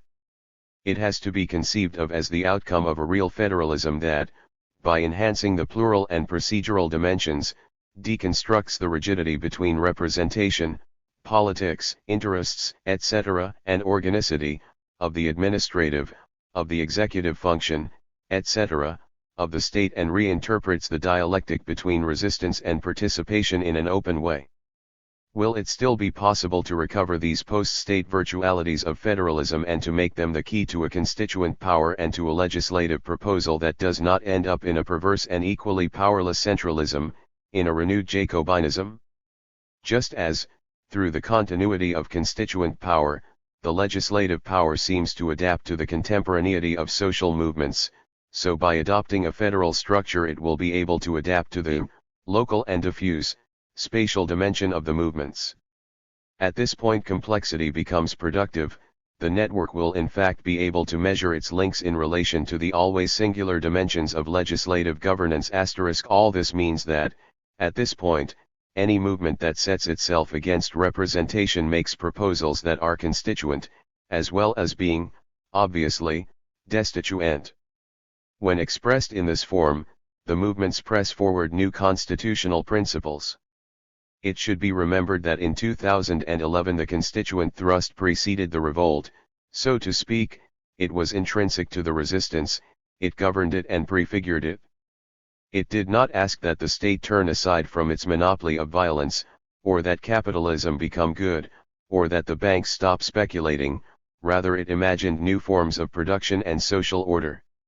It is clear that, in contrast to what happened in the 1930s in the face of a crisis of similar intensity, politics is unable to develop a constituent design capable of providing an adequate solution to the intensity of the economic and social crisis. Neither a Keynes nor a Roosevelt have yet appeared on the scene, and in any case it is hard to see how their recipes, valid for the era of industrial production, could be adapted to the post-industrial era.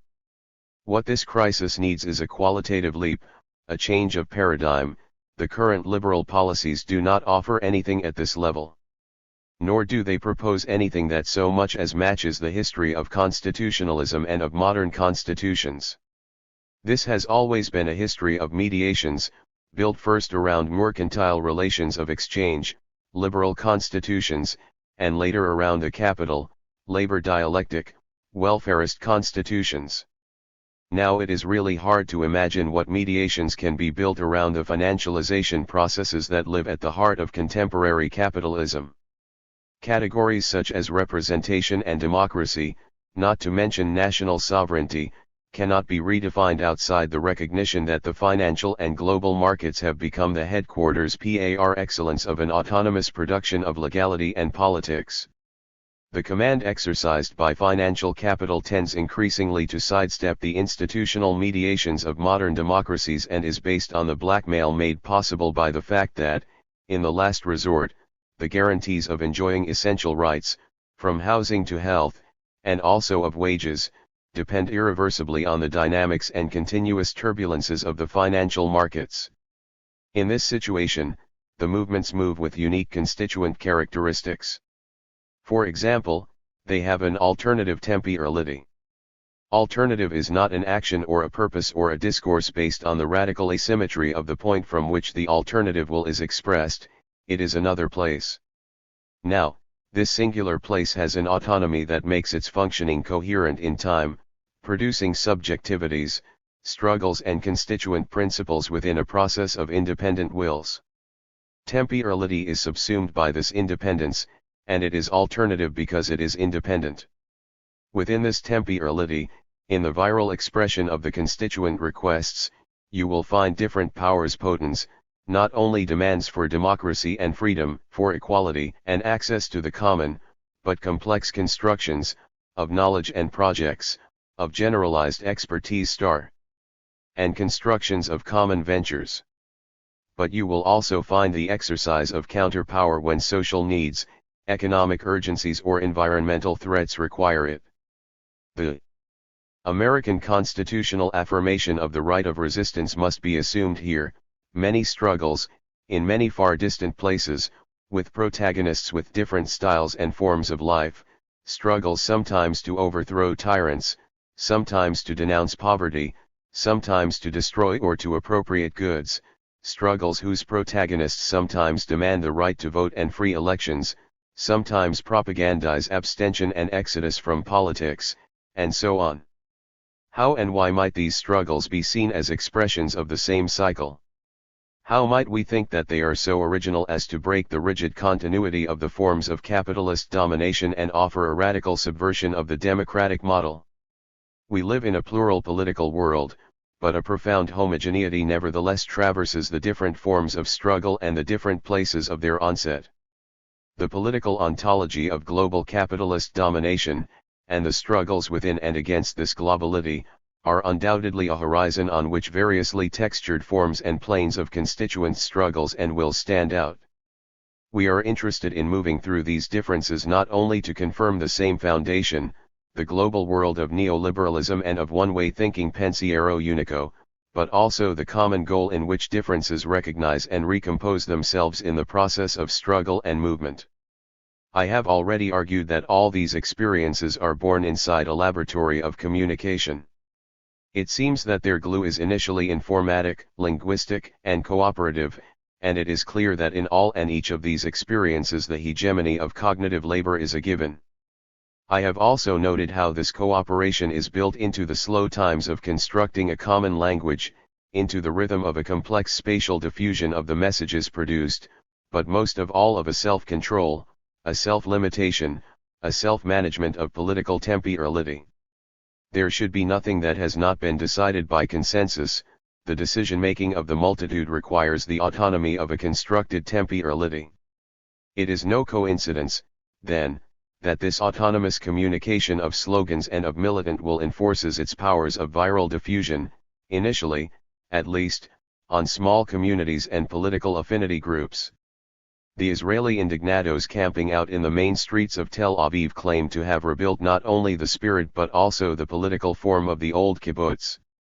The Spanish indignados showed, in their little tent towns, in the commissions that cooperated in the construction of a political program, how a constituent discourse that moved from below, from the simple and small-scale communication of affects and reasons, could be carried through into general assemblies and there create a decision-making machine. It is no coincidence that the novelty of these movements and of their constituent proposal tends to find support and a symbol in a renewed model of federalism. Small communities connect and build their unity not in the renunciation but in the integration of differences. Thus federalism becomes an engine of recomposition. Obviously we test here the continued existence of very few elements of a theory of the federalist state or sovereignty, nevertheless we find, on the small scale, the strong passions of an associative intelligence that have sustained federalist ideologies on the large scale. Here ideology turns into practice, a practice of resistance. How far and how long this will last no one knows. And yet the resistance is real. The response of capitalism proves it. To break the federal unity that the movements build in the struggle, capitalism is normally forced to carry out sophisticated operations, which cost the ruling elites a lot, recourse to a religious alternative, Islamic in the case in point, in the countries of the Arab Spring, ferocious repression against the 2011 English riots and use of racist weapons, provocations concerning the border between violence and nonviolence, where the movement has reached a high maturity of association, thanks to Spain and the United States. A plural ontology of the political, this is the reality in which the initiative of the movements appears and takes place. This pluralism indicates federative cooperation and assembly of struggles that differ in inspiration and in project, and a constituent democracy that upholds differences as a terrain for synthesis and further proposals. It is a plurality of movements against global capital, against finance capital, for the reconquest of the common and for the production of a constitution of the common. These things are in our minds by now. But it is important to live them. It is essential to participate in their construction while being aware of it. In the face of a plural ontology of the political, we have so far analyzed the political and plurality. Now it is necessary to enter the ontological machine. This penetration is not an impossible task. It consists in getting ready for DISP or C, the production of subjectivity, becoming its dispositif. Communicating, learning and teaching, studying and communicating, being activists and participating in struggles, such is the dispositif of the production of subjectivity. Militancy constitutes its central axis. A plural ontology of the political finds its synthesis at the intersection and in the recomposition of militant subjectivities. In short, to conclude, this is an example redolent of what I mean by the spatiality of the common, a residing together of bodies. The Indignados as well as Occupy Wall Street give a full demonstration of this dimension of the common. The struggles in Val di Susa are a good illustration.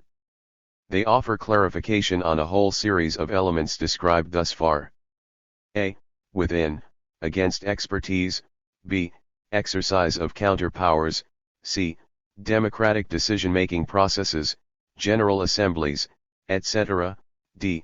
Elaboration of singular tactics within a general strategy. E.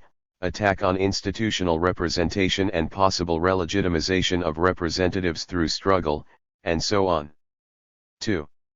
1. It's time to return to the theories of federalism understood as a category of public law. Now, we are acquainted with two traditions of federalism. The first, which is hegemonic, is associated with Pufendorf. It casts federalism as a process of assimilation of local and state differences. It is traversed by the idea of sovereignty and has to deal with the dilemma of Calhoun. In this way the federalist conception slips into the tradition and difficulties of sovereignty. Olivier Baud sees federalism as being a form of the state. At the other end is the conception of Althusius, and partly of Harrington.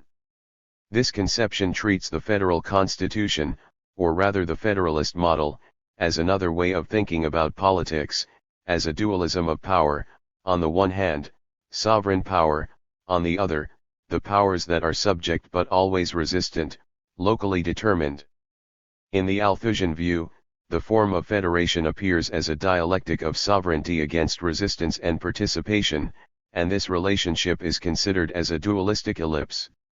How, then, can we imagine a government whose necessity derives precisely from the radical and irrepressible plurality of the political entity? We can try stepping into a horizon of radical criticism of democracy. We must abandon here the idea that the identity of the rulers and the governed must live as a regulative idea in the constitutional organization of the government function. While in the conception of legitimate power the citizens are totally submissive because the power to be obeyed is understood as a power of all, in Althusius' conception plurality persists as a political and constitutional factor before the government and thus guarantees continuity in the political action of the governed. Government is therefore possible only as the product of a dualism of power. 2. But beware. If we look at this process within a biopolitical condition, that is, in a place where the genealogy of the function of government is closely linked to the genealogy of the economy, several difficulties arise. In the 20th century welfare state, citizens are no longer evaluated as simple, private legal entities, collectively recomposed through political representation, but are reclassified as portions of the population, and such reclassification requires other knowledge and social planning. In this context, federalism risks becoming functional to neoliberal governmentality all over again.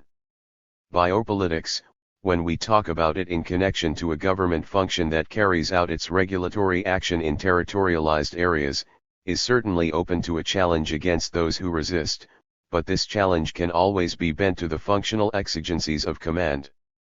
How, then, can the Althusian point of view be reaffirmed, on the one hand against the functional degeneration of governance and, on the other, in the face of the counter-tendency of local parties to shut themselves into populist or identitarian positions? What resists the dispositives of sovereignty and escapes the classic forms of representation is freedom, a freedom that, as the alternative face of subjection to governance processes, configures other needs and other desires in biopolitics. It seeks to install other forms of life. If the new technologies of power organize themselves with a view to capturing and governing a freedom no longer related to the state but constantly in excess and centrifugal, we find ourselves facing the perpetual dissident. Perpetual dissidents are those citizens who do not direct their desire for security and order to their own sovereign but are determined to be governed as little as possible and to govern themselves as much as possible. Is it possible to recognize in the instances of federalism today the expression of a radical tendency to exodus, the trace of authentic lines of flight, a radical tendency of political subjectivation around claims that cannot be prosecuted via the filter of representation? In this context, what are the cooperative networks of cognitive capitalism's general intellect, the form of accumulation within which the production and control of knowledge become the fundamental stake? In the valorization of capital? How do the social times necessary for the constitution of knowledge, crucial nodes in the valorization of production, aggregate when these powers tend more and more to overflow the boundaries of individual companies? Here federalism begins by presenting itself as an elusive reality in the network, in the common. 3. This doesn't leave us with much in our hands, but we have some leads. Thus far I have worked on the constituent temporality of the common. The discussion of federalism then led to a discussion of spatiality, to the spatial figure of the common, which constituent language must make its own. So let me return to the concept of federalism, privileging the procedural dimension, as I have already said, and thus casting it in political forms appropriate to the common. Let me refer in particular to a work by Daniel Elazer, who sees the category of federation as a process and not as a formal fact. One Elazer's most important contribution is thus the emphasis he places on the fact that federalism organizes its political space in the structure of a matrix, thereby radically distancing himself from the pyramidal criterion on which is based the historical and theoretical model of the modern state form. The main experiences of real federalism actually involve a hierarchy, a pyramid of governments with gradations of power that flow from the top down or from a center to the periphery. But what I want to emphasize here is that the matrix structure of the federal political space evokes the image, and the reality, of the network, which in the great transformation of recent decades has established itself as a dominant figure, both in the field of new communication technologies and in that of the organization of work and commerce, both in the analysis of new governance processes and in that of the powers that organize the old and new global cities, to give just a few examples. It is clear that, when analogies of this type, e.g. between federalism and network, are made, it is difficult to draw from them a thought concerning the potentials and the contemporary horizons of a federalism beyond the state.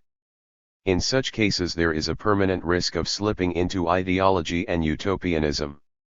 Terms such as solidarity, subsidiarity, and communication risk not being materially qualified.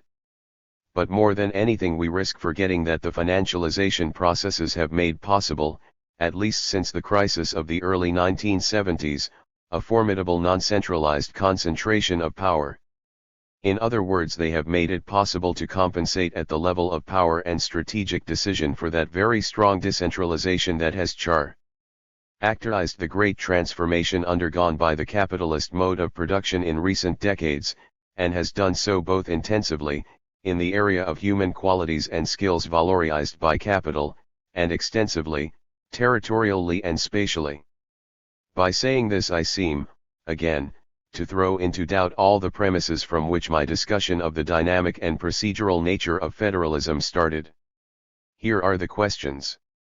What forms can the control of the power of finance take, and in what spatial coordinates? Is a constitutionalization of this power generally possible? How should we think about a reappropriation of the immense wealth frozen in financial incomes, and how should we then answer these questions as we traverse federalist thinking? It is clear that the only answer that can be given to these questions is one that reopens the game of counterposed forces. Federalism, interpreted as I have interpreted it, can allow us to broaden the field of contestation and to extend the guerrilla warfare for the reappropriation of the common. 7. Disarticulating ownership. Common goods and the possibilities of law ***. Let me begin by recalling a brief passage in the young Marx. Work is the living foundation of private property as a creative source of itself. Private property is nothing but objectified labor. If, then, one wants to give private property a fatal blow, it must not be attacked only as an objective condition, but as an activity, as labor. It is one of the biggest misunderstandings to speak of free human and social work, of work without private property. Hence abolition of private property comes to reality only when it is conceived of as abolition of work, an abolition that naturally becomes possible only through work, that is, through the material activity of society. 1. Marx adopts here, from the Lockean tradition, the classic definition of private property, secular and liberal. This is the very definition of possessive individualism. 2. As we know, Macpherson has made an extensive study of possessive individualism. From this perspective, individuals were considered free insofar as they owned their own person and their own capacities. Human essence consisted in not depending on the will of others, and liberty was a function of what one possessed as an individual. This view was not very different, incidentally, from Harrington's and Winstanley's conception of freedom, and I am happy to refer to these authors because the collective telos of their reasoning incentivized a communist project. So then, society consists of relations of exchange between property owners. Political society becomes a machine designed to defend private property and maintain an orderly relationship in matters of exchange. If we broaden our gaze and place Hobbes, as Macpherson rightly does, at the theoretical center of possessive individualism, where it is developed in universal terms, we are in position to appreciate the definition of individual freedom elaborated by him with great rigor, and consequently the definition of property as the economic translation of freedom itself. The value, or worth of a man, is as of all other things, his price, that is to say, so much as would be given for the use of his power. 3. But we know how profoundly work has changed today with respect to the definition of possessive individualism. The question is, will the concept of private property change too? Or rather, in what sense, in what direction should we transform the critique of property? In order to answer, let us first take a look at how work or labor changes, and, to avoid simple-minded references to Italian critical sources, which in Italy are always tiresome, God knows why, let us reread Robert Castell, Manuel Castells IV and countless others, well summarized by Luke Boltanski and Eve Chiapello in a book that draws a conclusive analysis of the new forms of productive labor today. 5. Labor is realized and valorized in a world where the visibility of communication networks and information connections is continuously growing. Consequently, people work nowadays in ever more flexible and mobile arrangements, which are precarious from the angle of payment, and the world of work is increasingly marked by indeterminacy of times and spaces, by anxiety and by ennui. As for the creation of value, it takes place in cooperative flows where languages and affects are subsumed under the material processes of production, and labor, what we call variable capital, is very frequently interchangeable with machinery, what we call fixed capital. In other words, the quality of labor is progressively marked by singular figures that combine to cooperate with constant capital, since they autonomously appropriate fractions or times, or uses or functions of fixed capital. Thus work has changed radically from the way it was described and stood ontologically in the age of possessive individualism. So then, have the forms of the relationship between activity and property also changed radically? Of course. What remains, then, ontologically speaking, of the concept of private property? It is worth pointing out that it is not the first time that such changes have occurred. Already in the industrial age, that is, when the archaeology of original accumulation fades and the hegemony of large-scale industry is imposed, with modernity, there had been a major change in the relationship between labor and private property. Gradually, the entrepreneurial and managerial theories of industry had shifted the concept of ownership towards a function of management. Early 20th century American realism charted these changes very clearly. With the latest modification, as indicated by Boltanski, the transformation of the concept of property, insofar as it connects to the transformation of work, becomes ontologically extreme and a purely ideological survival, and it is not clear why the definitive obsolescence of the Hobbesian definition, and, partly, of the Marxian one, is not recognized. However, one should stress the insuperable advantage that the Marxian discourse shows over the Hobbesian, if only in overcoming its concept of labor. In fact, Marx not only holds tight the ideas of freedom and property but also connects the idea of labor with that of property by giving the concept of property a dynamic reading, and in this way allows us to move well beyond possessive individualism. So let us, in our turn, proceed further on the terrain of defining property, bearing in mind the Marxian labor-property equation. So then, the change in the world of labor for which I cited Boltanski fundamentally renews the concept of private property. It appears on an ambiguous terrain, where the elements of material and immaterial activity, physical and intellectual labor, the individual and social dimensions, and the singular and cooperative qualities are confusedly interchanged in processes of production, and all the more in processes of exploitation, and where, as I have stated, even portions of fixed capital are from time to time appropriated by labor power or snatched, extracted, from the boss's command over the metamorphosis of productive labor. Furthermore, independent processes of subjectification function within these transitions of capitalist accumulation, inducing in them unique exceedances and innovations. At this point one has to wonder whether the concept of private property still makes sense ontologically. In reality, the relationship between labor and property seems to be constituted in the network society now, when the walls of the factory give way, when work tends to reconfigure itself as a service relationship, when productive connections are expanded in the metropolis, when value is extracted at the entire social, productive level. In such a situation private property seems to have become a contingent concept, devoid of necessity. It is in fact money, and thus financial capital and public action, that seem to establish here any relationship between labor and command, property. A new property convention is thus created, and the rule of finance is imposed here to redefine ownership.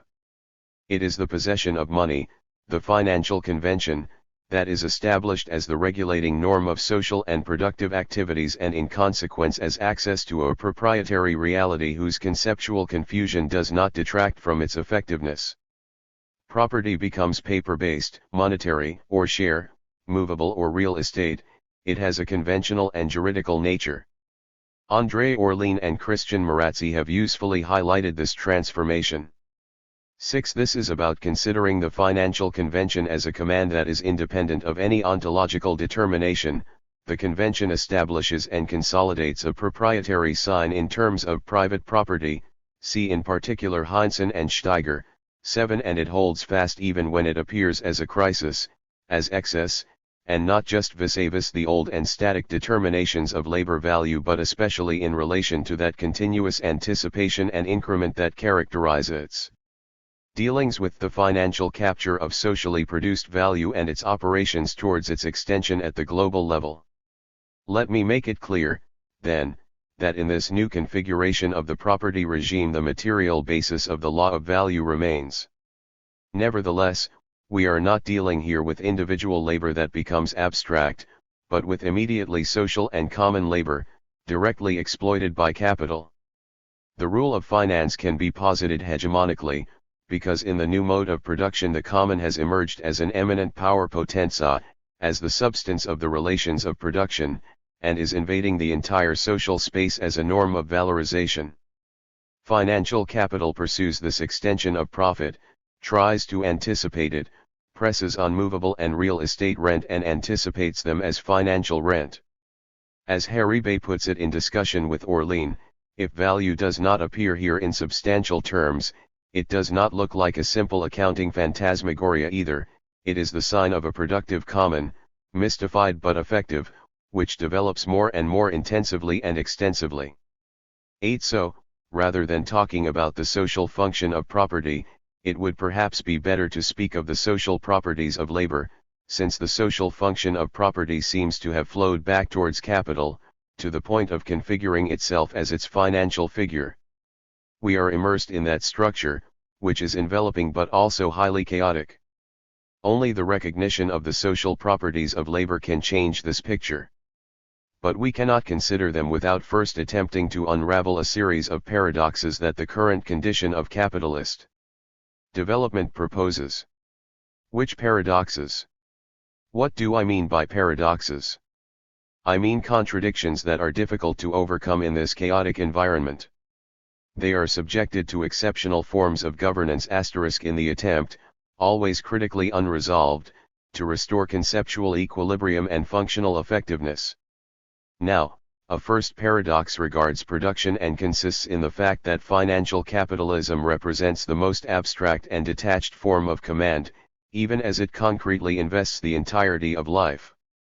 The reification of life and the alienation of subjects are created by a productive command that, in the new mode of production organized by financial capital, has become completely transcendent, a productive command over a cognitive workforce that nevertheless turns out to be autonomously productive when it is obliged to produce surplus value, precisely because the latter is cognitive, immaterial, creative, and not immediately consumable.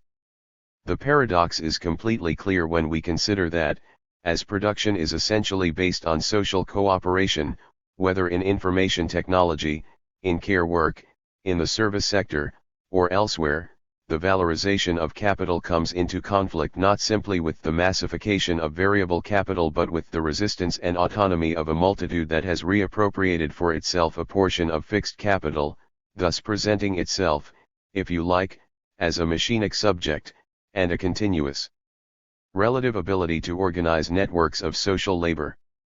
This paradox and contradiction very violently counterpose constant capital, in its financial form, and variable capital, in the hybrid form it assumes once it has incorporated fixed capital, and therefore tendentially implement the verticalization of command. The second paradox is that of property. Private property, what we define juridically as such, tends to be subjected more and more to the figures of rent. Rent arises today essentially from processes of monetary circulation that take place in the services of financial capital and of real estate capital, or from processes of valorization that take place in industrial services. Now, when private goods present themselves as services, when capitalist production is valorized essentially through services, private property blurs its traditional characteristics of possession and appears rather as command over, and exploitation of, the cooperation that constitutes those services and makes them productive. For what we call public powers poteri publici, this is the source of an urgency to manifest themselves as sovereign powers poteri sovrani in an extreme, transcendent manner, in order to restore to private property the value-creating valorifica and legal, juridical, function that the transformation of social production tends to remove from it. However, in post-industrial societies the public mediation of class relations becomes increasingly difficult, because sovereignty itself has been privatized, patrimonialized by finance capital, for the same reason why private property has dissolved, it is no longer a possession, it is the use of a service.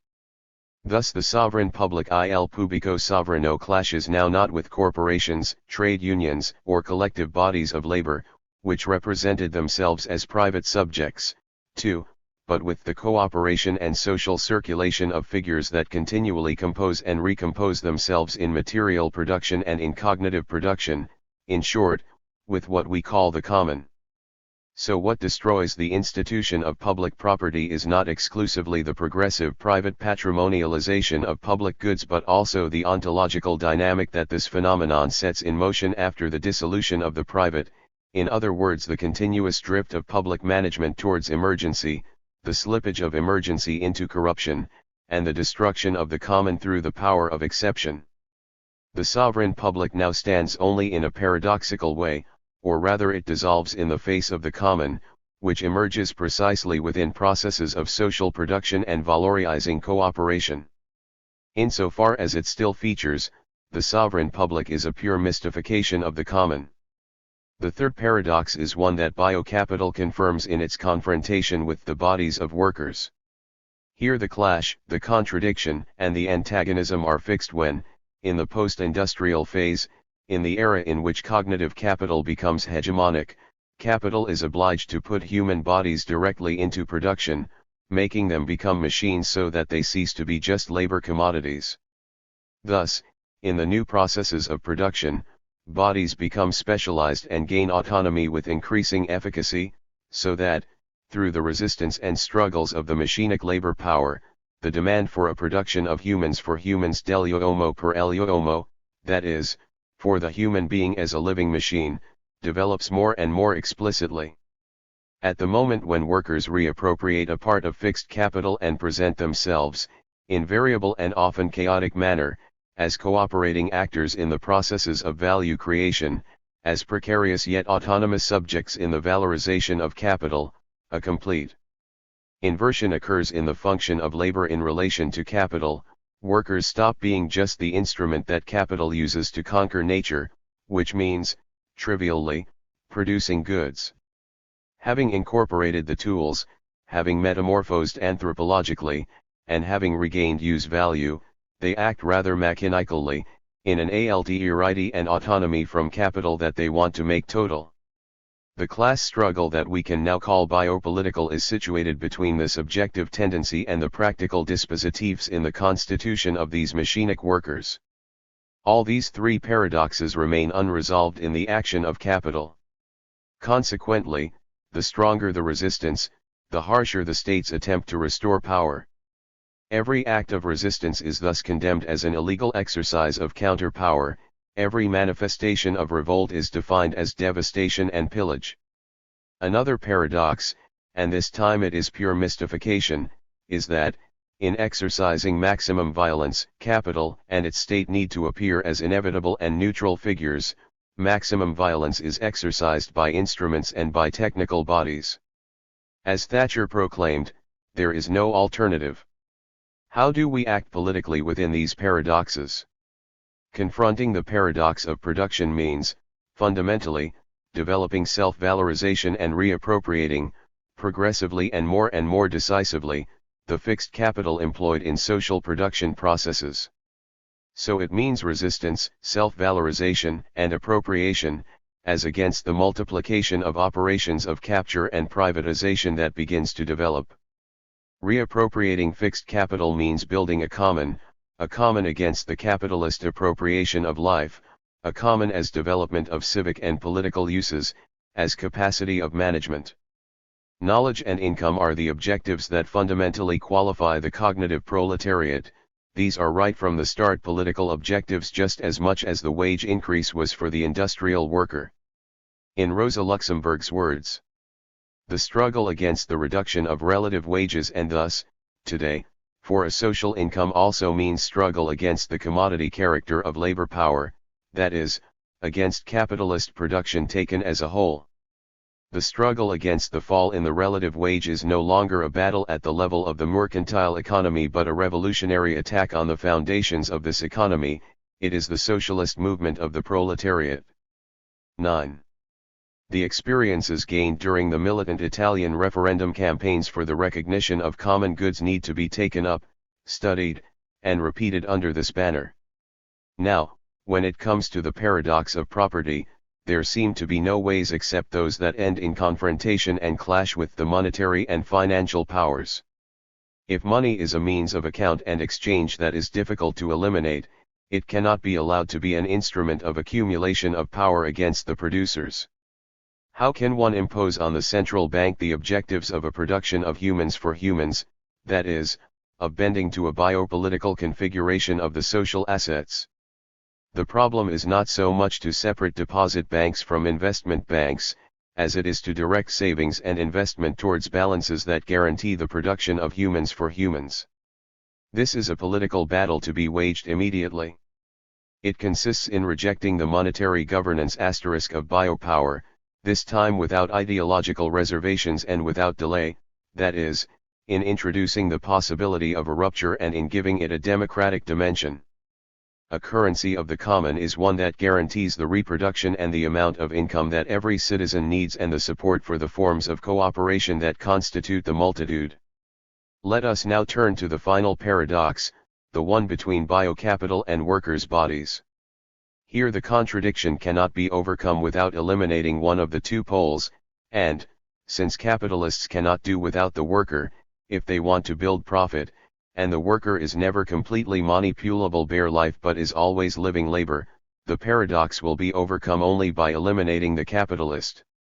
Hence this is the proper terrain of politics, the terrain of deciding on the undecidable, with all its comings and goings, its pulling in and letting out, its killing and bringing to life, its fascism and democracy. So much on the side of power. But it is also the constituent terrain of all the machine bodies, which are very peculiar, monstrous in their action. To these bodies, making politics means constituting the multitude institutionally, that is, plucking the singularities out of their solitude and setting them up in the multitude, or transforming the social experience of the multitude into a political institution. This transition materially takes the place of the idealistic operation that used to color the concept of class consciousness. But it must also overcome the modern bourgeois, and 20th century, model of the relationship between constituent power and constituted power, not because the constituent action fails, but because it can no longer be closed into the reconstruction of the one of power. Uprisings are done not to seize power but to keep always open a process of counterpowers, challenging the ever-new dispositives of capture that the capitalist machine produces. It is on this ground that sovereign representation goes into crisis, because, drawn as it is into the mechanism of sovereignty and filtered through the sordid and magical alchemy of elections, it does not bear comparison with the truth and richness of the new social composition. My impression is that, on the European constitutional front today, we need to build real buttresses against the neoliberal constitutions that they want to impose on us. We need to build a conflictual counter-democracy, which thrives on demands and protest, on resistance and anger.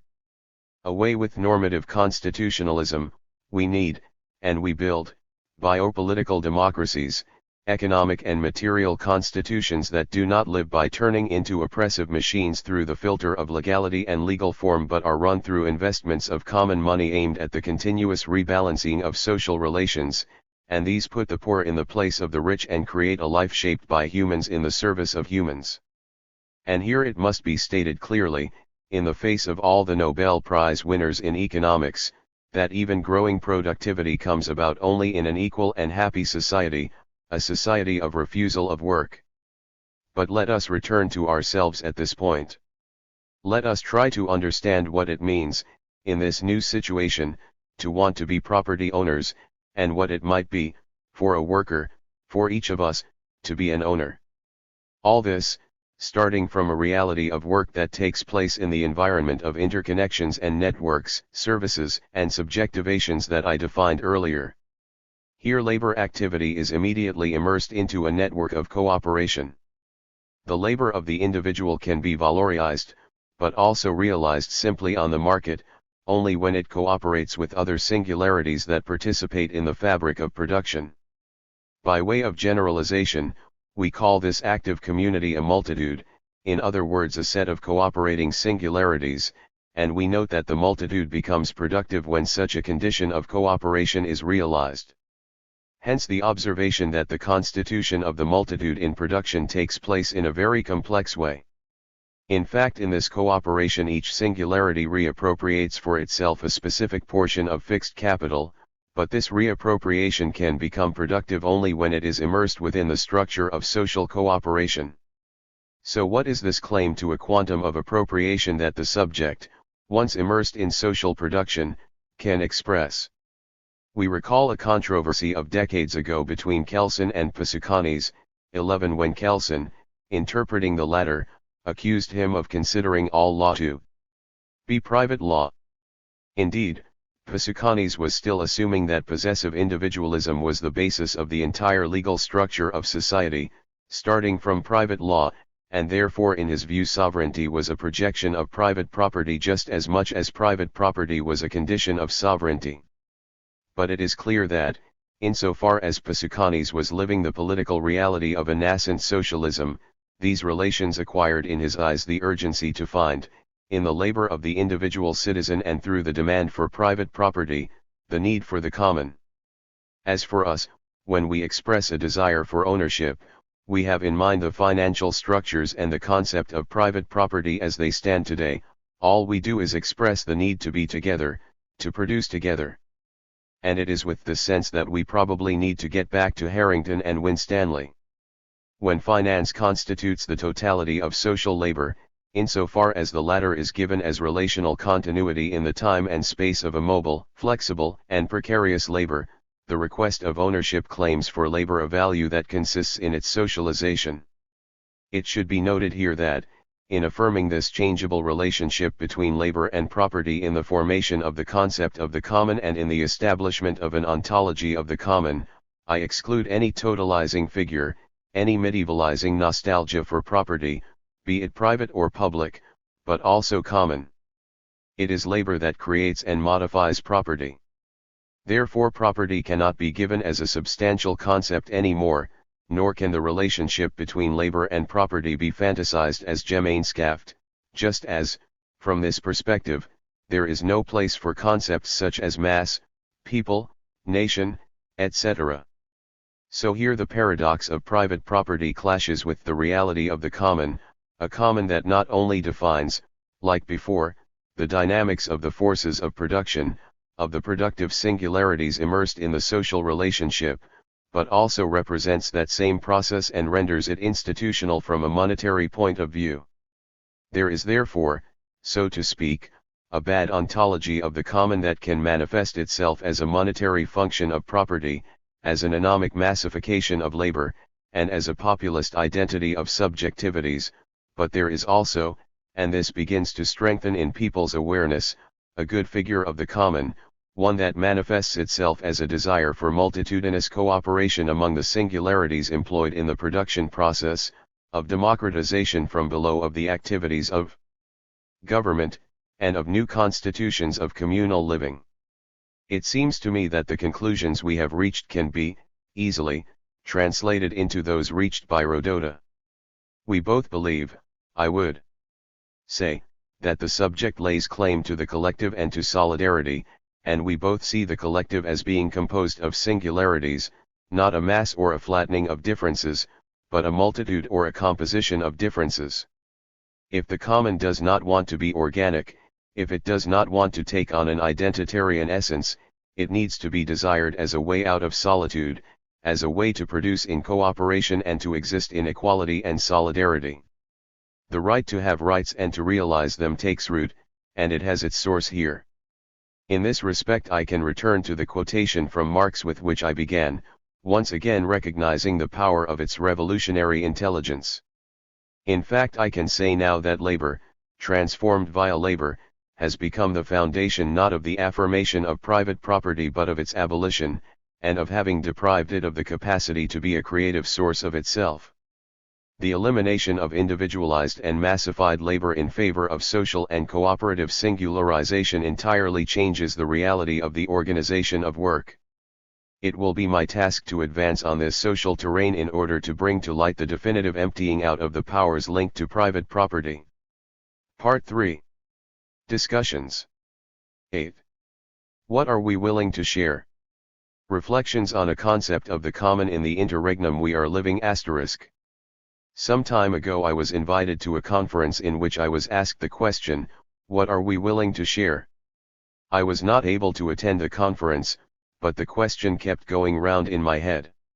Here are some notes that I had written to open a discussion on the ethics of sharing, a very fashionable topic today. Such is its fault, and yet it is a discussion that opens to further questions under the influence of technological development itself. What are we willing to share? With a touch of irony we could say that this is a question that invites either reticence or hypocrisy. In today's realities, what can we share, what do we want to share, for instance with migrants? Saint Francis of Assisi offers us direct action, fraternal help or, better, giving. Some of this resonates today in Pope Francis. And there is more. Saint Francis also claims that there is joy in giving oneself. The outcome? Everyone quotes him and is moved, yet nothing happens. But what happens if we take a secular position and say, without complacency but with a sense of responsibility, that we are willing to transfer a percentage of public welfare to refugees, or to help the poor here, chez nous, by offering communities of volunteers and some means of subsistence. In short, if we are willing to share, not very Christian, this, only the surplus. Is there a real sense of sharing in such behavior? Or isn't this kind of sharing yet another opportunist and formal disposition? An initial response is required to these questions. Under what conditions is it possible to share? Second, nowadays there is a lot of rhetoric around vulnerability and individual suffering. These are things that require care and sharing *, that may be so. But once you move out of the noise of box ticking and neutralizing emotion, what does this mean? Care and sharing according to what criteria? For whom and in which direction? Put in these terms, the question again seems to be characterized by a high dose of insincerity. In my opinion, the question becomes relevant only if it is put not in moral, individualistic terms but rather in ethical terms, which can claim some generality, if we interrogate not just benevolent singularities or minorities disposed towards emotional empathy and its derivatives, but a collectivity that is willing to produce through sharing, and if the question is addressed to the majority of men and women. The matter will then be one of sharing democratically, that is, according to the rule of negotiating the distribution of wealth, as when they made the Magna Carta, but in this case it would not be established between barons and city guilds but between the poachers and artisans of the forest, suburb banlieue of Sherwood. But let's leave aside historical antecedents and turn to ourselves. I would like to proceed carefully, looking at earlier positions that have been expressed in this discussion. Max Weber makes a reasonable distinction, according to which any ethics-oriented activity can be brought under two divergent principles, in fact mutually incompatible, and this depends on whether the activity in question is oriented towards an ethics of responsibility or towards an ethics of conviction. Faced with this oppositional definition, classic and yet falsely neutral in the bourgeois world, I am rather in agreement with the bourgeois realism of good old Hegel, who thought of the transition from a morality of conviction, of love, to an ethics of responsibility not as a linear opposition but as a necessary gap in a logic that, by ascending to the universal, to the normative foundation, makes sure, in his view, that civil society itself exists and consists. As he illustrates the actions of the woman, the mother, the mater familias, agents of social actions, care, sharing, that he properly recognized as expressions of love, Hegel in fact adds a very characteristic argument in developing a suspension, Aufhebung, of the morality of conviction. The community creates its own subsistence. Only by destroying family bliss and by dissolving its own consciousness into that of a universal self.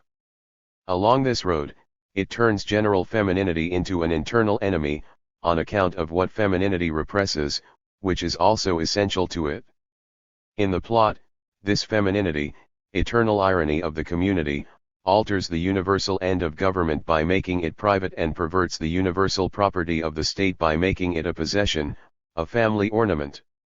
And now that I have underlined the scandalous and infamous irrelevance with which women are evaluated in the metaphysics of the highest philosophical representative of the bourgeoisie, let us return to our argument. According to Hegel, sharing cannot but be regulated from above, which is where conviction and responsibility can be translated and based on historically validated and state-guaranteed norms and institutions. This Hegelian way turned out to be fundamental much more than the Franciscan way, or the Weberian way, that of responsibility, and was normalized in the praxis of modern bourgeois thought. But now that ethics has been invalidated in the crisis, or rather has been overwhelmed by a ferocious implosion after its 19th century apogee. One could speak here of an irony of history much more properly than Hegel did. It is then useful to show how much, in this critical implosion of modernity, sharing has lost its individual, relational characteristics and acquired rather relational, collective dimensions. Without overstating this transition, I should note that sharing is now combined with production when, in the transition from modernity to postmodernity, from the industrial to the post-industrial, the disciplinary, sharing, regime is replaced by sharing as a productive dispositif, according to which free subjectivities are prepared for collective production. In this they are controlled from above, when above no longer means the authority of the state but the necessity of the market. Returning now to morality in this new situation, I wonder whether the problem should not be raised in a radically different way today by comparison with the good old days. We should perhaps recognize that those classic solutions falter, when they are not plainly invalidated by a new way of reasoning, according to common sense. And we should also appeal to new technological reasons. Actually, the invitations to care and sharing seem to me to be, disguisedly, equivocally, symptoms that reveal this uncertainty. Moving beyond those older positions, I would now like to ask how it is possible to introduce a new ethical order when the rules of ancient morality are generally disregarded and, when it comes to sharing, every form of distributive justice, which those rules presuppose, has disintegrated. In fact, we have to assume now the crisis of any definition of morality in the face of the current state of social life, in triumphant neoliberalism, and in the face of the decline of all traditional community loyalty. The market has won and ethics is subordinated to it. How is it possible to share, when any other act, being devoid of an ethical norm, has lost the capacity to be immediately referred to a responsible subject and is subjected to a heteronymous relationship, to a command that is often illogical, to a social ontology that is called market? How is it possible to share, when the moral will that demands of us to conform to the norm and asks itself about its own value, therefore requiring an ethical foundation, fails to orient its intentionality? Doesn't the moral will itself dissolve? This is what happens today: insecurity and fear. Regimes of coexistence and effective regimes are immediately subjected to market rules, thus they become more and more alienated and alienating. If selfishness is preached as a virtue of the market, the transition from morality to ethics is, so to speak, blocked. Whatever the form of the norm, whether it's placed in the regime of conviction, in that of responsibility, or in that of state command, of biopower, we can say today, since we are convinced that Hegel's normative vulgate can be reduced, mutatis mutandis, to that concept, in the face of a fragile and in any case heteronymous ethical perspective, then, all that remains is to take refuge in an individualistic morality of uncertain character. We are forced to behave with extreme selfishness, as if we had to face a condition of savage rarity, a condition in which one is allowed to let the other die in order to save oneself. This is the condition of a cosmism, of passion against the other, as if the other did not constitute the cosmos, that Arendt denounces and posits as a possible base of all totalitarianism. In a beautiful book, Un Monde Commun 1, Etienne Tassin sees this condition affirming itself in the multiple forms of violence that determine social exclusion. Balibar thinks that this same condition is capable of producing a tendential division between zones of life, of a good life, and zones of death, most often a dirty death. Thus we touch on the intolerability of the current condition. The question, what are we willing to share, has to be redressed at this level. There is no point in complaining about its brutality. Sometimes, to qualify it, there is talk of a revival asterisk of the state of nature. Always the same story. But this reference is crude and illusory, since brutality, violence and exclusion have now increased out of all proportion. They are given as part of the biopolitical fabric of a collective existence constructed by capitalist industry, and their effects are as profound and extensive as the capitalist invasion of bios. To put it differently, in relation to the state of nature, violence is incommensurable today, because here forms of life and production are built, and, especially, are perverted, that have already become collective and need to be ethically and politically recognized for what they are, but they are not and cannot be. Saskia Sassen protests against the ignorance of this condition in her expulsions, after documenting the most terrible cases of expulsions from homes, communities, and nations, the violence of the North against the South and of the rich against the poor, the effects of technologies and the pathologies of financialization during the never-ending crisis that started in 2008. And she asks that all this be conceptualized, in other words no longer hidden, in short, that it be addressed as a problem in the social sciences. According to her, the spaces of those who have been expelled demand conceptual recognition. From a conceptual point of view, these spaces are underground sites that need to be brought back to the surface. But these are also, in principle, spaces full of potential for creating local economies, new stories, new ways of sharing. Let's return to ourselves. The dissolution of morality as an individual determination of good and evil, according to a transcendental rule, and the emergence of an intractable egoism make it necessary not only to resist but, if possible, to restore a path between moral singularity and collective ethics. I think we can begin to do this by asking ourselves what is the collective today. Formally, the transition from an individualist morality to ethics implies in any case the construction of a societas, of a being together, whether weak or strong, and thus leads to the idea of a community, of a collective. It is this collective that is in question right now.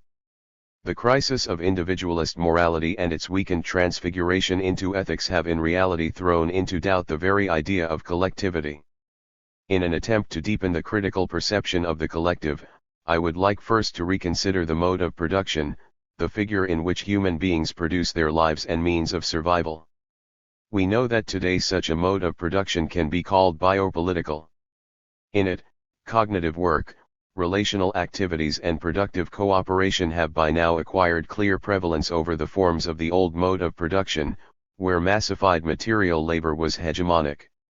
Those forms of command defined themselves through confrontation with that hegemony, by implanting themselves into that ontology. Now, conversely, the productive collective appears rather in multitudinous forms, as a set of singularities that communicate through networks and put their brains to work. They base themselves on a common productive substratum, on a commons asterisk of knowledge and cooperation. To analyze processes of production today, bearing in mind that they are qualified in biopolitical terms, means becoming aware that it is not the massified individual who constitutes the productive collective, as was the case in industrialism, but the singularities in the network that recognize the collective, and recognize it as a common network rather than as a mass. Thus the collective is founded on the common, on a common that it continually produces and reproduces, a common that reveals itself in this way as the substantive foundation of the collective.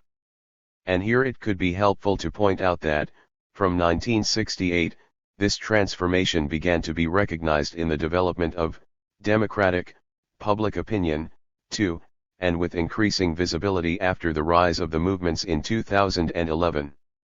These are no longer masses or a collective hypostatized en masse, they are subjectivities that recognize that they are founded in communication, in the network, in making themselves common, and that, by moving as just such subjectivities, build fields of social valorization and constituent political movements.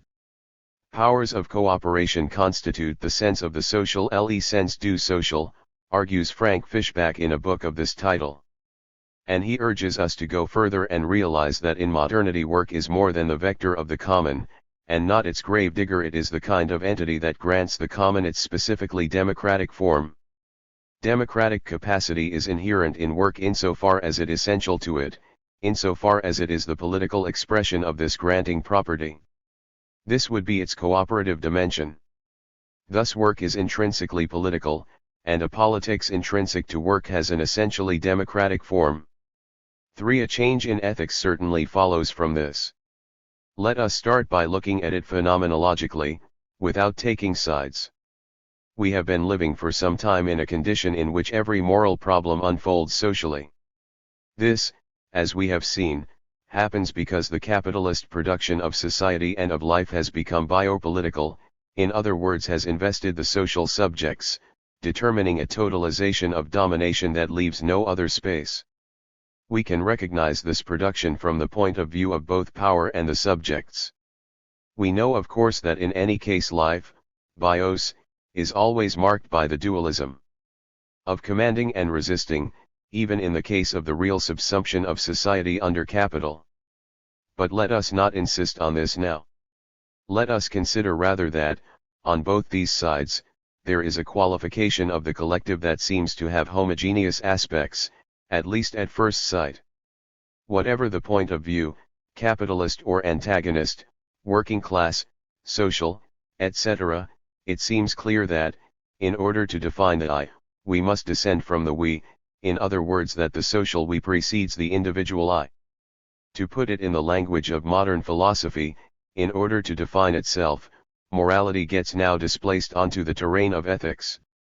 In today's political and cultural crisis, in this interregnum that marks the transition between industrial and post-industrial and thus between various historical eras and civil cultures, a feature that should not be underestimated, we probably witness a breakdown of individual moralities, even if associative, in favor of new forms of making common.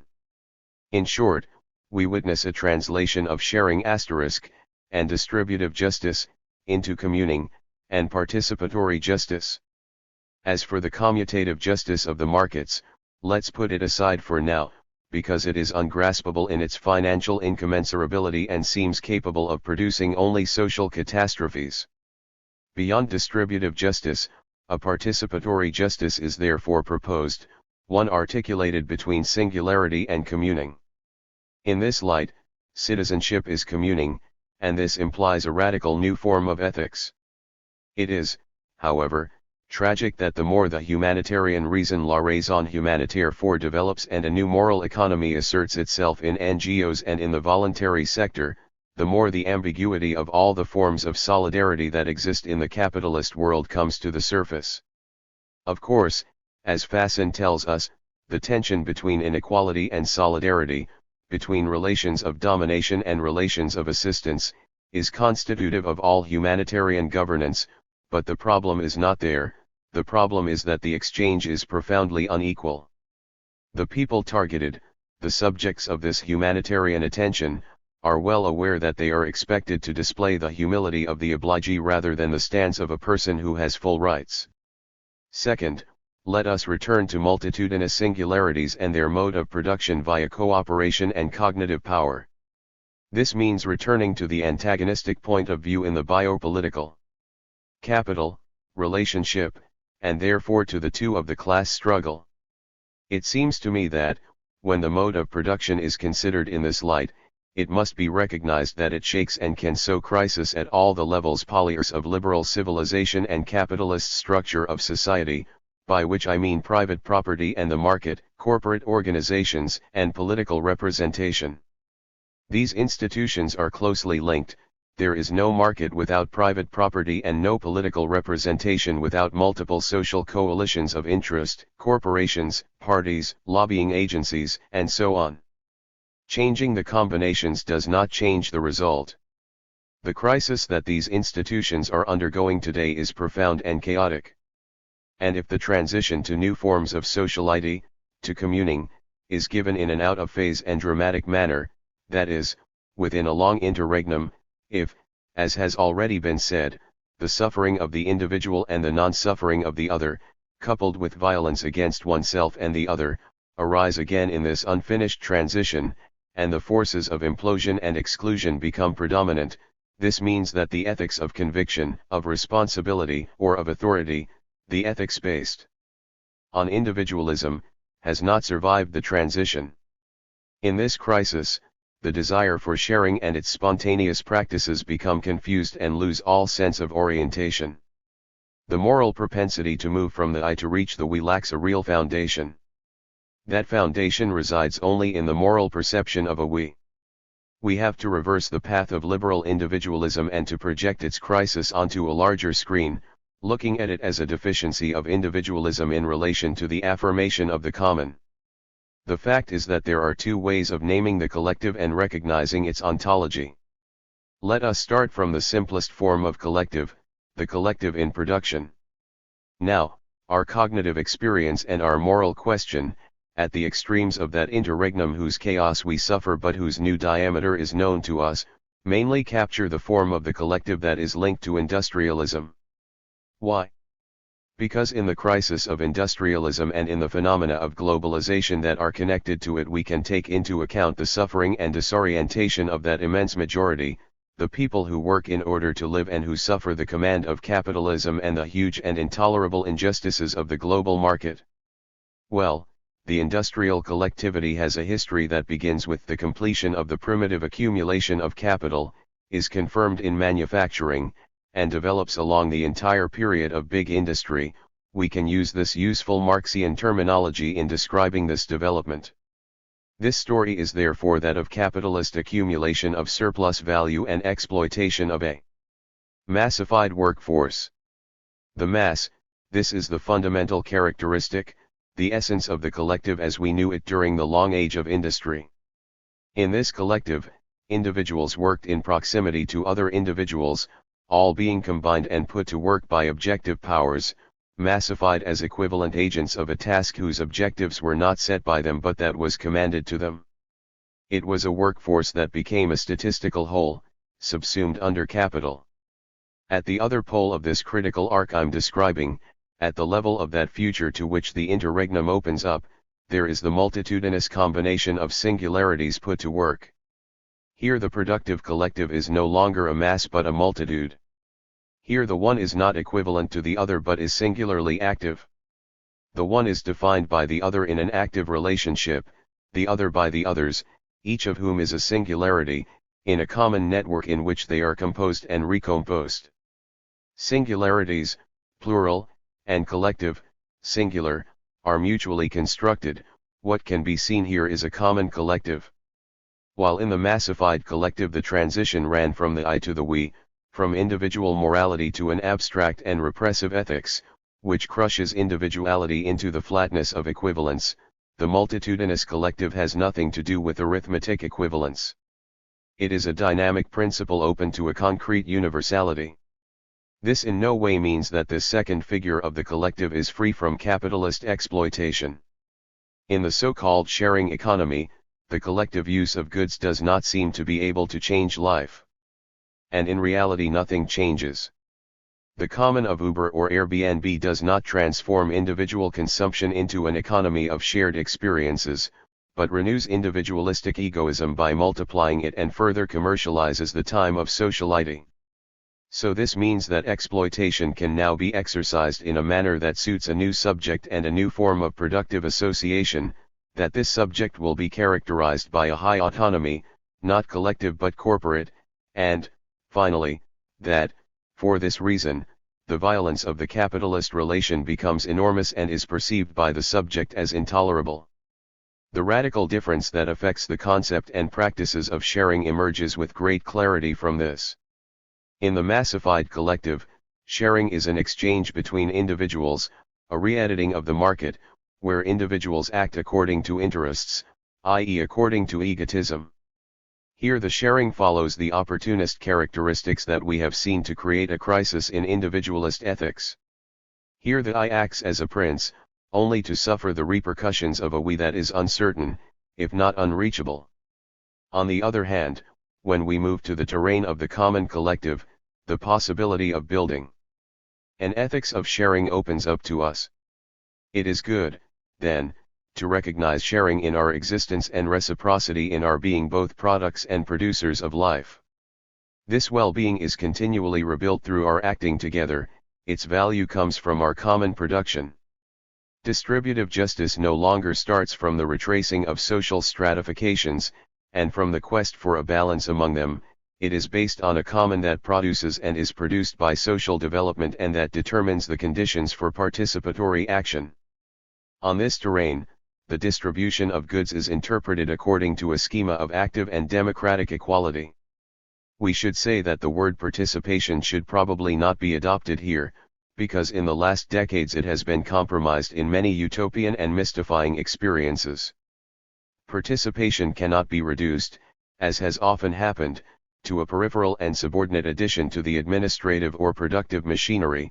It must be radical and ontologically constitutive from the perspective of the common. The collective is produced here as a political action of the we, in other words of doing together, of the construction and revelation of the common. In this context there are important experiences of sharing that take place in the digital arena. They are associated with activities such as Wikipedia or free software, for example, but can also be observed in other recent areas, which see experiences of sharing specialized knowledge, of producing money and cooperation in banking, and so on, in addition to sharing cars, apartments, and such like. Particularly interesting is the project of productive sharing cooperatives proposed by Trevor Scholes. Alongside those sophisticated activities, there are millions of cooperative sharing experiences that range from the cultivation of marijuana in social centers to the rebuilding of companies that have fallen into bankruptcy and are left out of the market. This is the realm of minorities, what Guattari and Delos indicated as a place of ethicity. The problem is obviously one of transforming these places of minor surplus into major surpluses of productive and political power potenza. As we have seen, from the division between forms of the collective that has been drawn here, it does not follow that the second model of collective can be represented as a subject removed from exploitation, or, more generally, that it can be given as an autonomous power, free of the negative. Too often, however, dominant opinion reacts to any forefronting of open possibilities, of pulsating virtualities, of trends in the making by caricaturing these claims as miraculous and by asking for their realistic, sick, reduction, in no way caricatural. This is neither more nor less than an attempt to suppress those powers of the real, as if they were reduced and marginal forms of experience, and to confirm the insurmountable consistency and insurmountable form of the exploitation of every collective at work. Well, leaving aside those insulting reductions, I, too, refuse to grant here, deceptively, an autonomous consistency to the cooperative collective that emerges in the new mode of production, or to establish the independence of these subjectivities. No, this new collective, too, exists in a historical situation that is characterized by the totalization of capitalist command. It therefore undergoes the latter's determinations.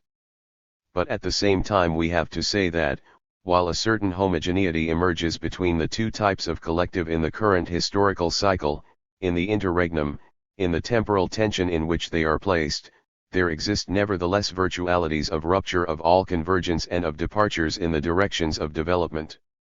So each time the power relationship, concretized in command over production, is modified, in the struggles that constantly traverse the capital relation, the dual consistency of the collective, which is currently subordinated but virtually reactive, could either be transformed by and incorporated into the violent mutation of capital, and the tendential autonomy of cooperation could be consequently destroyed, or be qualified by the social struggles of class liberation each time the power relationship goes in the opposite direction, and this would determine the cancellation of the massified model of cooperation and of the domination of capitalist exploitation. These conditions of rupture have exploded, and these powers of the second, the other, the double power, that of the class struggle, have been historically realized at other times in the development of capitalist accumulation, in other cases of exploitation, and in other figures of resistance. This is what happened in the initial phases of the great revolutions of the short century. In the succession of struggles against the post-2011 crises, at the height of that condition of interregnum that we were living through, the transition to communing has manifested itself very powerfully. From many quarters there came a call to reread distributive justice as participatory justice, or rather to attribute to the constitutive dynamics of distributive justice a dispositif that might recompose the singularity and the common. Here the anthropological and ethnographic exploration of the indigenous common has played an important role.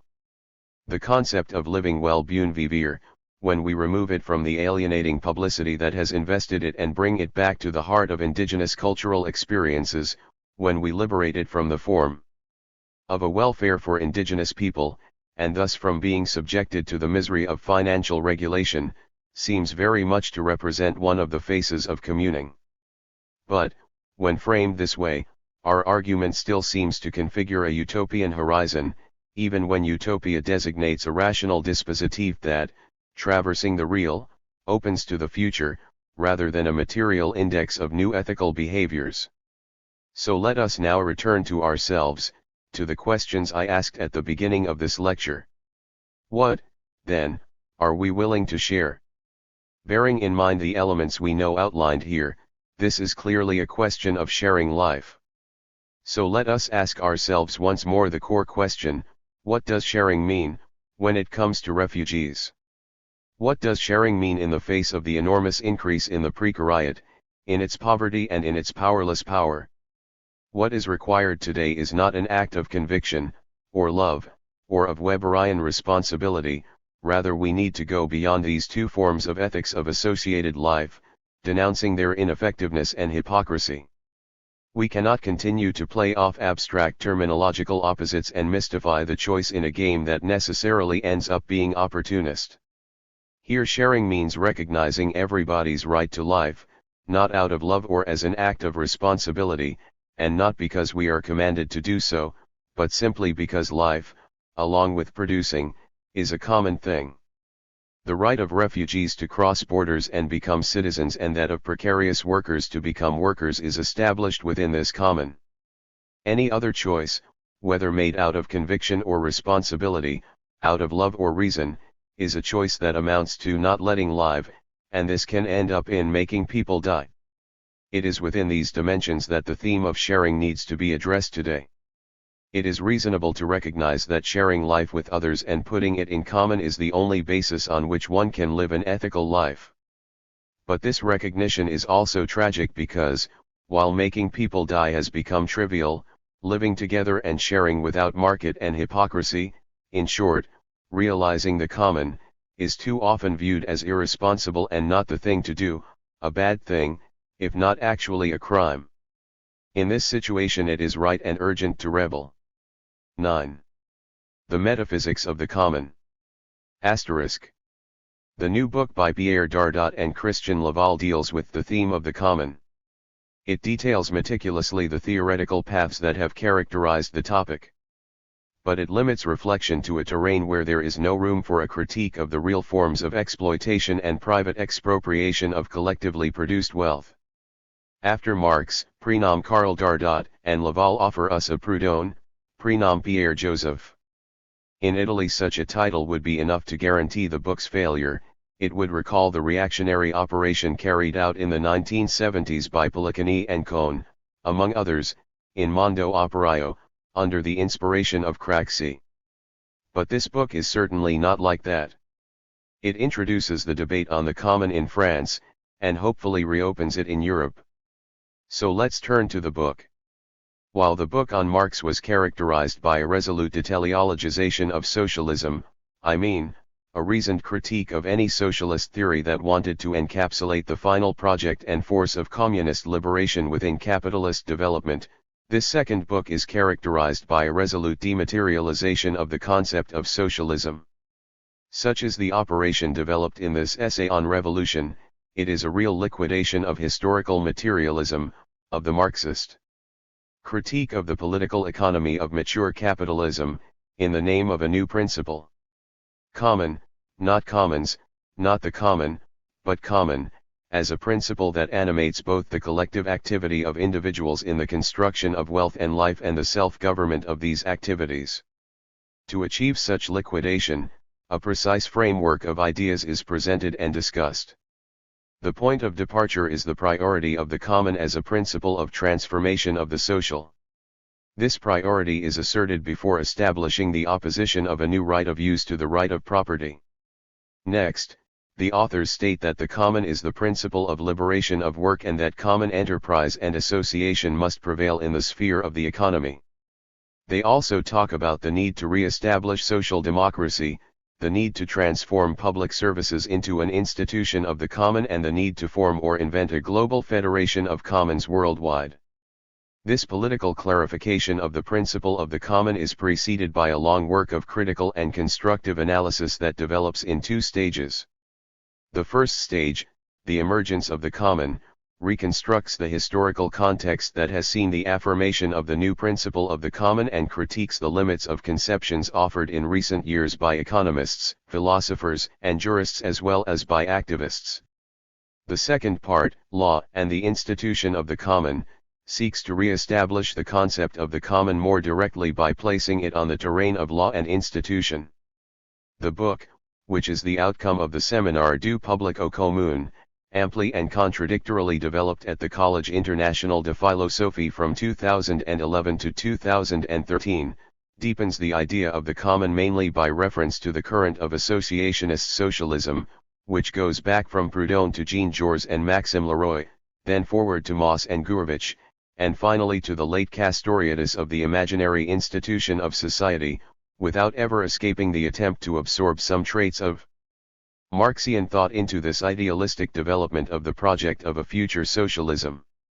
The effect produced by the critique and reconstruction of the concept of the common, as canvassed in this book, is unavoidably idealistic because, continuing the theme of Proudhon against Marx, the correct and increasingly effective break with any telos of socialism is followed by a no less obsessive dematerialization of the concept of capital and of the context of the class struggle, so that by the end of the book it is no longer clear how the common is to be claimed, where the subjects who build it are to be found, or what figures in the development of capital constitute its background.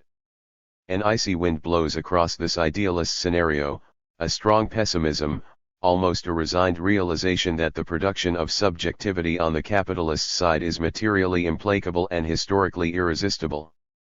Before us lie the subjugation of the workers and the internalization of command, which is increasingly harsh in the age of cognitive capital, as the current science of management * would have it, and as the new suffering experienced by the workers themselves bears witness, with the aid of labor psychology.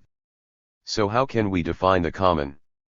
As a community of shared suffering? Or a God who has to save us? In my view, in order to re-establish the concept of the common, we should begin by following a path similar to that followed by Dardot and Laval. The critique they offer of the notion of common in its theological, juridical, and ecological figures, in sum, in all its forms of objectification or reification, which tirelessly repeat themselves in this respect, and also of the philosophical notion, which tends to trivialize the common into a universal, is correct.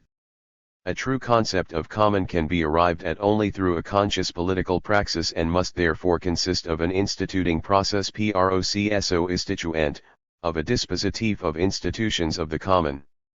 The common has its origin not in objects or metaphysical conditions but only in activity. In this context, Dardot and Laval's critique of Elinor Ostrom's ecology of the commons is undoubtedly masterful, because it clarifies the liberal and individualistic nature of that ecology. A system of norms is set in order to deal with the tragedy of the commons, in other words to safeguard the accessibility and preservation of the commons on the capitalist side, as natural assets. But if one follows the path indicated by Dardot and Laval, one soon reaches a junction, which opens up when one realizes that the common is not simply the product of generic, anthropological and sociological activity but the outcome of productive activity. Here the confrontation with Marx becomes inevitable and decisive. And yet Dardot and Laval seem overwhelmed by the complexity of the question.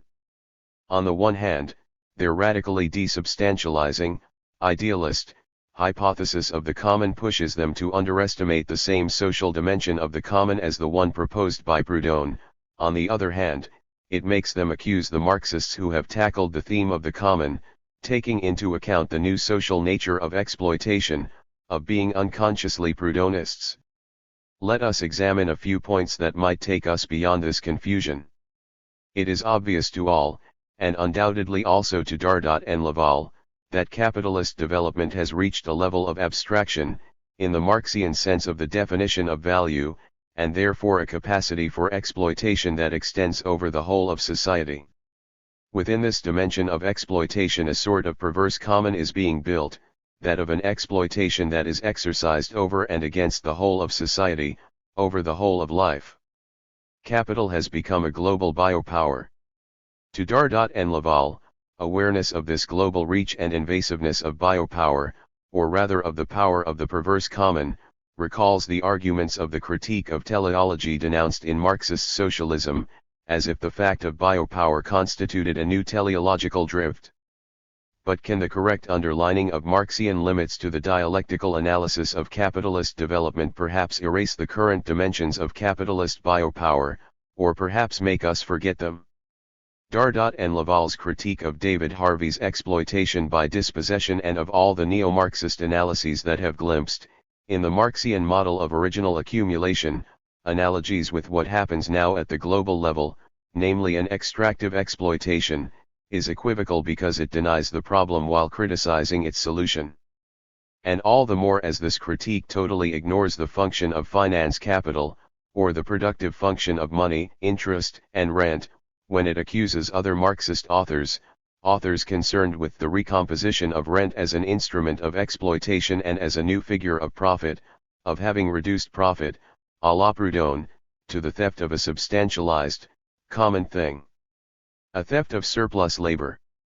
Here, in developing their critique, Dardot and Laval seem to forget the most basic features of Marxian thought, especially that capital is not an independent essence, a leviathan, but a production-based relationship of exploitation, and that, in the current condition, financial capital invests a world of production that is socially organized, accumulating in the extractions of surplus value both the direct exploitation of working-class labor along with the expropriation of natural assets, territories, and structures of the welfare state, and the indirect extraction of social surplus value through the exercise of monetary domination.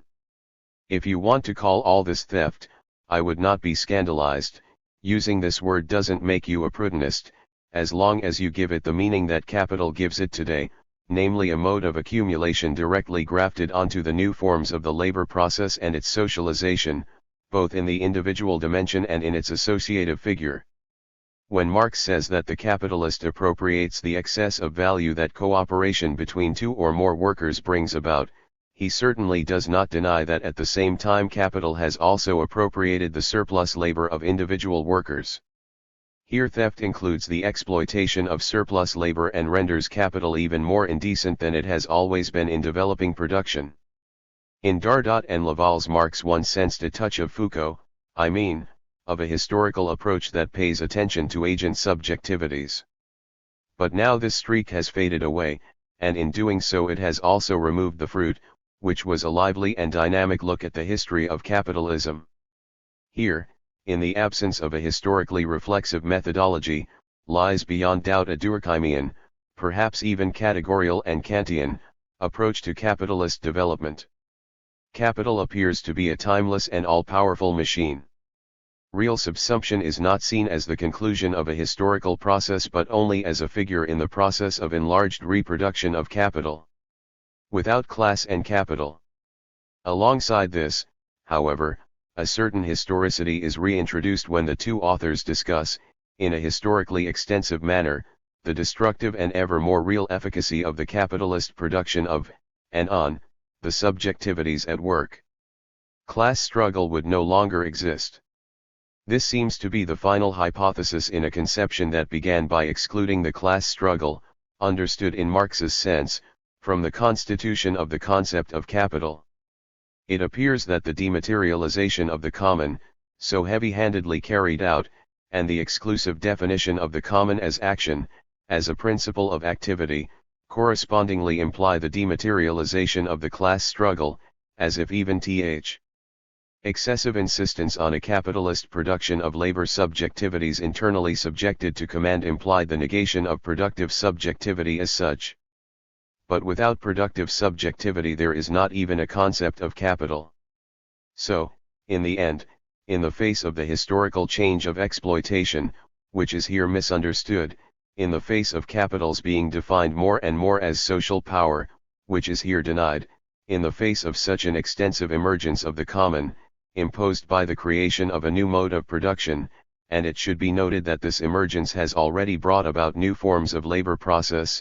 In the face of all this we forget that only living labor is productive, that only subjectivity is resistant, that cooperation alone is powerful, and that, in consequence, the common is not simply activity, but an activity that produces wealth and life and transforms labor. The common is not an ideal, although it may be that, too, but it is the very form in which the class struggle is defined today. I have a question for Dardot and Laval. If today the common is not a desire implanted in the critique of productive activity, and if it shines only before our consciousness numbed by the violent penetration of biopower, if it is simply a principle, what is there that incites us to struggle? Dardot and Laval seem to reply that the principle of the common is a category of activity, of the institution. It is not based on the real but founds the real, it cannot be conquered but eventually you administer it. They argue for this at length, and the concept will be taken up elsewhere. So why struggle? But, beyond any criticism, this is a book that reopens the debate on the common, and no one will be surprised that it has also reopened the debate on communism. May 2014. 10. The revolution will not be an explosion somewhere down the road. Filippo Dal Lucchese and Jason E. Smith. For some years now, your most important works have been written with Michael Hart, and his contribution has become increasingly clear, especially in your most recent book, Commonwealth.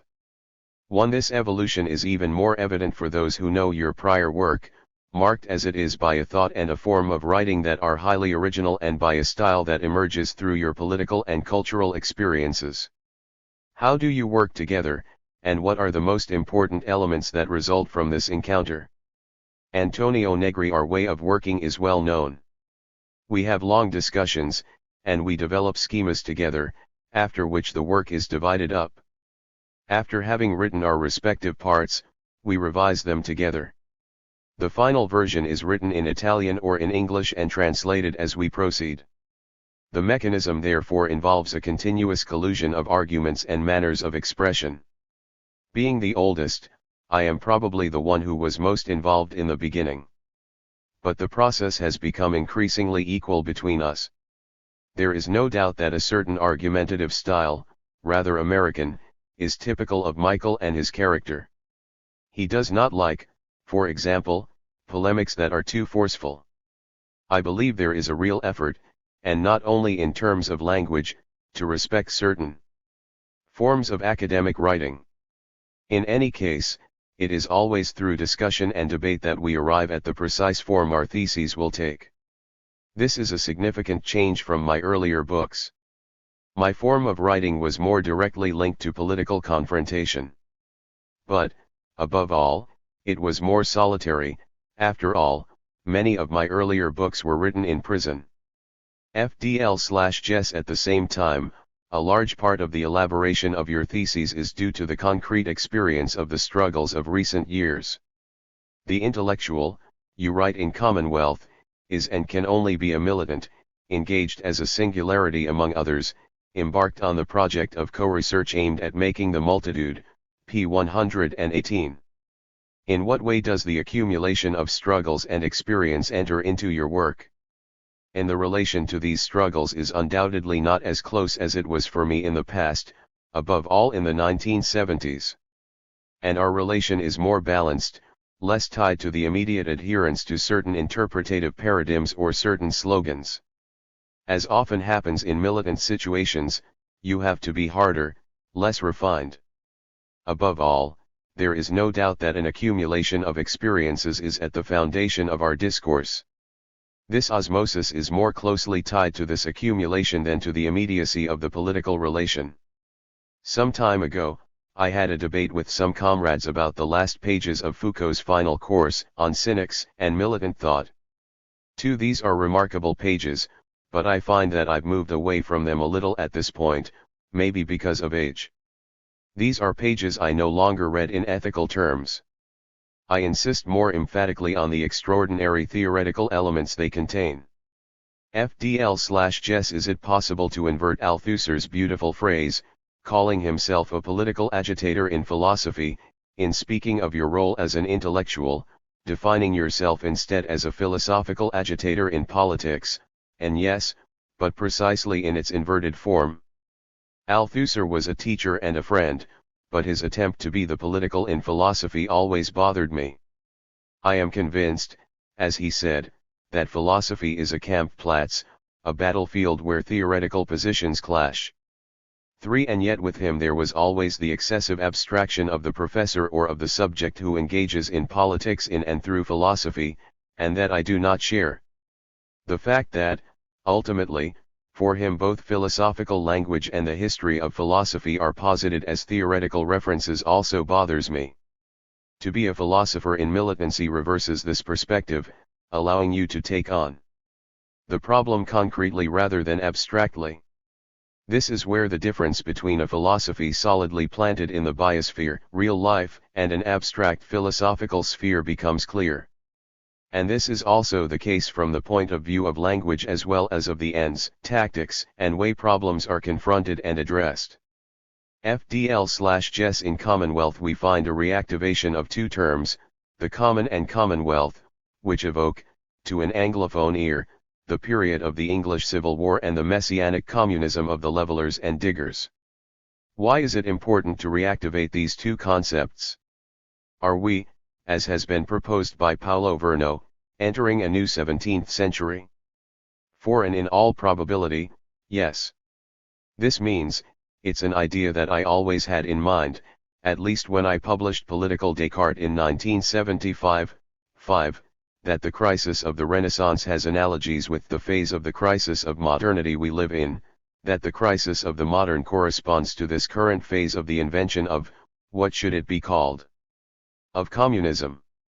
Actually it's better to speak of the age of the postmodern, or of the common, because the new form of accumulation of capital currently functioning repeats for the first time the processes of expropriation of the common typical of the beginnings of modernity. It's a process that attacks life and the common that the century of workers' struggles before us built, the commons that have become the basis of our existence, from welfare to the new capacities to produce, act and build common languages other than the techno-scientific. Resistance acts against this new accumulation, and this is the central point of Commonwealth. We call it the one divides into two, indicating a bifurcation that resistance builds in the present. An absolutely central bifurcation, then, which is founded on the defense of the common and the attempt to valorize, against the new primitive accumulation, the value of the commons. Can this be represented in eschatological terms, as it was during the English Revolution? Unlikely. Every eschatology refers to an outside, whereas the elements of destruction appearing today, the coming apocalypse, are totally internal. There is no more transcendence. We move on a plane of complete immanence. Consequently, the apocalyptic or eschatological elements showing up today, various conceptions of radical evil, for example, can only be a weapon in the hands of the enemy. The first element is therefore the perception of a rupture, or of a bifurcation that today appears within capitalist development. The matter used within the production process today is, in fact, a matter that is not consumed or used up. Its intelligence, its liberatory force, the force deployed in the defense of the common and in a construction starting from the common, is virtually irresistible. And if virtuality is not actual, it represents all the same a possibility. There is always resistance. FDL/Jess. Let's stick with this liberation, while remaining at the conceptual level. One of the more intriguing arguments you make in Commonwealth is that the idea of communism must be completely divorced from the illusions of socialism, understood as a form of public management of production and as a disciplinary regime of work. You found this distinction on the asymmetry between the public and the common, what the private is to capitalism and what the public is to socialism, the common is to communism, p. 273. Can you elaborate on this distinction between the public and the common? What does it mean to be a communist today? And to be a communist means to struggle against private property and ultimately destroy it, and to build the institutions of the common. However, this means also and equally thinking that it is no longer concretely possible to develop production and thus create the collective without freedom and equality, abstract universals, being integrated into the heart of the process of the common, of the concrete, historical institution and constitution of the collective. These universals should become concrete or, better, common. Multitude, communism, it's the idea of a collective, but of a collective as an articulation of singularities. To be communist means, consequently, building forms of norming the real that are dynamic, political constitutions that modify themselves in view of the continuous modifications of the production and reproduction of the multitude. It's a making the constitution around the necessity of a common production, accompanied by the need to conquer happiness. Russian historical communism, maybe Chinese communism, this is its good side, a socialism, a public management of the production of wealth. It was defeated, but it offered us the image of a real possibility. I believe this sentiment courses through the whole book. It is not the utopian sentiment of an ideal possibility. To the contrary, it is the consciousness of a factum that cannot be defeated or undone, of a reality that cannot be refuted, of an irreversible process. The Future Has an Ancient Heart was the title of a novel by Carlo Levi, an apologia for the Soviet Union. 6. It's a phrase I have always heard with a great deal of irony, and I still do, but in which there is, at bottom, something true. FDL/Jess If we no longer consider the project of building socialism as an intermediate phase between the capitalist mode of production and the collective appropriation of the common, how are we to reconceptualize the idea of transition? Is it possible to pass directly from the biopolitical production of contemporary capitalism to communism in the sense you understand it? And we no longer have any need whatsoever for a transition. What counts today is the bifurcation. This means that we already live through a radical and profound transformation, but it also indicates something fundamentally different from the idea of transition such as it has been theorized in preceding socialist experiences. The current movement is not a transition from one mode of production to another but the construction of the other, the development of the alternative from now on visible from within our history, clarified through antagonism. This perception leads to another fundamental node, more methodological than metaphysical, the refusal of the dialectic. When we speak of bifurcation in Deleuzian or Foucauldian terms, we speak of the construction of a dispositif that detaches itself from the determined historical course because it produces subjectivity. It would certainly be possible, at the limit, to repropose, from within this detachment, a certain dialectic. The relation tactics strategy, for example, often implies dialectical elements. However, the origin of this detachment, of this movement of bifurcation, is not oriented towards a totality or a new global subsumption or an Aufhebung *. What we have here is a difference, which affirms itself, and is exalted, in a dispositif, a path, a trajectory, in which institutional elements are born. It is not the institutionalization of civil society that Hegel exalts and that anarchists detest. It is also not the traditional concept of institution that drags along with it theologico-political characteristics. It is not a necessity but a construction. And what's more, it possesses the capacity to continually renew itself. Bifurcation demands an institution. This is how the new is built through a common accumulation that gives a sense to the world that today surrounds us. To desires, to work. We have torn them away from capital. Simply think of the quantity of fixed capital we carry within us. Some time ago I had a discussion with some comrades who said, like Karl-Heinz Roth, that fixed capital is something suitable only for a slave. 7. The slave is a fixed capital, they argue, not the contemporary, cognitive, intelligent, mobile worker. It's not true. There is another fixed capital, one we are not, like the slave, a mere projection of, a fixed capital that we have reappropriated, that we have turned inside out, into our capacity for mobility and intelligence. Even while we are enslaved by capital, we are rebellious, we flee. To be mobile, intelligent, to possess languages, to be capable of freedom, these are not natural givens. It is a power, a potentiality, the product of a creative resistance. FDL/Jess. Let's speak about the horizons and possibilities of struggle in the era of biopolitical production. You start from analyses of operaismo that underline the priority and anteriority of workers' struggles over capitalist development, and therefore from struggles as the motor of development and restructuration of capital, always compelled to respond to worker offensives. This priority and anteriority is even more visible today in the conditions of biopolitical production, where one divides into two and the multiple and plural subjectivity of the multitude, as productive, separates and definitively flees a management that has become sterile and parasitic. In this context, how and against what, concretely, is it possible to rebel? In prior struggles we had the revolt against work, against the time of work, which was exploited, in view of raising wages and increasing free time. Today, how is it possible to refuse work, if work coincides with life? How is it possible to sabotage work without renouncing one's own essence? How can we destroy work without destroying society, or destroy the time of work without destroying free time? And I recently read a book by Daniel Cohen, who today is among the best-known economists in France. When he was younger, I dedicated Marx Beyond Marx to him, as well to some others.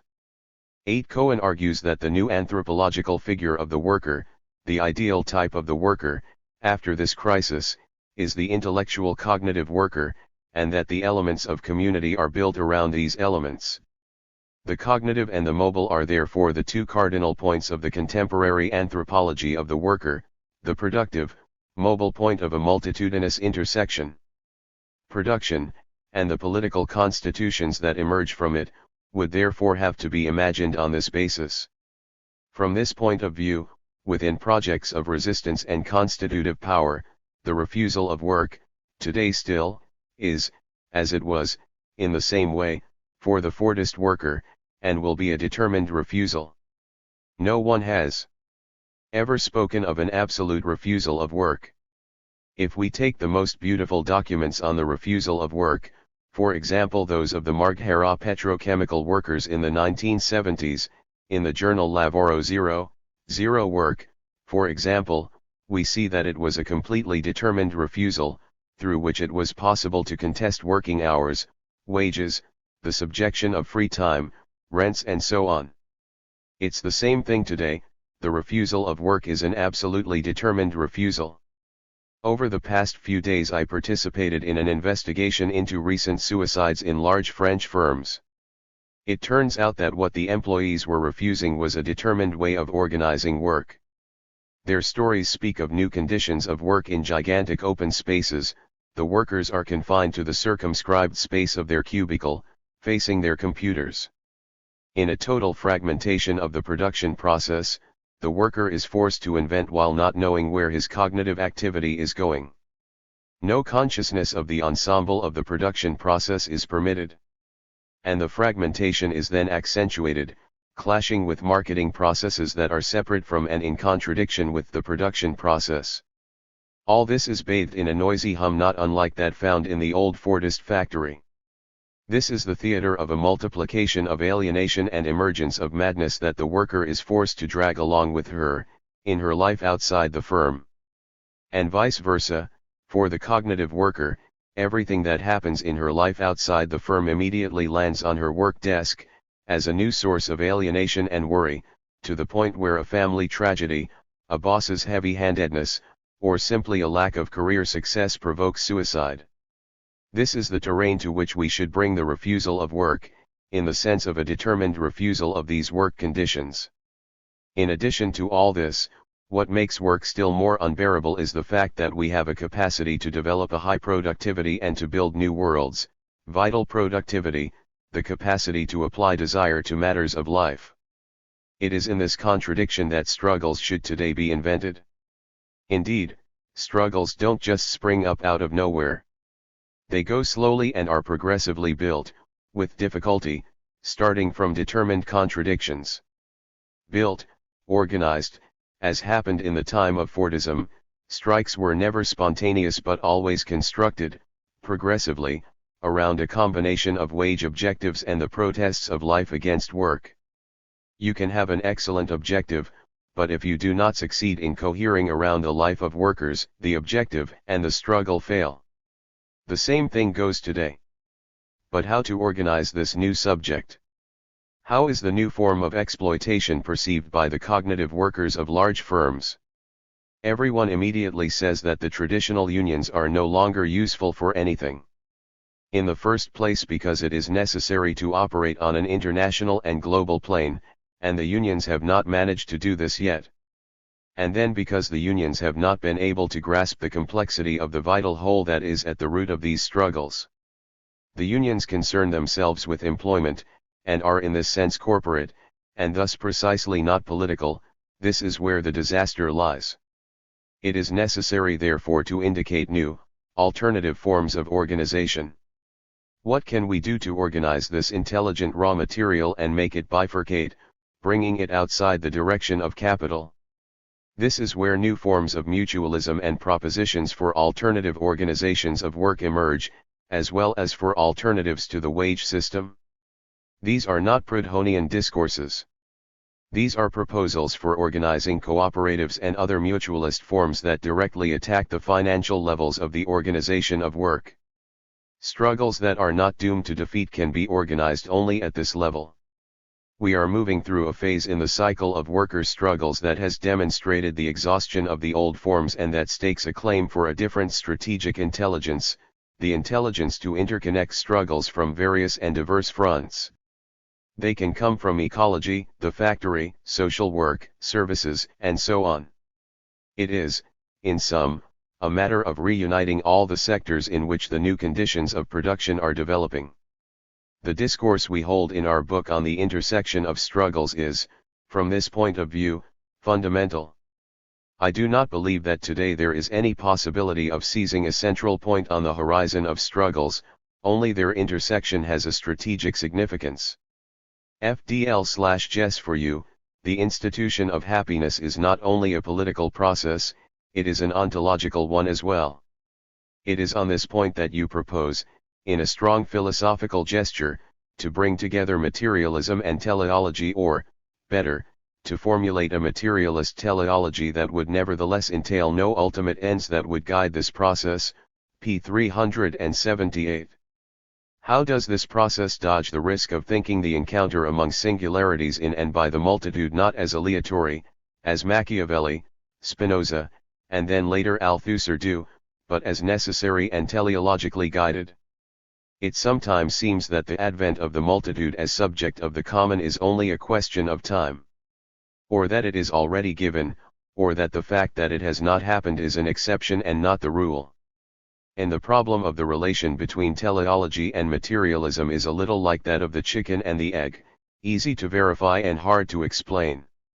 It is clear there was a phase during which a large part of contemporary critique was unleashed against teleology, particularly ferocious with regard to the critique of communism and of the golden future the Soviet Revolution was to have brought about, considering it to be the philosophical figure of an opportunist, instrumentalist finalism that was increasingly discredited. Then, little by little, the discourse against teleology became a discourse against materialism. Now the discourses have been taken back up and clarified. As far as I am concerned, there is no need to worry about dialectical materialism, the famous diamat.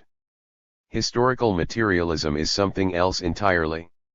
In historical materialism, the finality of action is bound in no deterministic way to the success of its realization.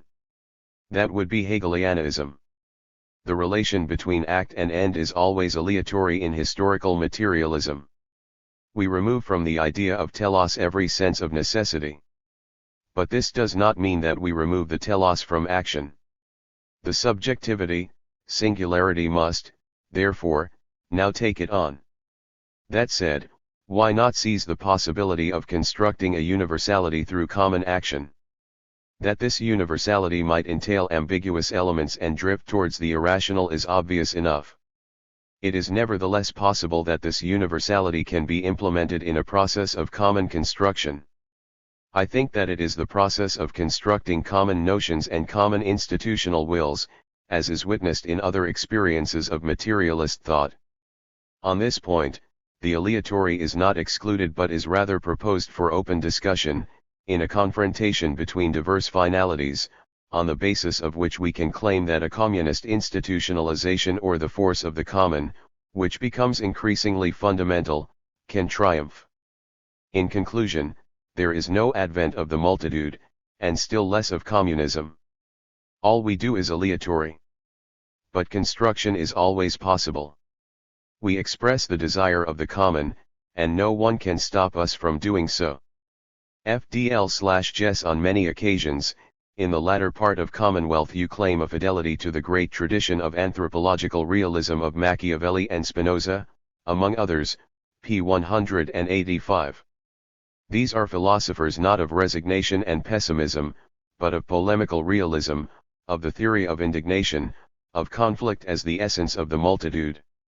Necessity of a transformation of the human to come, p. 378, of the creation of a new humanity, pages 118, 361, of the construction of a new world, p. 371. With these terms you claim to be developing Foucault's assertion l'homme produit l'homme, that is, what ought to be produced is not man as nature supposedly designed it, or as his essence ordains him to be. We need to produce something that doesn't yet exist, without being able to know what it will be. 9a concept, therefore, that is profoundly foreign to the realist tradition and that cannot be found in the pages of Machiavelli and Spinoza. Is it a question, on this point, of going beyond these authors? How do you redefine anthropological realism? And we have been impressed by some of the work done in Latin America, for example, that of Viveros de Castro, who is a great figure of anthropology coming in the wake of the structuralism of Levi Strauss. The biopolitical context of anthropological mutations is here completely restored, with a great deal of insistence on the productivity of living in common. On the other hand, we have always held, on a Marxist terrain, that the techno-political modification of the current form of capital would determine modifications that would affect not only the form of work but the subjects of work as well. The passage from the peasant to the non-skilled worker, then from the skilled worker to the worker of the large company, and so on, all of that relates to the anthropological plane. It is still more evident today, in the era of globalization. It concerns a modification, probably a veritable metamorphosis, that we have not yet managed to define fully but that obviously cuts across this new composition of work, this multitude that works and the singularities of which it is composed. I mentioned this report by Daniel Cohen that really struck me, the relation between the cognitive and mobility as the fundamental characteristic of the new way of producing, as the deepening of the intersection of work in the webs of information, which intensifies to the point that a new mode of production is configured, whence the figure of a new worker subject, actor of the emergence of subjectivity in the productive context, a characteristic profoundly different from that of the typical worker of our and our fathers' generation. It is this revolutionary anthropological modification that should be studied. Languages themselves now constitute a bias, and this presents itself as event and as institution. The present work is an attempt to redefine the materiality of the transformations occurring now, to understand the common as something invented, as something that institutes itself. We can say that here we have a passage from quantity to quality, indicating not only the intensity of the leap that we are witnessing, the force of the constituent power that becomes constituted, but just as much the ontological hardness of this event, a new Wirklichkeit, reality. It is therefore important to avoid Badiou's abstraction, which constructs an enormous machine in order to take away all ontological consistency from the event. FDL/Jess. In the 1960s we spoke of the needs of workers, in 1977 we spoke of proletarian desire. Today, however, you propose neither need nor desire as the effective core of an ontology of being in common, but love. To what extent is the series of mutations, from need to desire to love, historically determined? And what we have tried to do, in what is also a polemical gesture, is give the concept of love a strongly anti-religious, anti-idealist, and anti-psychoanalytic tonality. We are therefore opposed to the isolation of love from the ontological totality. But we also try to conceive of it in Spinozian terms, that is, not only as the supreme accomplishment of knowledge but also as a force that traverses the terrain that moves from needs to desires. Love, for us, is attached to desire, in all its forms and with all its powers. This is why this new quality cannot be evaluated in terms of psychological drives or analytic libido but as a force of cohesion and construction of the common. Love is a fleeing from solitude, from individualism, not for religious, idealist or psychoanalytic reasons but through open and powerful dispositives. From this point of view, having recourse to Deleuze and Guattari is fundamental. Here love is. I would no longer call it love but collective and constitutive force, an attempt to bring the collective back to singularities and to grasp the way in which this ensemble of singularities becomes an institutional capacity, a capacity to be together, by way of love as a materialistic construction. With joy. FDL/Jess. The simultaneously political and ontological dimension of love is in tension with the tradition of political friendship that begins with Aristotle and leads to Derrida. Love seems to be able to do without what is present in this other tradition, namely the concept of the enemy and enmity. Can love as an instrument of political struggle do without the figure of the enemy? And no doubt. This is not really a Levinasian version of the recognition of the other. It is a material dimension of the common. Love and the common go together. No, we have no need for an enemy, even if in our case love, being a force, can develop a destructive function, because, after all, the enemy exists. FDL/Jess. At the end of the chapter Beyond Capital, you propose a series of reforms to save capital, p. 310, reforms that are necessary to biopolitical production, p. 307, including education in the use of new technologies, opposition to the privatization of ideas, the proliferation of the instruments of participatory democracy and, above all, the introduction of a minimum guaranteed income. The very idea that you would propose such reforms might seem regressive in the context of the more ample revolutionary strategy that your discourse as a whole implies. What is the rhetorical strategy behind these seemingly disconcerting proposals to save capital from itself? And you have to keep in mind that this book was written before Obama, during the Bush era. We could say that the coup d'état against empire failed, that from American unilateralism we would quickly pass on to more pluralistic forms of organization of globalization.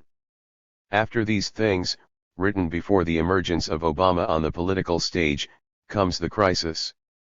Now, these propositions might appear to be retrograde positions. We are however convinced that there are certain destructive limits that it is best capital not reach. There is, perhaps, in our discourse at this moment a syndicalist spirit, which is part of my old militant's bad taste. On the other hand, there is Michael's good sense, which is realist and sometimes attracted by my syndicalist overtures. The debate is always ample between us on these points, and these things do not get written easily. That said, if we stop with the jokes and return to our subject, I remain convinced that, in the rupture of the global capitalist process, in the rupture and bifurcation of systems of power and government, we must work on the inside. The problem is knowing how to manage the crisis, the rupture of capitalist development. All this leads us to seek out a path. It is less interesting to know if these paths are more or less feasible. What is important is to point out a route along which the revolution will not be an explosion somewhere down the road but can only be defined a posteriori. The revolution is not a boom but always a construction. It is in this sense that these propositions might seem, and in a certain sense are, retrograde. Not that much, though, if you take into account the moment in which this book was written. In fact, we see that Obama is not able to deliver what he promised, and it certainly wasn't the revolution. What is important is to repeat that the revolutionary process is always a construction, the product of a making the multitude. FDL/Jess In recent years there has been an insistence on the dichotomy between the real economy and financial speculation. This seems to correspond to the two subjectivities you speak of, the multitude as productive force on the one side and a sterile and parasitic capital on the other. However, in your discussion of contemporary crises, you conclude with this question: might the power of money, and the finance world in general, to represent the social field of production be, in the hands of the multitude, an instrument of freedom, with the capacity to overthrow misery and poverty? p. 295. In what sense is it possible to think money outside of its function as command and control of production and of the multitude as a productive force? And before all of that, we should refer to the critical reflection on political economy carried out by researchers like Christian Marazzi, Carlo Vercellone, and so on, and in general the entire regulation school. 10. The first element to underline is that finance has become a central element of the production process. The traditional distinction between monetary policy on one side and the real productive level on the other is an impossible distinction, politically and practically, from a point of view internal to economic processes. Today capitalism is ruled by rent. The large industrial firm, rather than reinvesting profit, banks on rent. The lifeblood of capital is today called rent, and this rent covers an essential function in the circulation of capital and maintenance of the capitalist system, maintenance of the social hierarchy and of the unity of the command of capital. Money in this way becomes the sole measure of social production. In this way we have an ontological definition of money as form, blood, internal circulation, in which money as socially constructed value and as measure of the economic system is consolidated. Whence the total subordination of society to capital. Labor power, and thus the activity of society, is included in this money, which is at the same time measure, control, and command. Politics dances on this rope. If this is the situation, it is logical that the rupture, every rupture, take place in this frame. We should imagine, and I say this to provoke, but not only that, how it is possible today to form a Soviet, that is, bring the struggle, force, the multitude, the common to bear in this new reality. The multitude is not simply exploited, it is exploited socially, just as the worker in the factory was. Mutatis mutandis, we can propose therefore the validity of the struggle over wages at the social level, of money. Capital is always a relation between those who command and those who work, and it is in this relation that the subsumption of labor power into and under money is established. But this is also what determines the rupture. The current crisis can be interpreted starting from these presuppositions. The crisis starts out from the necessity of maintaining order while multiplying money. The subprime loans and the entire mechanism these imply serve to buy off the proletarians, to pay for social reproduction from the point of view of a capital and a banking system that dominate this world. It is therefore necessary to lay one's hands on this thing in order to destroy the capacities of capitalist direction. There can be no equivocation on this point. Many readings of this crisis have been proposed, but Marazzi's is the one to keep in mind, as we do ourselves in large part 11, because here, unlike in all those formulations that locate the reasons for the crisis in the gap between finance and real production, there is an insistence on the fact that financialization is not simply an unproductive and parasitic deviation of surplus value and collective investment but the very form of accumulation of capital within new processes of social and cognitive production of value. The current financial crisis is therefore interpreted as a blockage of the accumulation of capital, on the proletarian side, and as the implosive result of a lack of capital accumulation. How to get out of a crisis of this sort? Only by means of a social revolution. Today any New Deal must consist in the construction of new rights of social ownership of common goods, a right that would be opposed to the right to private property. In other words, if up until now the access to a common good has taken the form of private debt, from now on it is legitimate to demand the same right in the form of social rent.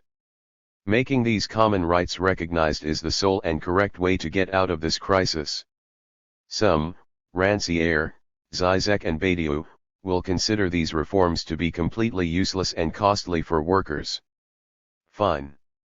Why don't we try them out? Why don't we propose them to Wall Street? FDL/Jess. One of the classical critiques addressed to your previous books, Empire and Multitude, concerns the apparent tension between the hypothesis of the passage from a situation of formal to real subsumption, in which nothing can be produced outside capital because nothing is exterior to it, on the one hand, and the paradoxically external, because sterile and parasitic, character of capital relative to biopolitical production. In Commonwealth you speak of a more complex coexistence of mechanisms of subsumption, of a reciprocal movement also under way in the process of globalization, from the real subsumption to the formal, creating not new outsides to capital but severe divisions and hierarchies within the capitalist globe, p. 230. There is no question of a return to the past but of the coexistence of diverse models in the striated geography of contemporary capitalism, more in relation, for example, to the Marx of the sixth, unpublished chapter of Book 1 of Capital. Is this striated geography a new phenomenon or a rereading of the hypotheses guiding your earlier works? In what manner do borders, for example, as well as migrations, territorializations, the flexibility and mobility of work, especially in the case of immigrants, play an increasingly important role in your analysis? And we speak of a formal subsumption that is reappearing today, but in reality it is not reappearing. There has always been this ambiguity of diverse levels. The world itself is diverse and differentiated, the Chinese situation or the Bolivian situation, there is no doubt that these striations of the world exist. As for the extreme deployment of the discourse on formal and real subsumption, as well as its immediate transference into the concept of biopower, this occurred in the 1990s, and even prior to this in my case. It was, in reality, a hypothesis guiding research, a way of undoing a set of ideas that had been consolidated and seemed fallacious to me. In the current context, in return, the attenuation of this extreme articulation allows for a deepening of the analysis, above all, obviously, when the problem becomes one of organization, and therefore of the capacity to adapt the analysis to diverse terrains in order to be able to stay close to these diverse realities. I have always been a little scared of these things, because I know that opportunism is always lying in wait whenever we speak of adapting thoughts to diversity. There are those who say that you should be attentive to the zones of formal subsumption and then, on the basis of these lovely preoccupations, change the script. Just look, for example, at the re-emergence today of the strong Eurocentrism when it comes to debates about ecology, where we often encounter Eurocentric attitudes. We must, then, always be attentive to discourses on these subjects, for we too easily pass from one terrain to another. On the terrain of political economy and modes of government, the discourse on formal and real subsumption continues to function as the key to understanding them. It will no doubt have to be re-articulated from the perspective of a strategy for constructing political objectives, as well as from the perspective of tactics and practice. For it is clear that formal and real subsumption will have very different effects on the dynamics of governance. As for migrations and immigrant labor, these themes are becoming increasingly central. Immigration represents a tendency, and when we speak of cognitive and mobile labor we realize that the figure of the immigrant is closely related to the new form of work. It is not simply a residue, a background noise. It is the true nature of work. In this modification we encounter lots of problems but, just as much, we find the possibility for another happiness. FDL/Jess. On the basis of this novel aspect, Commonwealth would seem to introduce a nuance into another critique aimed at your earlier works, namely a supposed underestimation, both quantitative and qualitative, of the role played by forms of material labor in relation to a new cognitive labor. In Commonwealth, however, you seem at times to maintain this prevalence of immaterial labor over more traditional forms of work, and the corresponding forms of exploitation. In what sense is the affirmation of biopolitical production a synonym, for you, of the priority, tendential, say, of immaterial and cognitive labor over other forms of production? And I don't know if we manage to explain it, but there is no doubt that when we speak today of cognitive work we speak of it in the terms that I used at the beginning of the interview, that is, not only as the central hegemonic element in the production of value but also as the consolidation of all the vices of material labor and all the difficulties endured in the past, alienation, fragmentation, fatigue, etc., that are found in the cognitive worker as well. The cognitive worker is not a privileged worker. He or she is in certain ways, because he or she does not have dirty hands or a dirty shirt, but this hardly means the exploitation has diminished. He or she is still concretely rooted in bios, and the body suffers physically. This means that we should have a realistic and complex image of work, and therefore that liberation concerns not only fatigue but all those aspects that hurt not only the body but the mind or spirit as well, physical, mental and, above all, social aspects. Let's take up the theme of debt, for example, the fact that you should live on the basis of debt, on this damned credit card. Already in the 1980s, when I began to investigate precarious labor, I began to see the same type of problem. It was the first encounter with cognitive work I had. All the conditions of the precarity of work and of forms of life were already there. When we spoke of cognitive labor, then, we never spoke of a labor in which there is no suffering. The criticisms directed at us have been unjust. But the problem is not there. They attack us because a lot of our comrades, nostalgic for the old images of worker power, do not acknowledge immaterial, cognitive labor's capacity for resistance and rebellion. The privilege of cognitive labor consists in the fact that the means of work, intelligence, is not consumed in the work process and is immediately common. Will we succeed in transforming this community into a common revolutionary weapon? To conclude, allow me to insist on two other themes that, in my opinion, are central in Commonwealth, themes we have not yet addressed. The first is the polemic against every sort of identity politics and, even before all politics, against every metaphysics or ideology of identity, described as an organic or natural presupposition. For us, all drives to identity are the plague of thought and of political practices, from nationalism to patriotism and to racism, from fundamentalism to ecological localism, from possessive individualism to syndicalist corporatism, and let's not forget sexism or the religion of the family, yes, precisely this institution of the family that liberalism, the state, and Hegel consider the basis of civil society. It seems to us that, after the withering of civil society, on which we insisted in Empire and Multitude, we should follow with the extinction of the family as the basis of naturalist sexism and of every other juridical institution based on the private. The cooperative intersection that we recognize in cognitive labor power and its mobility is opposed to any identity that would want to represent itself as a subject. We have spent a lot of time recognizing that the multitude is an ensemble of singularities. But every singularity is equally a multitude. The second theme is poverty. If the necessity of bifurcation imposes itself on capital, as well as that of recognizing the rupturing of the dialectical process that constitutes it, then constant capital and capitalist management find themselves on one side, labor power and variable capital on the other. Whence the first consequence of bifurcation, an unlimited augmentation of poverty. Like suffering, poverty is now part of the coerciveness of work. It's an ineluctable passage, a terrible one, for whoever analyzes the current conditions of the proletariat, but also for those who militate for the communist cause. Militating with and among the poor has become, today, fundamental. Proletarians, workers, the precarious, they are all poor.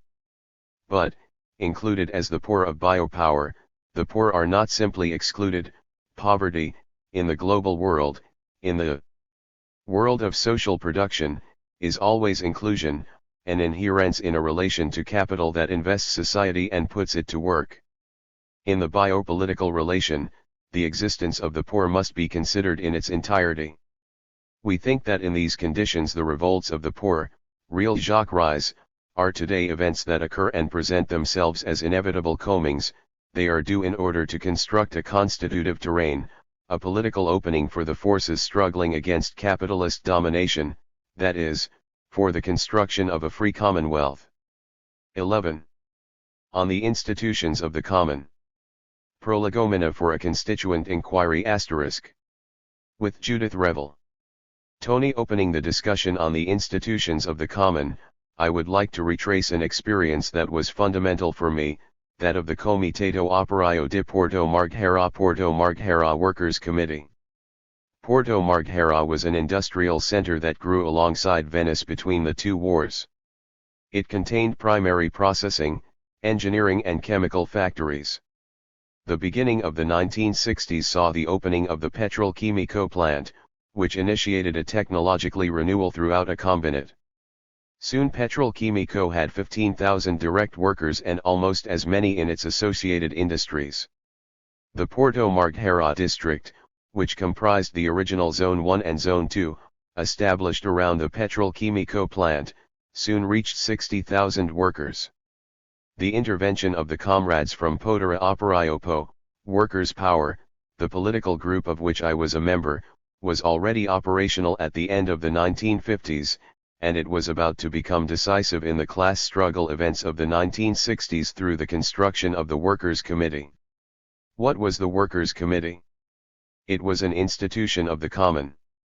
The qualitative leap came when we began to organize at the Petrolchimico plant, at Sais, and at Chitillon, a large factory subsidiary to Petrolchimico.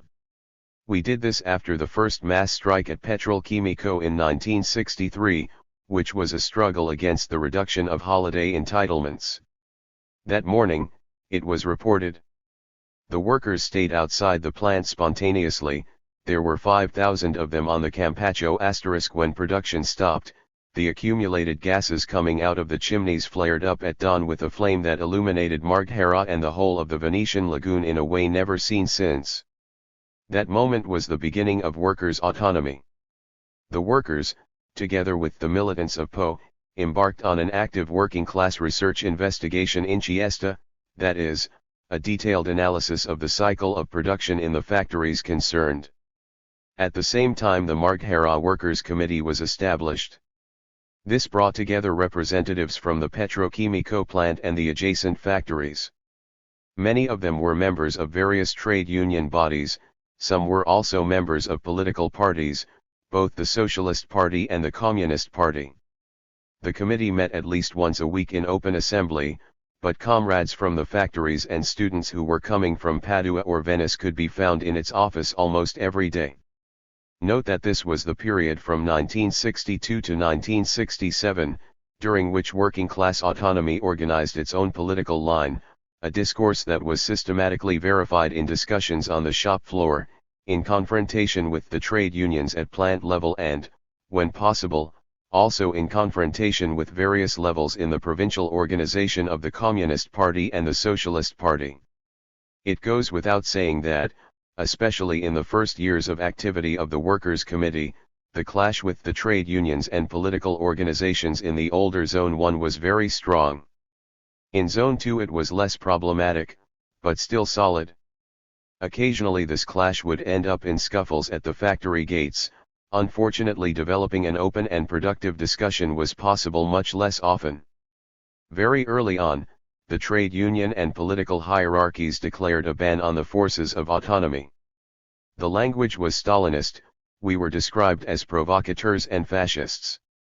It was only when the committee began to manage the struggle directly, and thus to exclude from it the trade union and party leadership, that the latter sought contact and discussion. But by then we were on the verge of 1968.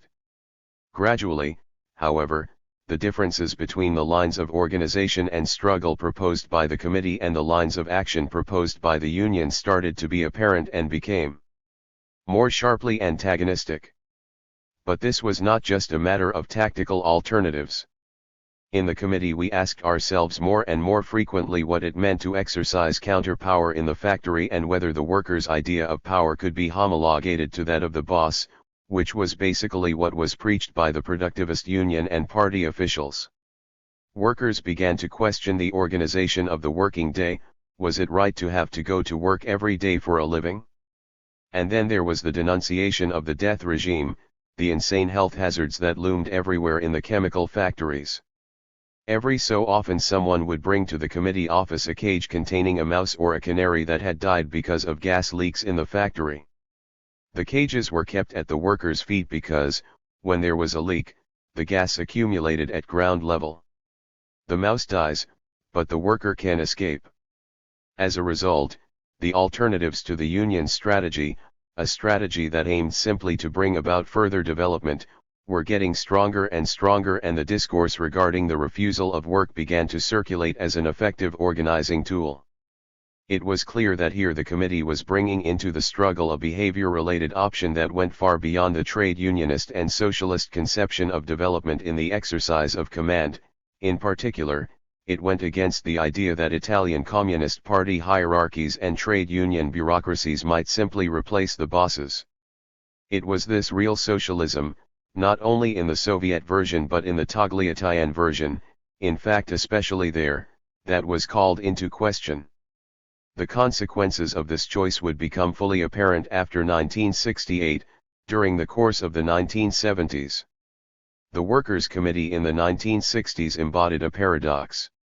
On the one hand, it was building, or in any case facilitating, general conditions of rooting, development, extension and trade unionism, especially in a region such as the Veneto, where the labor movement was very underdeveloped. On the other hand, it was building the conditions for a political break with the official labor movement, and this was to become decisive for the movement's own destiny in the years that followed.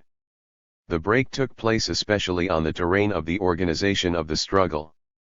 We wanted incisive struggles, of the kind that hurt the bosses, and we also wanted to have direct effects on the corporate and national economy.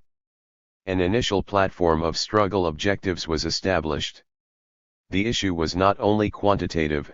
Apart from wage rises, there were also increasing trends towards egalitarianism, e.g. the famous 5,000 lire, equal for all workers, from the first to the last, and we should recall that in 1969 this demand was transmitted from Porto Marghera to the workers' committees of the Fiat factories in Turin. Other demands aimed at reducing the number of working hours, e.g. new structures were designed for a 36-hour working week, and at recomposing all the sectors and strata of the class, e.g. the struggle to take on the books workers from the subsidiary companies and also precarious workers. The other essential issue, always present among workers' demands, was, as I mentioned, health and safety at work. After the condemnation that even the court of the Italian Republic has been obliged to express over the shameful delay related to the countless murders committed by Petrolchimico in the past 30 years, perhaps today it can be publicly stated that the union's monetization of health hazards was a criminal policy. The committee had understood this right from the start, and the cross with a mannequin on it that wears a gas mask, that crucifix that was raised in front of the main gates of the Petrolchimico plant, remains as a shocking reminder. It also symbolizes a consciousness of struggle the likes of which we have not seen since. The Workers' Committee was a real institution of the common. Its history can be read as the story of the genesis of a new power. So here I would like to open reflection on the definition of the autonomous workers' institution, AWI, a definition that will have to be discussed when we begin to write the history of the workers' committees of Porto Marghera as an institution, as well as the history of its actions between the 1960s and 1970s. What I mean in this context by an autonomous institution of workers is an organization characterized by a. The workers' independent ability to propose themes of struggle and a consequent and coordinated indication of instrumental actions, and thus always own normative capacity, b. An autonomous capacity to organize and manage wage and political struggles in a significant industrial and social sector, and thus an autonomous capacity to exercise force in support of organized action. C. The success of the struggle for recognition from other institutions, trade union and political, of the labor movement and of the employers, within the same industrial and social sector, and therefore a certain social legitimation of AWI's normative capacity and use of force. If we want to deepen this characterization, we would have to show how the normative capacity of the AWI is formed through self-learning processes from the bottom up, by moving from the political and technological experience of the workers towards an alternative conceptualization and projectuality, and from linguistic production to the construction of one, or several, matching forms of praxis. When I speak of the organizational capacity of the AWI, I mean collective intelligence already implicit in the processes of self-formation, which considers the workers' inquiry inchiesta operaia, or, better still, co-research as a basis for the construction of common concepts that can be transformed into dispositives of action.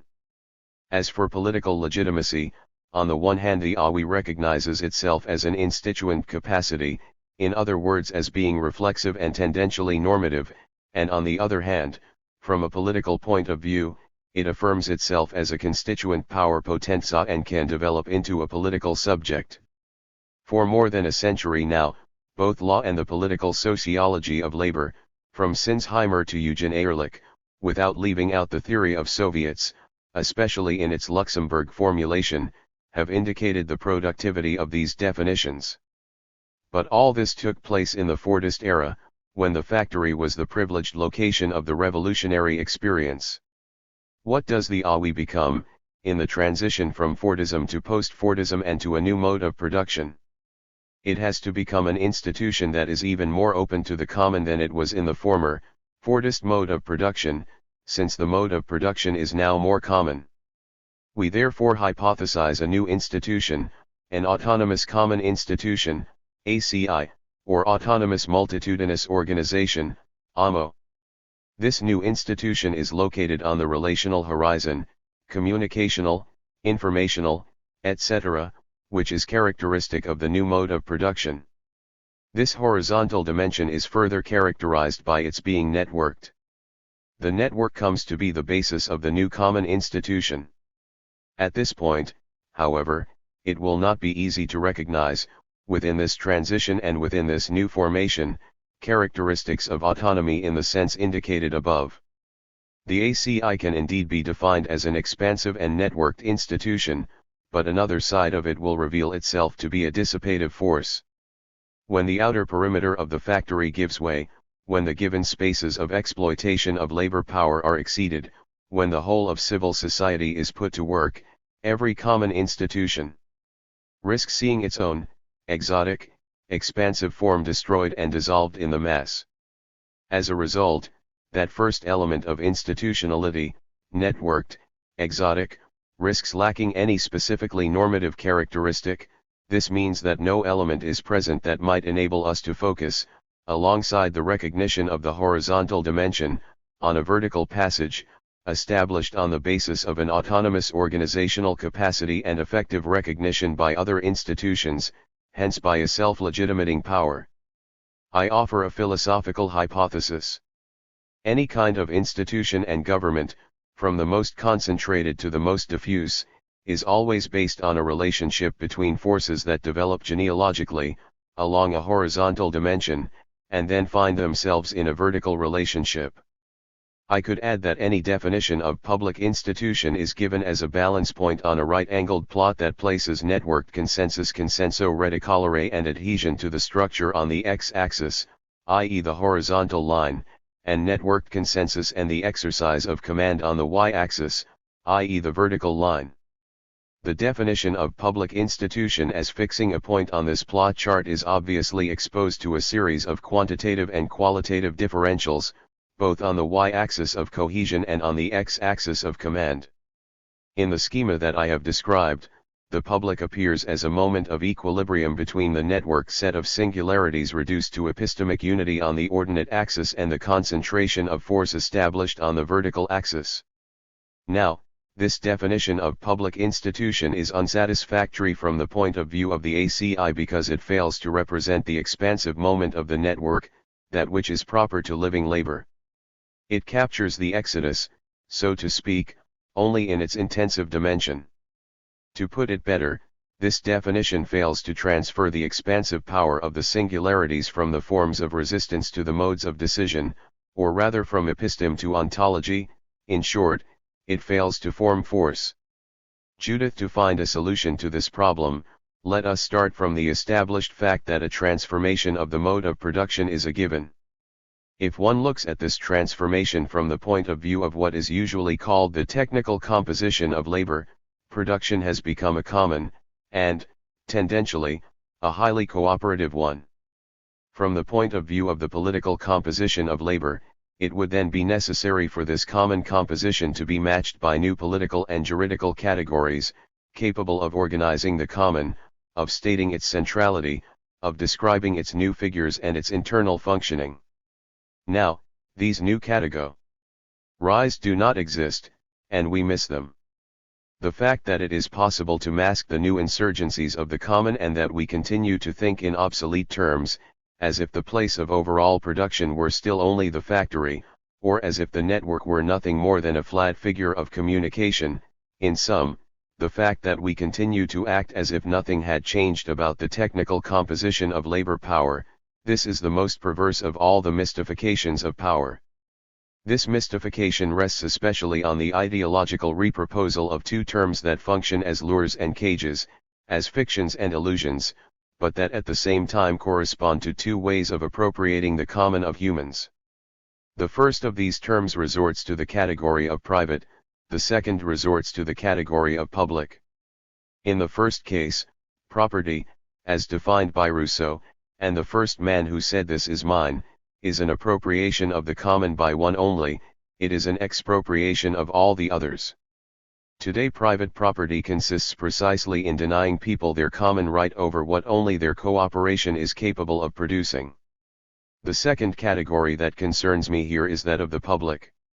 The reasoning of good old Rousseau, who was so hard on private property, rightly making it the source of all corruption and human suffering, breaks down at this point. Problem of the social contract, problem of modern democracy, since private property generates inequality, how can we invent a political system where everything, while belonging to everyone, nevertheless belongs to no one? En aparté and portant à personne. The trap closes on Jean-Jacques, but it also closes on us. In fact, this is what the public is, what belongs to everyone but belongs to nobody, in other words, what belongs to the state. And, since we should be the state, which obviously we are not, especially when we can't get to the end of the month, they have to invent something to sweeten the pill of its having laid hands upon the common. In other words, we have to be made to believe that the state represents us and that, if it arrogates to itself rights over what we produce, it does so because that we, which we actually are, is not what we produce in common and what we invent and organize as a common, but is what allows us to exist. The common, the state tells us, does not belong to us, since we do not really create it. The common is our soil, our foundation, what we have under our feet, our nature, our identity. And if that common does not really belong to us, because to be is not to have, the state's laying hands on the common will not be called appropriation or exploitation, but economic management and political and delegation representation. QED, the implacable beauty of political pragmatism, the transformation of what we are, that is, common, into nature and into identity. At this point we can redress the formal presentation of the Cartesian coordinates on which we reopened the discussion. That formal presentation needs to be open to examination. First of all, that form is, as we have seen, very real. That point of balance is a utopia of power, an attempt to castrate the common in order to reduce it to a set of privations, to a model of the private that is called public. Here we find the reactionary tendencies that are nested in democracy, continuity of property and the rhetorical tradition of individualism, habitus, à la Bourdieu, in the ruling classes and the habit of banal life, exception, not as the mythology of an extreme and exasperated power but as the expression of a full power, nourished by all pre-existing law and customs, extremism of the center, Göring's beautiful industrial and military dispositives rather than the madness of Hitler. That balance is therefore very real and is immediately our enemy, just as all the, more or less, transcendental or religious coordinates are our enemies, from ecclesiastical natural law to the blabberings of the Cathecon. b. Secondly, that form is contradictory in itself, because, in order to prevent the network of relations from shifting its expressive and cooperative potential from the horizontal level to the vertical level of power, it is forced to negate any possibility of translation, and therefore any power of singularity.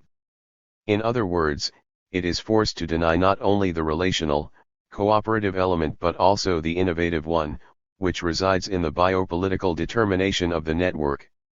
The naturalist and identitarian hypostasis find here the most suitable place for them to become fixed.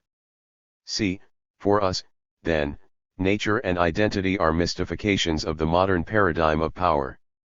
To regain possession of our common, we first have to produce a drastic critique of these mystifications. We are in no sense participants in them, and we do not want to be part of them. That is not an essence, a thing of which it is necessary to proclaim that it is public. Our common, on the contrary, is not our foundation, rather it is production, an invention that is always restarted. We is the name of a horizon, the name of a becoming. The common is always before us, it is a process. We are this common, doing, producing, participating, moving, sharing, circulating, enriching, inventing, relaunching and so on. For nearly 3 centuries, we have thought of democracy as the administration of public affairs, that is, as the institutionalization of the state's appropriation of the common. Today democracy can be thought of only in radically different terms, as the common management of the common. This management implies a redefinition of space as networked, without limits, but this does not mean without hierarchies and internal borders, to the point of cosmopolitanism, and a redefinition of temporality as constituent.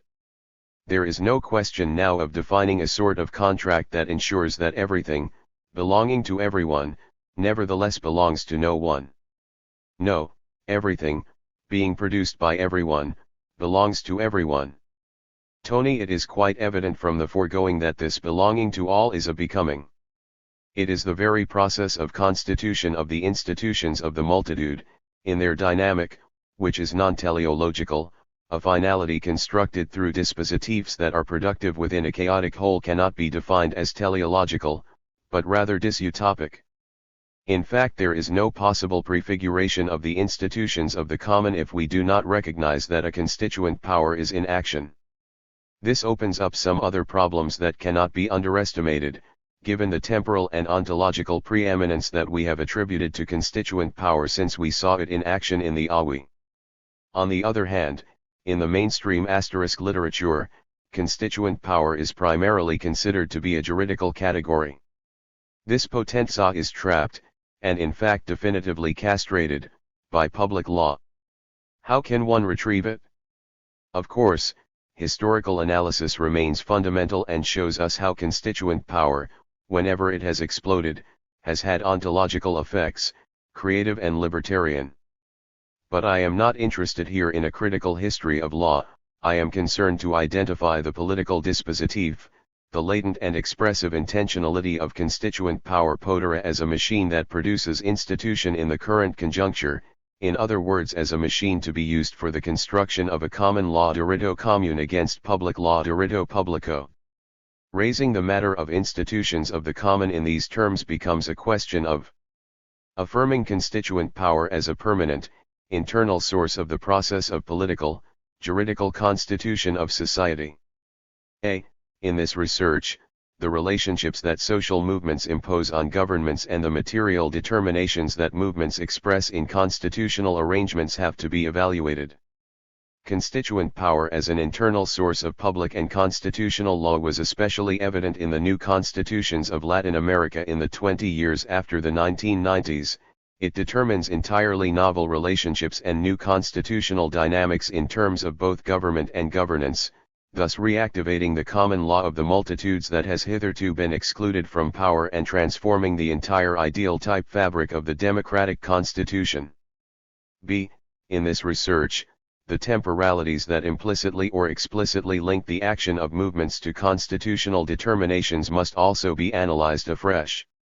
When we look at the new dynamics that have linked multitudinous forms and institutional arrangements in the transition processes that take place in new economic areas, China, India, Brazil, etc., we have to recognize that new institutional figures are being born in the experiences of post-coloniality, and these figures cannot be brought back to the models of European modernity. But note that these research indications arise also from the objective analysis of the chaotic situation in which public institutions find themselves today, both in Europe and in the United States, which means in the states of capitalist modernity. Advance signals and traces of constituent potenza are to be found in the crisis into which the public institutions have been plunged. In this regard, case studies could be constructed that concentrate on the highest peaks of critical and self-critical analysis in the legal sciences, Tübner and the New Course of Legal Institutionalism, and in the social sciences, Boltanski and the New Course of Sociological Institutionalism. I believe that, in order to remodel the issue and redefine a possible ideal type of institutions of the common, we have to reopen and reinvent the inquiry inchiesta and make it address various aspects of the new capitalist constitution of the social. Here is, then, what we have to assume in this phase of inquiry. 1. Cognitive capital as a characteristic of the valorization process. 2. The metropolis as a new focal point of exploitation. 3. Finance capital as a new figure of overall capital, or rather of the command form, Christus, Fiscus. This really was a terrain of antagonistic investigation, Christus, subprimes, etc., asterisk. 4. Boundaries, hierarchies, and fragmentations as an analytics of the multitude, and possibly of war. 5. The understanding of struggles and institutions as a terrain of possible political dysutopia. The constituent inquiry has the capacity to define the political method of critical analysis and militant insubordination at this stage. So here we have a new algebraic table, considering that everything happens in the network, that will perhaps allow us to grasp the element of innovation between the humps and the differences that the network itself proposes. But if the geometry of the multitude cannot be flattened on that of the network, the geometry of the revolution will probably correspond to the geometry of the institutions of the common. In any event, this is the hypothesis that the constituent inquiry will have to assume as it proceeds on its course. Part 4. In conclusion. 12. From the commune to the common asterisk. The commune as a historical event. Let us begin with the Paris Commune as a historical event. What is your thinking as to what the Commune meant in that historical moment, as an event of its time? How did Marx read the Commune? And what kind of transformations did it produce in political thought, and also in the workers' movement? It is such a formidable event, but at the same time so complex, that it is always difficult to define it. There are two books, one old and one new, that offer a starting point. At one end, Histoire de la Commune de 1871, Prosper Olivier Lasagare's old book, the most important and most objective thing ever written about the Commune, written with the freshness of a fighter and the truth of a refugee from the Commune itself. At the other end, Common Luxury, Kristin Ross's new book, which is the most recent offering on the subject. Ross's book arose from an academic thesis on the poet Arthur Rimbaud that starts from that impressive poem, L'orgie parisienne ou Paris est repeuplé, the Parisian orgy, or Paris is repeopled, written during the bloody week La Semaine Sanglante, the week in which the Commune was massacred by the victors of Versailles. There is a particularly beautiful verse that I recall. Quantes pides ont dans I fort dans les couleurs Paris. Quand tu ricas tant de coups de couteau. Quand tu gis, retenant dans tes prunelles clairs un peu de la bonte du fauve renouveau when your feet danced so vigorously in anger, Paris. When you received so many knife cuts, when you lay, keeping in your clear pupils a little of the goodness of the fawn renewed. What a powerful recollection of that communist uprising. These are lines to which I am really attached. I used them in an interview, Dominio e Sabotaggio, Domination and Sabotage. In that poem Paris is revolutionary madness. Paris the madwoman. Paris is the martyr, under the knives of Versailles, of a mad and wild renewal. Fauve, wild, sums it all up. The Commune is the event par excellence, in every sense. On the one hand, because around the insurrection there was an accumulation of most of the forces that had organized themselves in the preceding 50 years, starting from the 1830s, the years described in Victor Hugo's Les Miserables, and thus from the rise of subversive liberalism against the Restoration. On the other hand, the Commune was the product of the affirmation and consolidation of corporations of workers in struggle, the same corporations that had made a first organized appearance in the revolutionary and armed struggles of June 1848. For instance, the building of barricades was a new experiment in citizen architecture, and is recounted in Les Miserables. By the way, a book that I recently reread. I don't even know why. I was done studying, so I plunged into these thousands of pages and read them all, even the really boring bits, for instance those pages on the techniques of building barricades, which is not the easiest thing to do. So the Parisian proletariat was behind barricades, and this terrified the bosses. There, in the Commune, there was a democratic, radical expansion of the socialism of the workers' movement. And alongside this process ran another line, namely the consolidation of intellectual and proletarian energies in struggle, a foundation of communism for the centuries to come. We know its consequences on establishing the importance of this experience in its most revolutionary form, when it was to be rescued through the reflection of Marx and others. This experience was organized around the two elements that are still present and by now classic in the action of communists, on the one hand, the quest for a progressive democracy that goes beyond representation and defines itself as council-based democracy, direct democracy, immediately participative democracy. This is the first element, and, as a consequence of this radically, the revocability of mandates, the payment of wages for the roles undertaken, just a median wage, one would say the wage for necessary social labor, and by this token the representatives become simple mandatari's, controlled for the duration of their function and on an equal footing with those whom they represent. This is direct democracy. On the other hand, there is the issue of wages in production and reproduction, where political participation must reveal its abstract presupposition, namely the fact of productive cooperation, and repay it concretely, through a redistribution of profit, even if in the legislative dynamics of the Commune this is put in a very narrow perspective. This is because in reality there was just a reduction in the working hours of bakers. Previously they worked all night, whereas now a reduced working time is applied.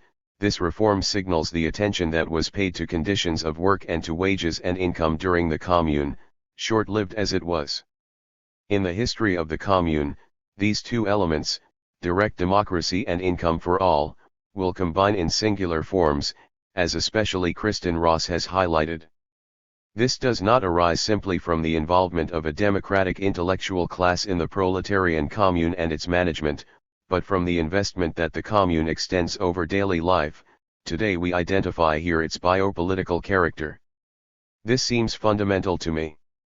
A question from the working citizens arises here, and is put in very progressive terms: how can people manage to live together? How can people live together as if they were partying? Being together means having the possibility to be so, freely and equally, and also in exuberant form, with equally shared possibilities, and thus having the possibility to form our common passions under the sign of happiness. Here you are. This seems to me to be the historically exceptional and unique form of the Commune. So let's go back to what the Commune actually represented in its own time. In Paris, 1871 was also a year of resistance. We should not forget that the Prussian army was still surrounding the city and that the Prussians had made peace with the Versaillais *, who were under the walls. but the Prussian army was still behind, by the side Okoti. So, for the Commune, it was not just a matter of fighting but also of fighting against the Prussians. It was no coincidence that in 1871, the Garibaldians, too, joined the fight against the Prussians. Around Belfort, in the borderlands between Switzerland and France, in the lower Rhineland, the bands of Garibaldians were the only ones that kept the Germans in check, bringing the voice of the Commune there too. Almost everyone, from Garibaldians to anarchists, was fighting for the Commune and against the Prussians and the Versailles, and then the anarchists easily adopted the model of the Commune, carrying it all the way through to the Marxists. But I think that, for the Commune to stand out with the brilliance it acquired, it took the workers' movement, as it came into being through the theoretical action of Marx. Yet the Marxists actually took this event in a completely different direction from the anarchists, or maybe not. Maybe the Commune functions as a matrix of all lineages, of all races, of all genders. The Commune, to put it in the language of Spinoza, is like the substance from which all the ways of being communist emerge. For me, this is what it represents. The Commune over time. Let us move on in history. How did the Commune event reverberate in the workers' movement and in the other workers' movements? There is a story of Lenin dancing in the snow-covered square when the Russian Revolution had outlasted the Commune in number of days. But we should also think of the political imaginary in France in 1968 and of the writings of Lefebvre. Or perhaps I could ask whether, in your own experience of the Italian movement of 1977, there were references, anchorings to the Commune and, more generally, how the Commune has worked as a political theory and as an imaginary that it has itself sedimented. When Lenin celebrated having surpassed the days of the Commune, he was still in Petrograd. He still had to conquer the whole of Russia. And this was undoubtedly a revival, engineered by Lenin, I still say Lenin, with the Emilian pronunciation, as the older members of my family used to say it, of what Marx had built, the Commune as an example of the extinction of the state. This is where the universality of that slogan was established. By establishing a continuity with anarchism, Lenin, but perhaps already Marx, posits taking the state as a tactical moment vis-a-vis the communist strategy, which is still that of the abolition of the state. For anarchists, the tactical moment is a transition of little account, taking the state is not followed by a period of transition, the state is destroyed and that's it. For Lenin, and also for Marx, on the other hand, there is instead a period of transition, when obviously enormous problems arise. This is all the more visible today after what happened in the Soviet Union, when the so-called period of extinction of the state became a terrible Stalinist mechanism of centralization of the state itself. What happened there has obviously created some problems for the Marxian theory of the state, precisely as regards its extinction. However, I am interested in the communard theme of the extinction of the state, and I say this in a radical way. I don't think it possible to call oneself a communist if one gives up on this concept. Of course, the extinction proposal has to be taken as a theoretical and practical task, and thus, to cast it in Weber's language, without any devaluation of the institutional realities and centralization functions typical of the complexity of the intertwinings between state and capitalism and of the processes of equalization that occur in the great transformations of social, economic, and civil life, where cooperation has become both more widespread and more intensive. Just as happens today. But at the very moment when these needs and urgencies are taken into account, there is also, as a duty in a radical ethics, the commitment to destroy any idea that the state has a monopoly on legitimate violence. Let us say it clearly, to destroy the very concept of legitimacy of power and to introduce the idea of the possibility of a plural dispositif of powers, of councils, of articulations that implement the dissolution of capitalist complexity and maintain command over this dissolution. These are the stakes to which all communist issues must yield and with which they have to play. This is true all the more today, when the discourse on class struggle and the state focuses with increasing resolution on a hypothesis and a theory of counter-power in action, a counterpower capable of producing the extinction of the central moment of power, the one clustered in the state. There remains the problem of what a transition should be, from A to what? Probably the very formula of the transition will constitute the social form of communist organization, and hence the form of that activity of constructing an interlacement of powers with which and through which it will be possible to affirm the maximum of freedom and the maximum of equality, and, of course, the maximum of productivity in its adaptation to the general conditions, physical and ecological, of survival of the human community. Having said this, when we return to the commune and to the two dynamics I mentioned earlier, the theme of the councils and the theme of equal wages are fully present throughout the communist experience. They live first of all in Lenin. I like to dig into what Lenin says, and it seems clear to me that, when he says Soviets plus electricity, he is saying exactly this: Soviets as destruction of the state, and replacement of the state's functions by a regime of councils. On the other hand, he is saying electricity, which in that phase is the way to produce conditions for wage earners, the way to produce wealth, the way to give life to those who are to participate in power and in the survival of all. In communal life, life always precedes power, always, every single time. The commune is central on account of this indication alone. As regards Lefebvre, he is very important as a writer, even if, in my view, in order to judge him we need to dig a little deeper into the great polemics of the post-war period, those on Marxian humanism in particular, in which he fell foul of the French Communist Party and was thrown out by Althusser. We need to dig a little because recovering a certain version of communist humanism, probably with Lefebvre's help, remains a central task for me.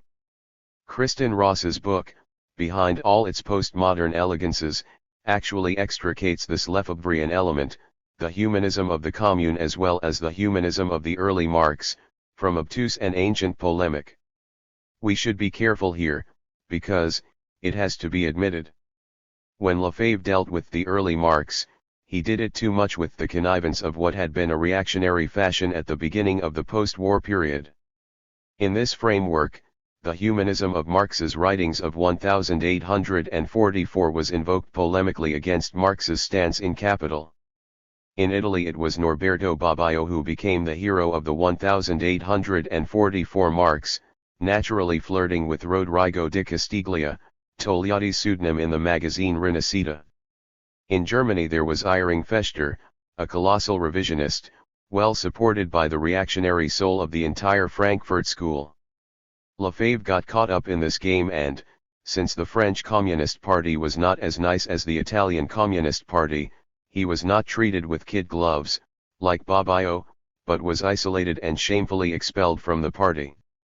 Much to the contrary, Althusser interprets the pure Marx against the youthful Marx, the logician against the humanist, and makes room for a caesura by virtue of which Marx became a materialist Marxist only after 1848. Neither interpretation is correct, as we know. But politics is above the truth. Lefebvre was half right, but got caught up in a bigger game and paid the price, because despite being undoubtedly the most intelligent person in the French Communist Party, despite being open to biopolitical humanism, to the analysis of ways of life and to the invention of a new materialist phenomenology of living in common, and despite making one of the most important contributions to our whole experience and analytical skills as communists, despite all this, he was cut off from the very entourage that interested him most. And what is there to say about the Commune and the Italian movement of 1977? That movement could be seen as part of the tradition of the Commune. But 1977 was very ignorant. It was really dumb, its sources were comics. However, it is beyond doubt that 1977, in its ludic and political expressions and in the organization of its spaces, another very recent theme, the spatiality of movements, was part of this tradition. The space of the Commune, too, was in some ways the space of the streets and of the barricades, the space to which Haussmann would respond with his urban reform, which was designed to carve out this space and make it horizontal, like the firing of machine guns, and by so doing to make it less viable for the proletariat. And yet the space of the commune was, and still is, the space of workers' organizations corporazioni and of shopkeepers, a pre-established space. Since it seems to me that research and polemics among urban thinkers have recently concentrated around the preconstituted space or the newly constituted, neo-constituted space, I completely agree that the theme of the neo-constituted space is fundamental to thinking about struggles and movements, but I have a hard time finding it in the historical past, probably down to 1977. In my own experience, among the communard spaces in Milan, only the Ticinese neighborhood could have been described like that to some extent, or probably, on occasion, Quarto Ojaro or Gaiambellino. And in Rome this level was reached only rarely. I am thinking of Trastevere, of the attacks on the Nixon cavalcade, for example. But it didn't go beyond that, whereas later on things changed. One begins to think of such spaces in Seattle in 1999, and they appear in full light in the great struggles of the 2011 cycle, in the Arab revolts and in Spain's Puerta del Sol uprising. This idea of the spatiality of movements obviously creates important organizational problems. I tried to study them with Michael Hart in assembly, but I don't think we were able to give a sense of what it means deep down. We took on this leitmotif, this refrain of go. Of call and respond asterisk, a refrain in the singing of the black slaves when they went to work. One launched the question, the other gave the response. Here is a pattern that could somehow fix into the movement, into the march, a mechanism of organization of the discourse. But even this does not correspond to the experience of the streets that I witnessed and studied in 2011. I participated a little in the Spanish movements in Spain. I studied closely the Brazilian movement of 2013, a movement of extraordinary importance, and I am left with the uncertainty of not knowing how to define the new spatiality of the movements from a political point of view. But assuredly, since then, spatiality has become central. Black Lives Matter, Gilets Jaunes, and today's women's movements in Belarus, these are three very strong examples. Probably, then, it is worth keeping the metaphor and saying that we want to repeat the commune in order to maintain a relationship between the council and the movement. These difficulties do not take anything away from the imaginary of the commune, even if, returning to the social struggles, in the spaces they occupy, and to Rimbaud, to the poetry I read before, while granting full respect to Kristen Ross, we must remember that the class struggle is also a struggle of mourning, ruptures, losses, and death. I don't know whether you have ever been to Père Lachaise, the cemetery of the commune, where the execution wall and the mass graves can be seen. It is something that makes you want to cry when you go there, but this, too, has to be remembered. The class struggle is beautiful, but it is also a matter of life and death, and for the commune it was so too. Lissaguret tells it well. The planetary commune. Let us try to frame the commune as a political form, recalling other geographies and times in which the commune has been recalled. I'm thinking in particular of the commune of Shanghai and of that of Oaxaca. Even remaining with the Paris commune, recent studies tend to trace a genealogy that is not attributable just to the city perimeter of Paris but broadens it within that constitutively transnational dimension in which political phenomena take place, and hence looks at the Parisian event also in a colonial, decolonial dimension of struggles that extend beyond the specific moment. But the commune becomes, specifically, also a political dimension that does not reproduce itself as much as proposes itself as a political form. What does this reappearance of the commune tell us, despite the obvious differences in contexts? The commune has had enormous significance in political thought precisely inasmuch as it has been treated as a political form. But every real political experience we live recalls it as an event, and often as a defeated event. So we have on the one hand the political model of the commune as a model of council-based activity, as direct democracy. And on the other we have the experience of a real political form, of a real political event, which is an event of defeat, of crude repression. When I was young, I remember that, when I talked about the commune with the old cadres of the Communist Party, and obviously I did so with the enthusiasm of a neophyte, they, deriding me, would remind me that the commune had been defeated, but its defeat had been largely redeemed by the triumph of the Russian Revolution and of the Red Army in the defense of Stalingrad and the conquest of Berlin. Things that were far from derisory. And then there was China, and so on. 1/3 of the world was included in this act of redemption. This triumphalist teleology soon proved itself to me to be false. More and more I found myself in need of going back to basics and building on the new experiences of struggle. Here the problem was to combine the ideal of the Paris Commune with that of Shanghai or Oaxaca and with the global reality in the history of proletarian revolutions. I think this would have been one of Marx's great problems, and in some ways it was, as can be seen from the publication of his researches in old age, especially the anthropological writings, or, to put it better, after Capital, when he began his anthropological studies and sought to find some continuity in community forms of organization between the past and the future. I have never been keen on these kinds of intellectual adventure, because I think that there is a logical impossibility in connecting a form of utopia, albeit a concrete utopia, to a historical path.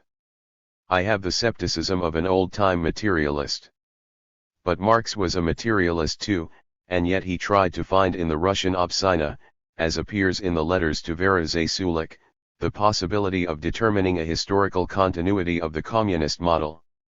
As for Mao, he was against the Shanghai Commune, but he built communes in the mountains of Henan, a truly living and armed dual power, with its factories but also with its schools, in which communist cadres were produced by transforming illiterate peasants into the future leaders of the Chinese socialist state, and anyway by putting them through the exercise of arms. This was an extraordinary experience, one of the few that took place in a state of exception. I don't mean the constitutional exception, but the exceptional story of two Maoist wars, the Civil War and the war against Japan, which are mutually interrelated. And here, in the middle, there is a first realization of a counterpower. Now, these are the broader dimensions in which I believe the theoretical model of the common needs to be reproposed and adapted to reality. Otherwise I'm very afraid of utopias, of any utopia. When I look around, I see ethically and politically formidable experiences, the various ZADs, zones à défendre, zones to defend, and other spatialized experiences of class conflict. However, I do not believe that with this we are on an adequate terrain, at the level of the current needs of revolutionary thought. What is needed is to understand what it means to bring into being a dual power doppio potera that does not dissolve complexity but succeeds in preserving it, manages to overcome and use it, and at the same time destroys it, a power that does not nestle within the complexity of power but becomes a virus, which attacks the main nerve centers. This in turn raises the problem of how the commune can represent a political model and how it could have been valid, for example in experiences of decolonialization during the great struggles against colonialism. When you read, say, the work of Indian academics in subaltern studies * Ranjit Guha in particular, you find descriptions of formidable experiences of class struggle in the wars of liberation against British colonialism in India. Whole states were involved in uprisings where millions and millions of people fought in ways that closely resembled those of the commune. But we should be careful. Today fortunately we have entered a post-colonial era. And I would not want to reiterate the illusion that this has created a smooth and unified world, an illusion to which I came very close in empire, after the illusion that globalization has rendered this world homogeneous, the first, the second, the third. There are huge differences on all sides, it cannot be helped, but the unified global or imperial, global scope remains. Thus, if these differences exist, they must be understood at a single level. And what is needed at this level is not the discovery or rediscovery of old formulas or old experiences, not small utopias but rather a constituent imagination.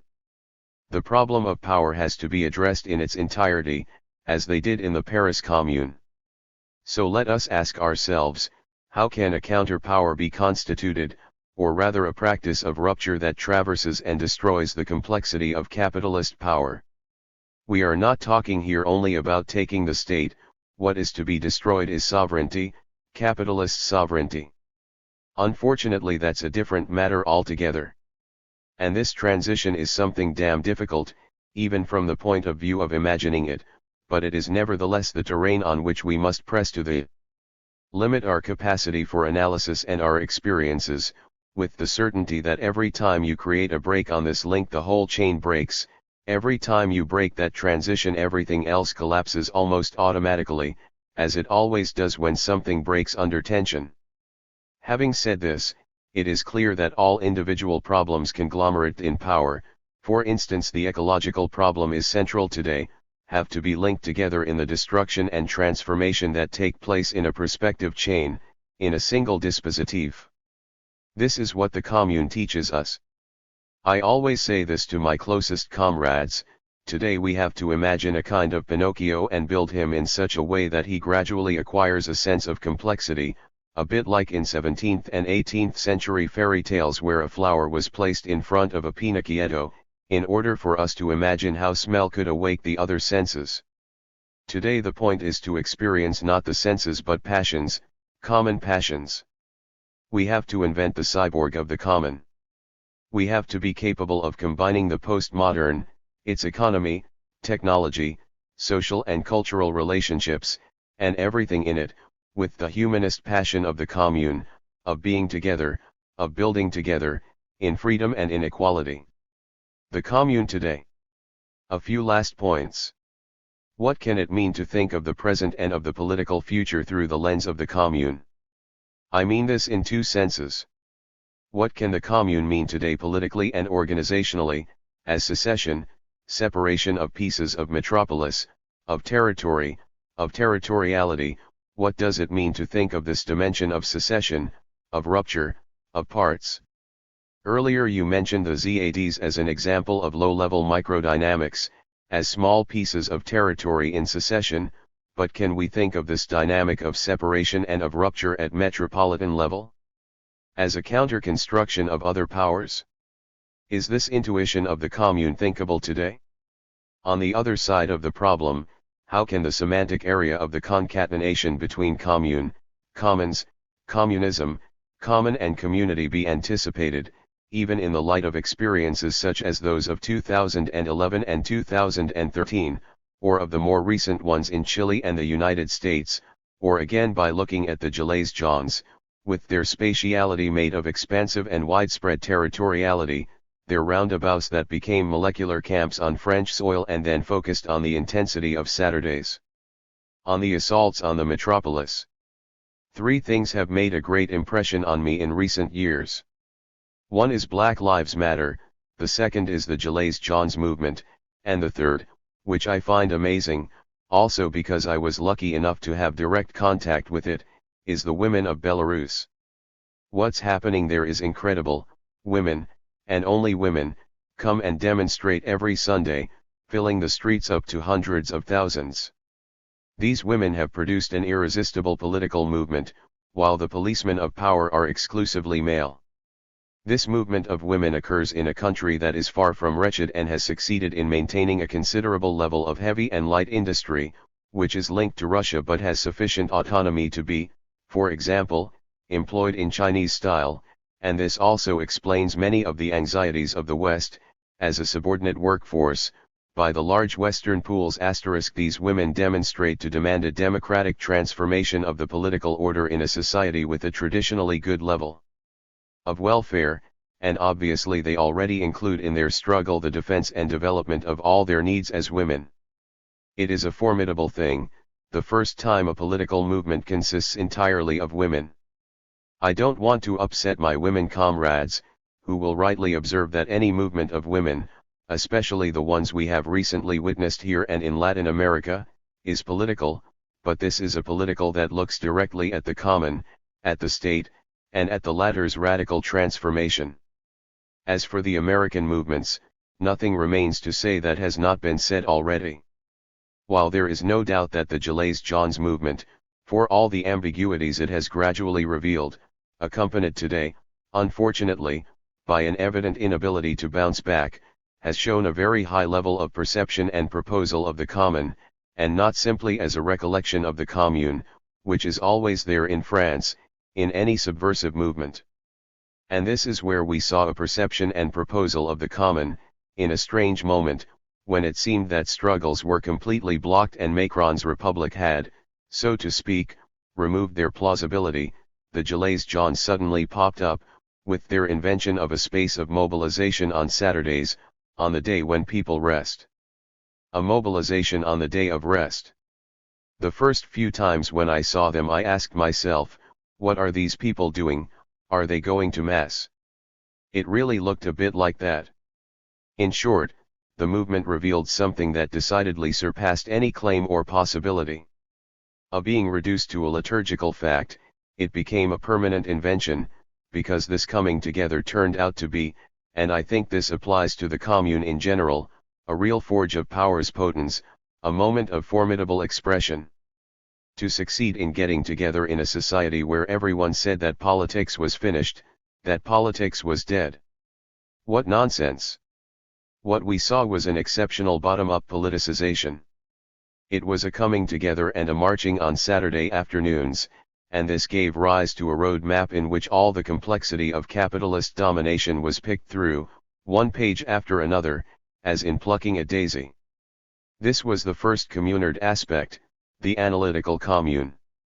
The second communard element in the Gilets jaunes was that, as a partial and open engine of subversion, this movement brought about the convergence of all other forces, remarkably, even of the trade unions.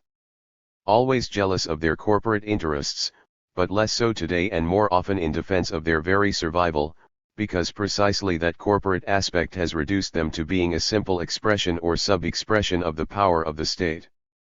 The Gilets jaunes succeeded in awakening the corporate trade union forces too, and invited them to moments of convergence of struggle, but above all they produced a new discovery of the terrain of struggle, the struggle over the common. What are in fact the proposals of the Gilets jaunes? They are referendum, not at all in the style of the five-star movement, but one that means we want to intervene in the legislative process directly, and, second, we want to decide on public spending, on the tax-wage relationship, and on the redistribution of income. This last element, economic, salarial, is an essential one that corresponds to another, democratic, so that one cannot be without the other. You cannot ask for absolute, direct democracy if you do not ask for equal wages distributed to all. The commune again? Final problem, we live in a society in which the mechanism of production brings about a profound cooperation of living labor, and proposes a common ontology of work. The question is how to make this ontology speak. The political model that the Paris Commune produced came before the emergence of the common as a power of production. We are probably instead in a situation where that productive power of the common precedes, has consolidated, and is our environment. This should represent an anthropological privilege. But capital has appropriated it. And yet the common as an anthropological privilege is by now implanted in our nature and can become explosive. It is clear that, if we succeed in expressing it, everything blows up. And we have to be very careful with that, because we must always remember what Leciguray said about the class struggle. Even in the face of just one single rupture, capital responds with all its forces. Capital is bad, and I don't say it lightly. It knows that it must destroy one to prevent many, too many, from destroying it. So long live the common, and may it bring us good.